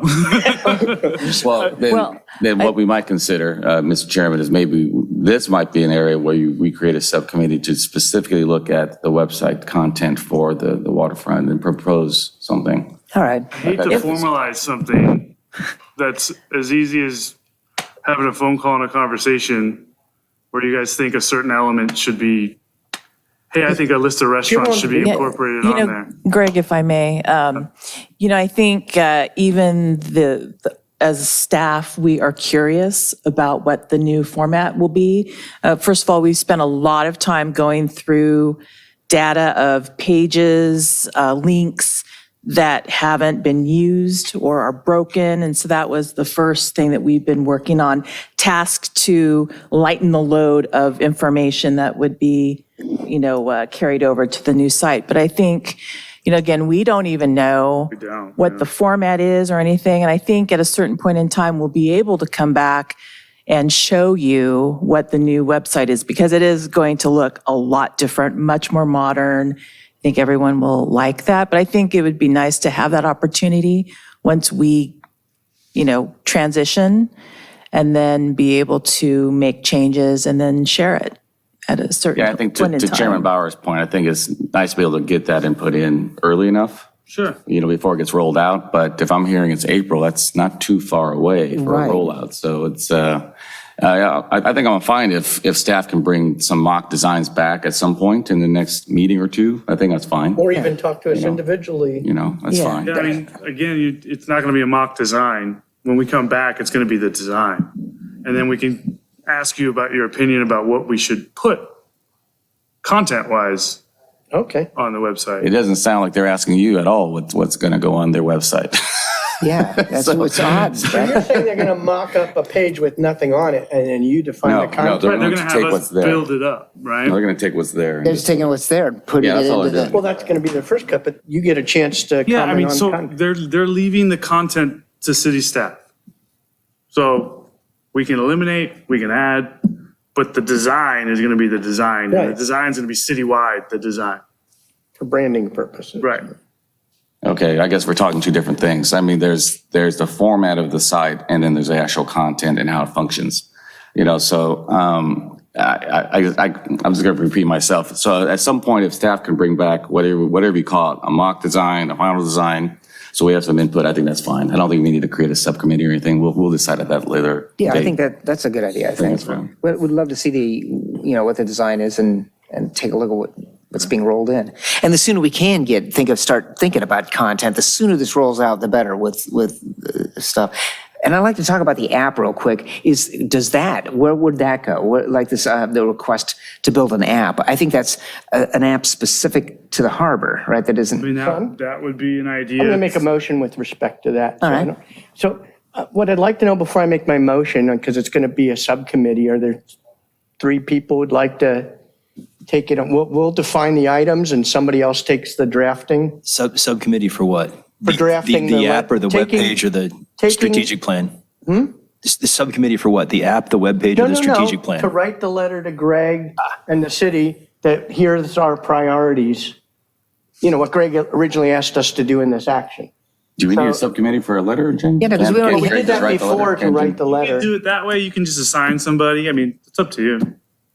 Does anybody else want to help write it?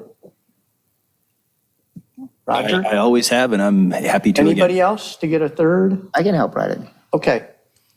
So I'd like to put forth the motion that we form a subcommittee to draft a letter that includes the following items. In some way, shape, or form, we'll let the subcommittee figure out the details to write a letter on the following topic. So the 4 that Greg recommended in his staff report. And then extending the south seawall, changing the Harbor Commission charter to include the AES site, the 2 hotels, and Gold's Gym, to implement Measure C parking requirements for frequent users, to recommend an interim or work an interim Basin 3 bulkhead solution, and then to explore an application unique to the harbor for better user experience and wayfinding. And I'd like that subcommittee to be Tom, myself, and Roger. That's the end of my motion. Second. All right, you want to do a roll call vote on that? Well, any discussion before we? Matt, you okay with that? I'm fine. Roger, you're going to be part of the, Yeah, I'm fine with it. And I'm fine with evaluating the app. My issue with the app is I would rather just make the map work because Doesn't concern the app though, does it? Your motion doesn't concern the app, does it? no, that was my last one. the app is one of the things he listed. Yeah, that was the last one. And I'm kind of opposed to the app because if I'm trying to find something, I just use the map built into my phone. And if I can't make that work, how am I going to download an app? Is that a deal breaker for you? No, it's not.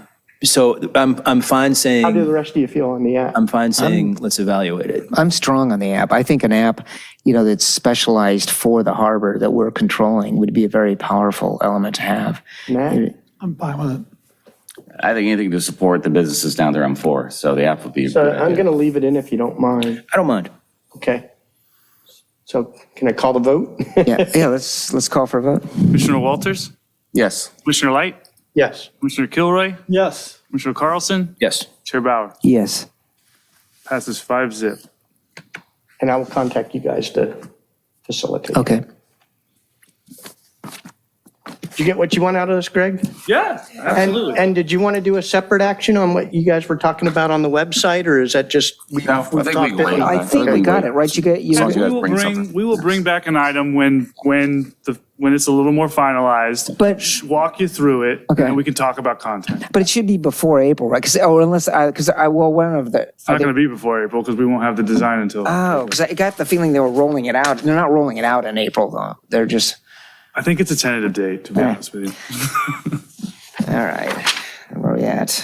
All right. At this point, we go to L5, the director's report. Okay. It's a 3D Quick meeting. updates. On December 13th, our business concierge program was approved.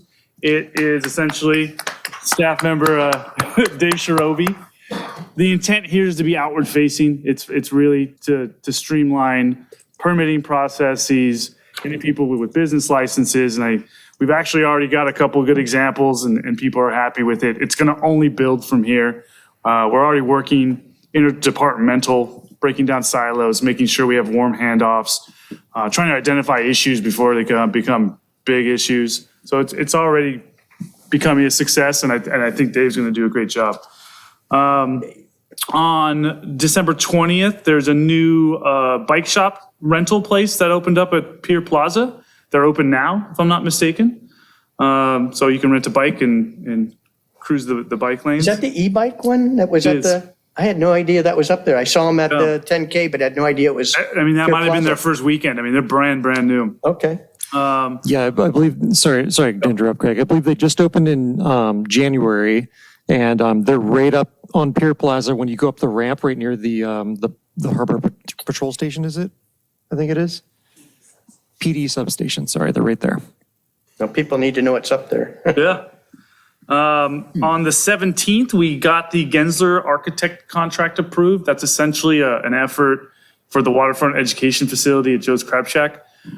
You know, it's an interesting situation. Most of the time when we talk about development, you know, it's a private developer approaching the city and we get it through the entitlements and they fund it and all that good stuff. This is a little atypical. It's going to be a private public partnership with a nonprofit. You need programmers, you need developers.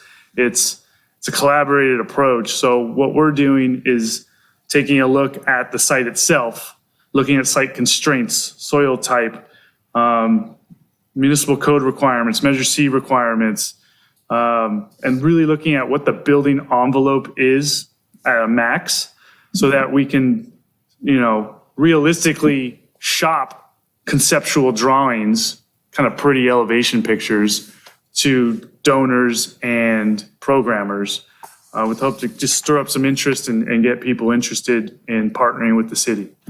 So that's going to be done by end of April. They'll come up with some conceptual plans that we can kind of then shop to various nonprofits and donors. You're going to bring it to us? Yeah, we can present it to you guys. Show you what the end result would be. We have to do it to city council. I mean, they're going to want to take a look at it too, but yeah, absolutely. And again, it's not, you know, it's going to be a pretty picture, but it's just really meant to show you the scale that can be built there. Are they getting any guidance from you all, or is it just go away and come back? It's kind of go away and come back. They're going to do soils reports. They're going to look at all the reports that have been done to date. They're going to look at parking requirements, development standards, Measure C, really look at. So what's the max envelope with some kind of architectural style? With some pretty picture, yeah. Okay. Seems backwards. The project's a little backwards because you need donors and you need programmers, and the city. You need to know what you need to know the requirements of the people occupying the building before you can build it. Again, it's just somebody needs 230 kilowatts of power. That's a different facility than somebody that needs 400 gallons per minute. But why approach you, the guy who needs 250 kilowatts of power, if you can't get that down there?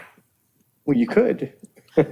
Yeah, and you want to do more of a if we build it. But I don't want to belabor it. I'm sorry. A field of dreams kind of.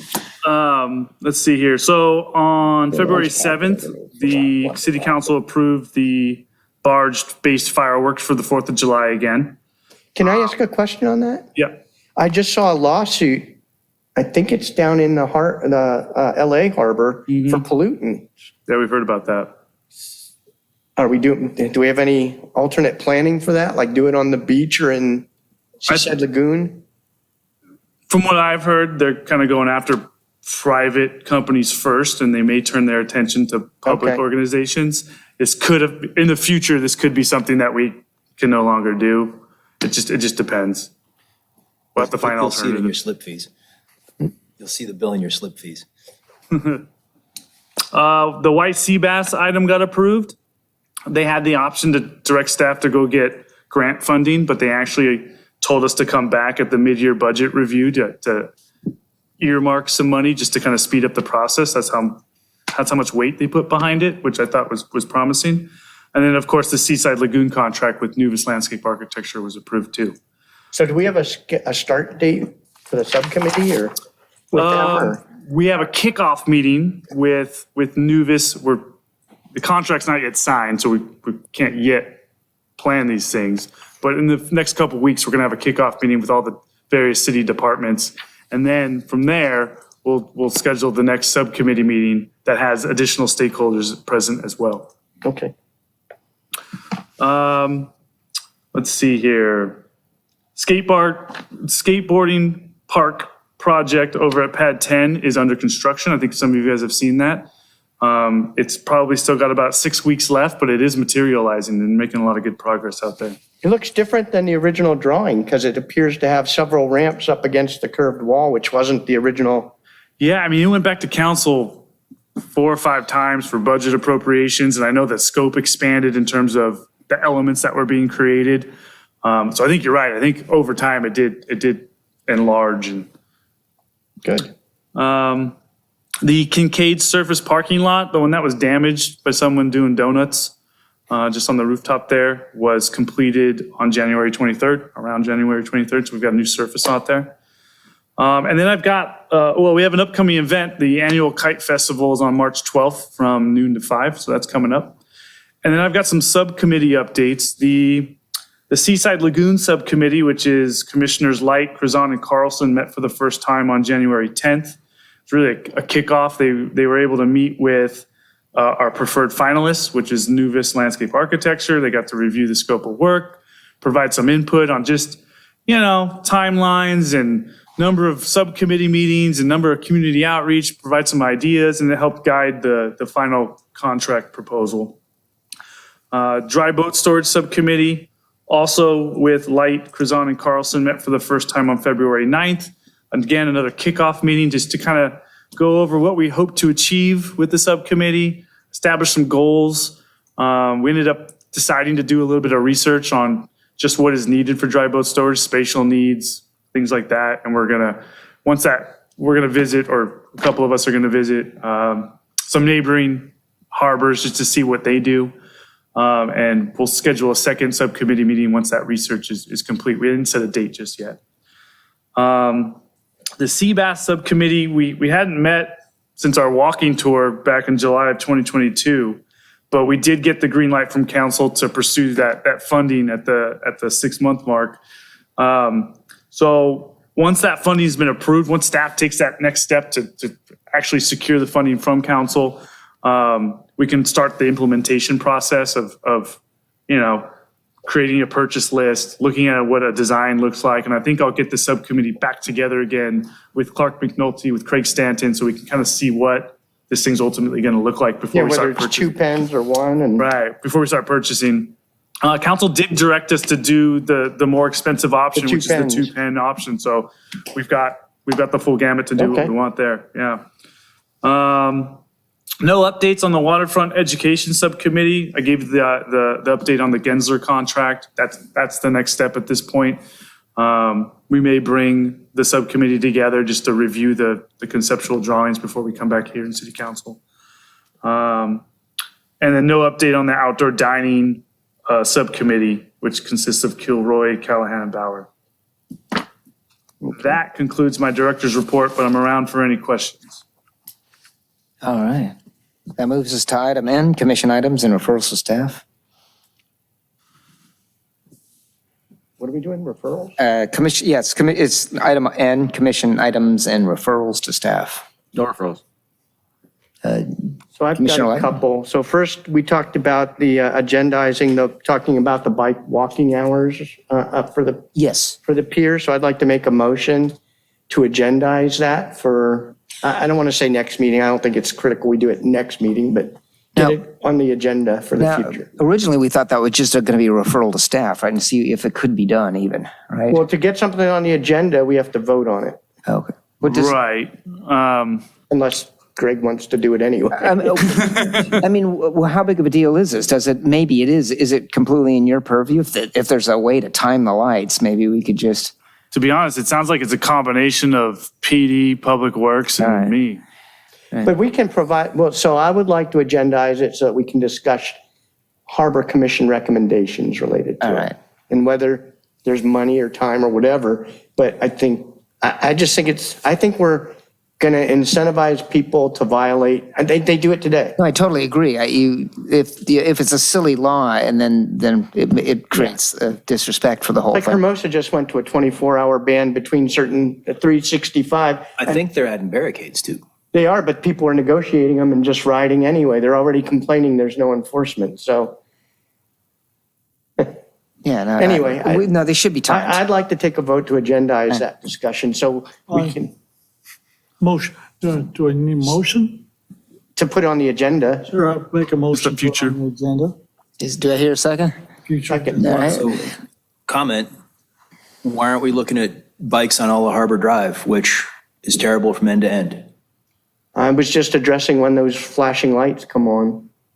Kind of like hours of operation. Yeah. We can Yes, expand it. but We I'm, can expand it to a broad discussion on biking. I'm bikes even in more the harbor. concerned about, the lights on Harbor Drive and running over a bicycle. So Well, and then you could, I- I'm sorry. Okay, well, I'm open to the friendly amendment to broaden it to bikes in the harbor and pier. And would that include even just e-bikes and speed limits, that kind of stuff?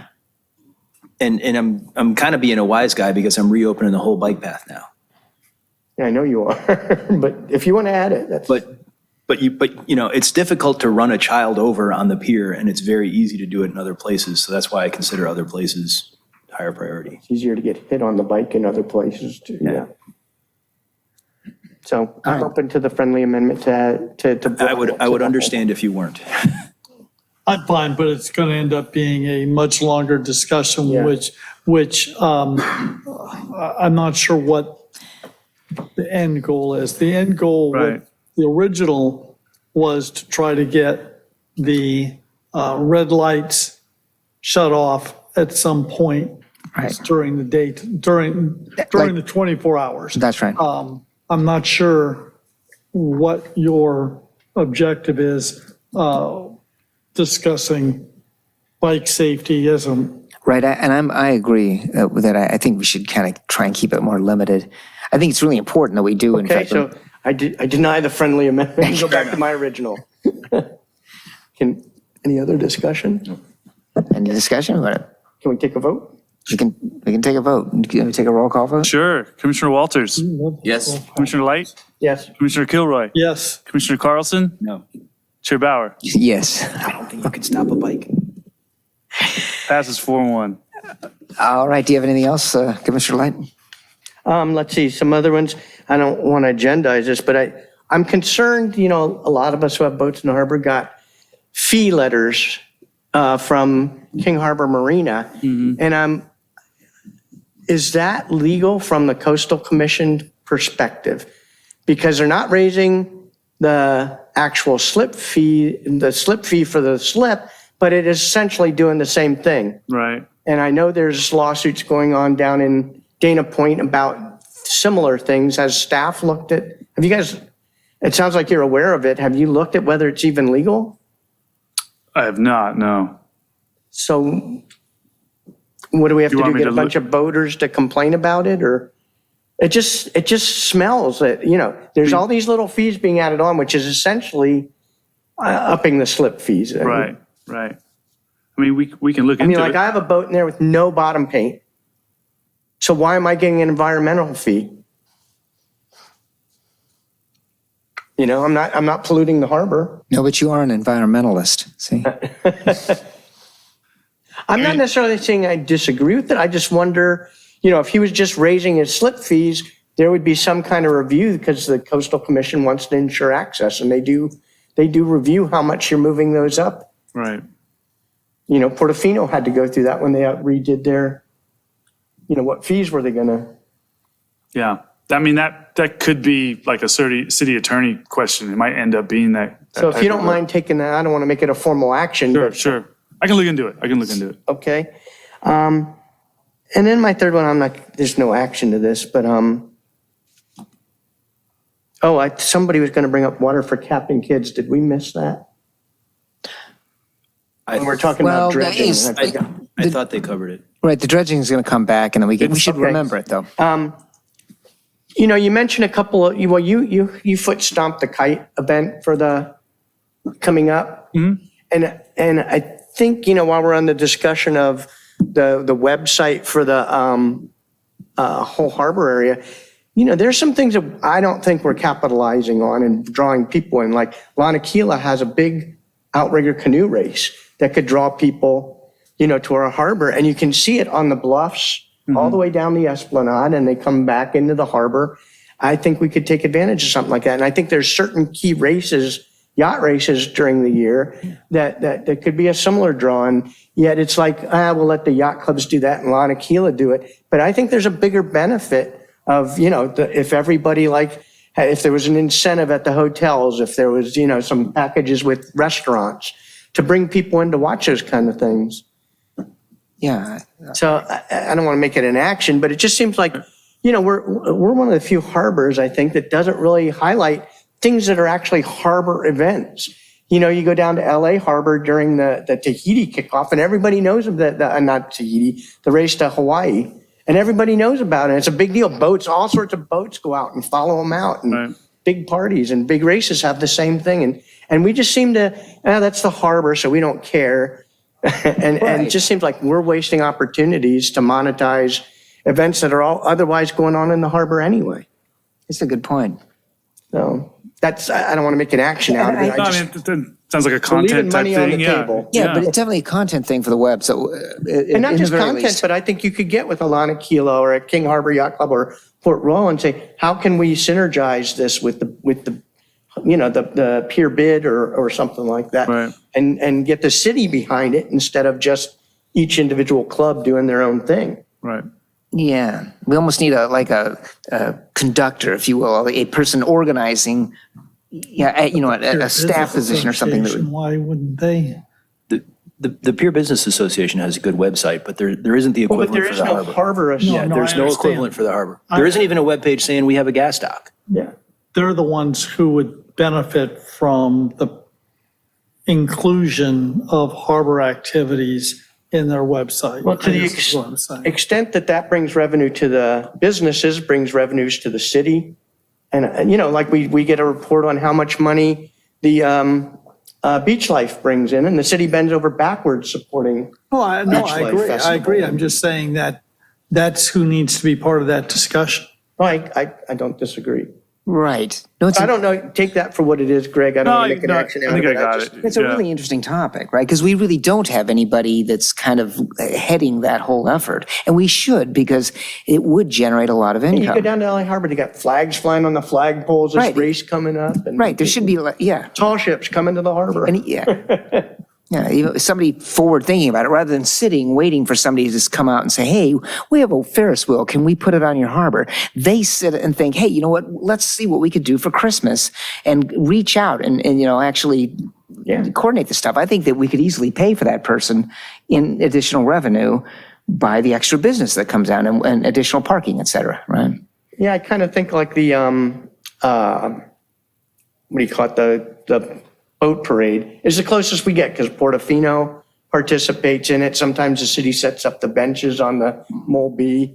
That's probably the closest we come. But it's not to that anything well- like the kite festival. Right, but it's not that well organized, even that, the Christmas, it just, to I me, think it's called a chief marketing officer, which we do not have in the city. Well, there we go. We Thank have you. a waterfront development. Commissioner Waterfront Walter and- just came up, a chief marketing, we need a chief marketing Also in, officer. you know, We need community somebody working services for and Greg, The booklet that goes labeled out. chief marketing officer. I don't know. Maybe it's a tourist bureau. I don't know, but I think we're sub-optimizing that we have an actual harbor here. I will admit, the content on the website is in dire straits of updating. Absolutely. We could do a better job of incorporating with special events and things like that. No, but it's not just that. It's just, I mean, if you had somebody that was their job, right? Their job is to generate, a marketing executive. Okay, I don't belabor Yeah, that. I mean, threw it I out can't there. speak to We'll that talk- we at can all. talk about it later. I think we'll bring that back up. Because it is it is a priority in a way, right? But it's low lying kind of thing. But, That's it for me. okay, thank you so much, Commissioner Kilroy. I'm good. Commissioner Carlson. Nothing else?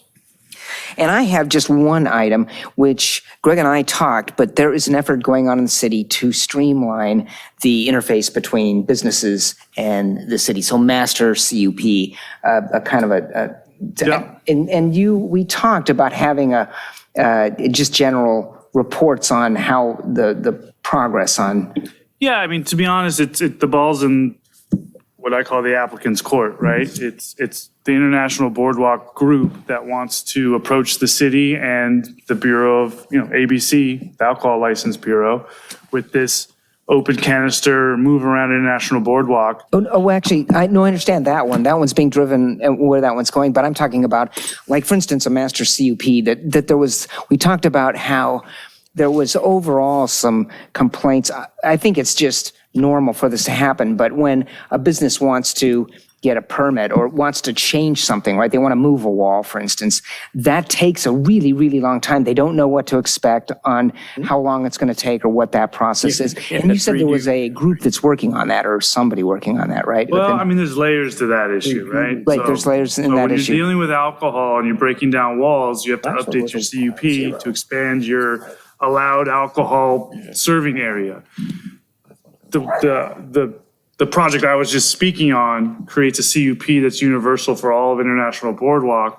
So no matter where you're at, you can serve alcohol, you can sip on alcohol.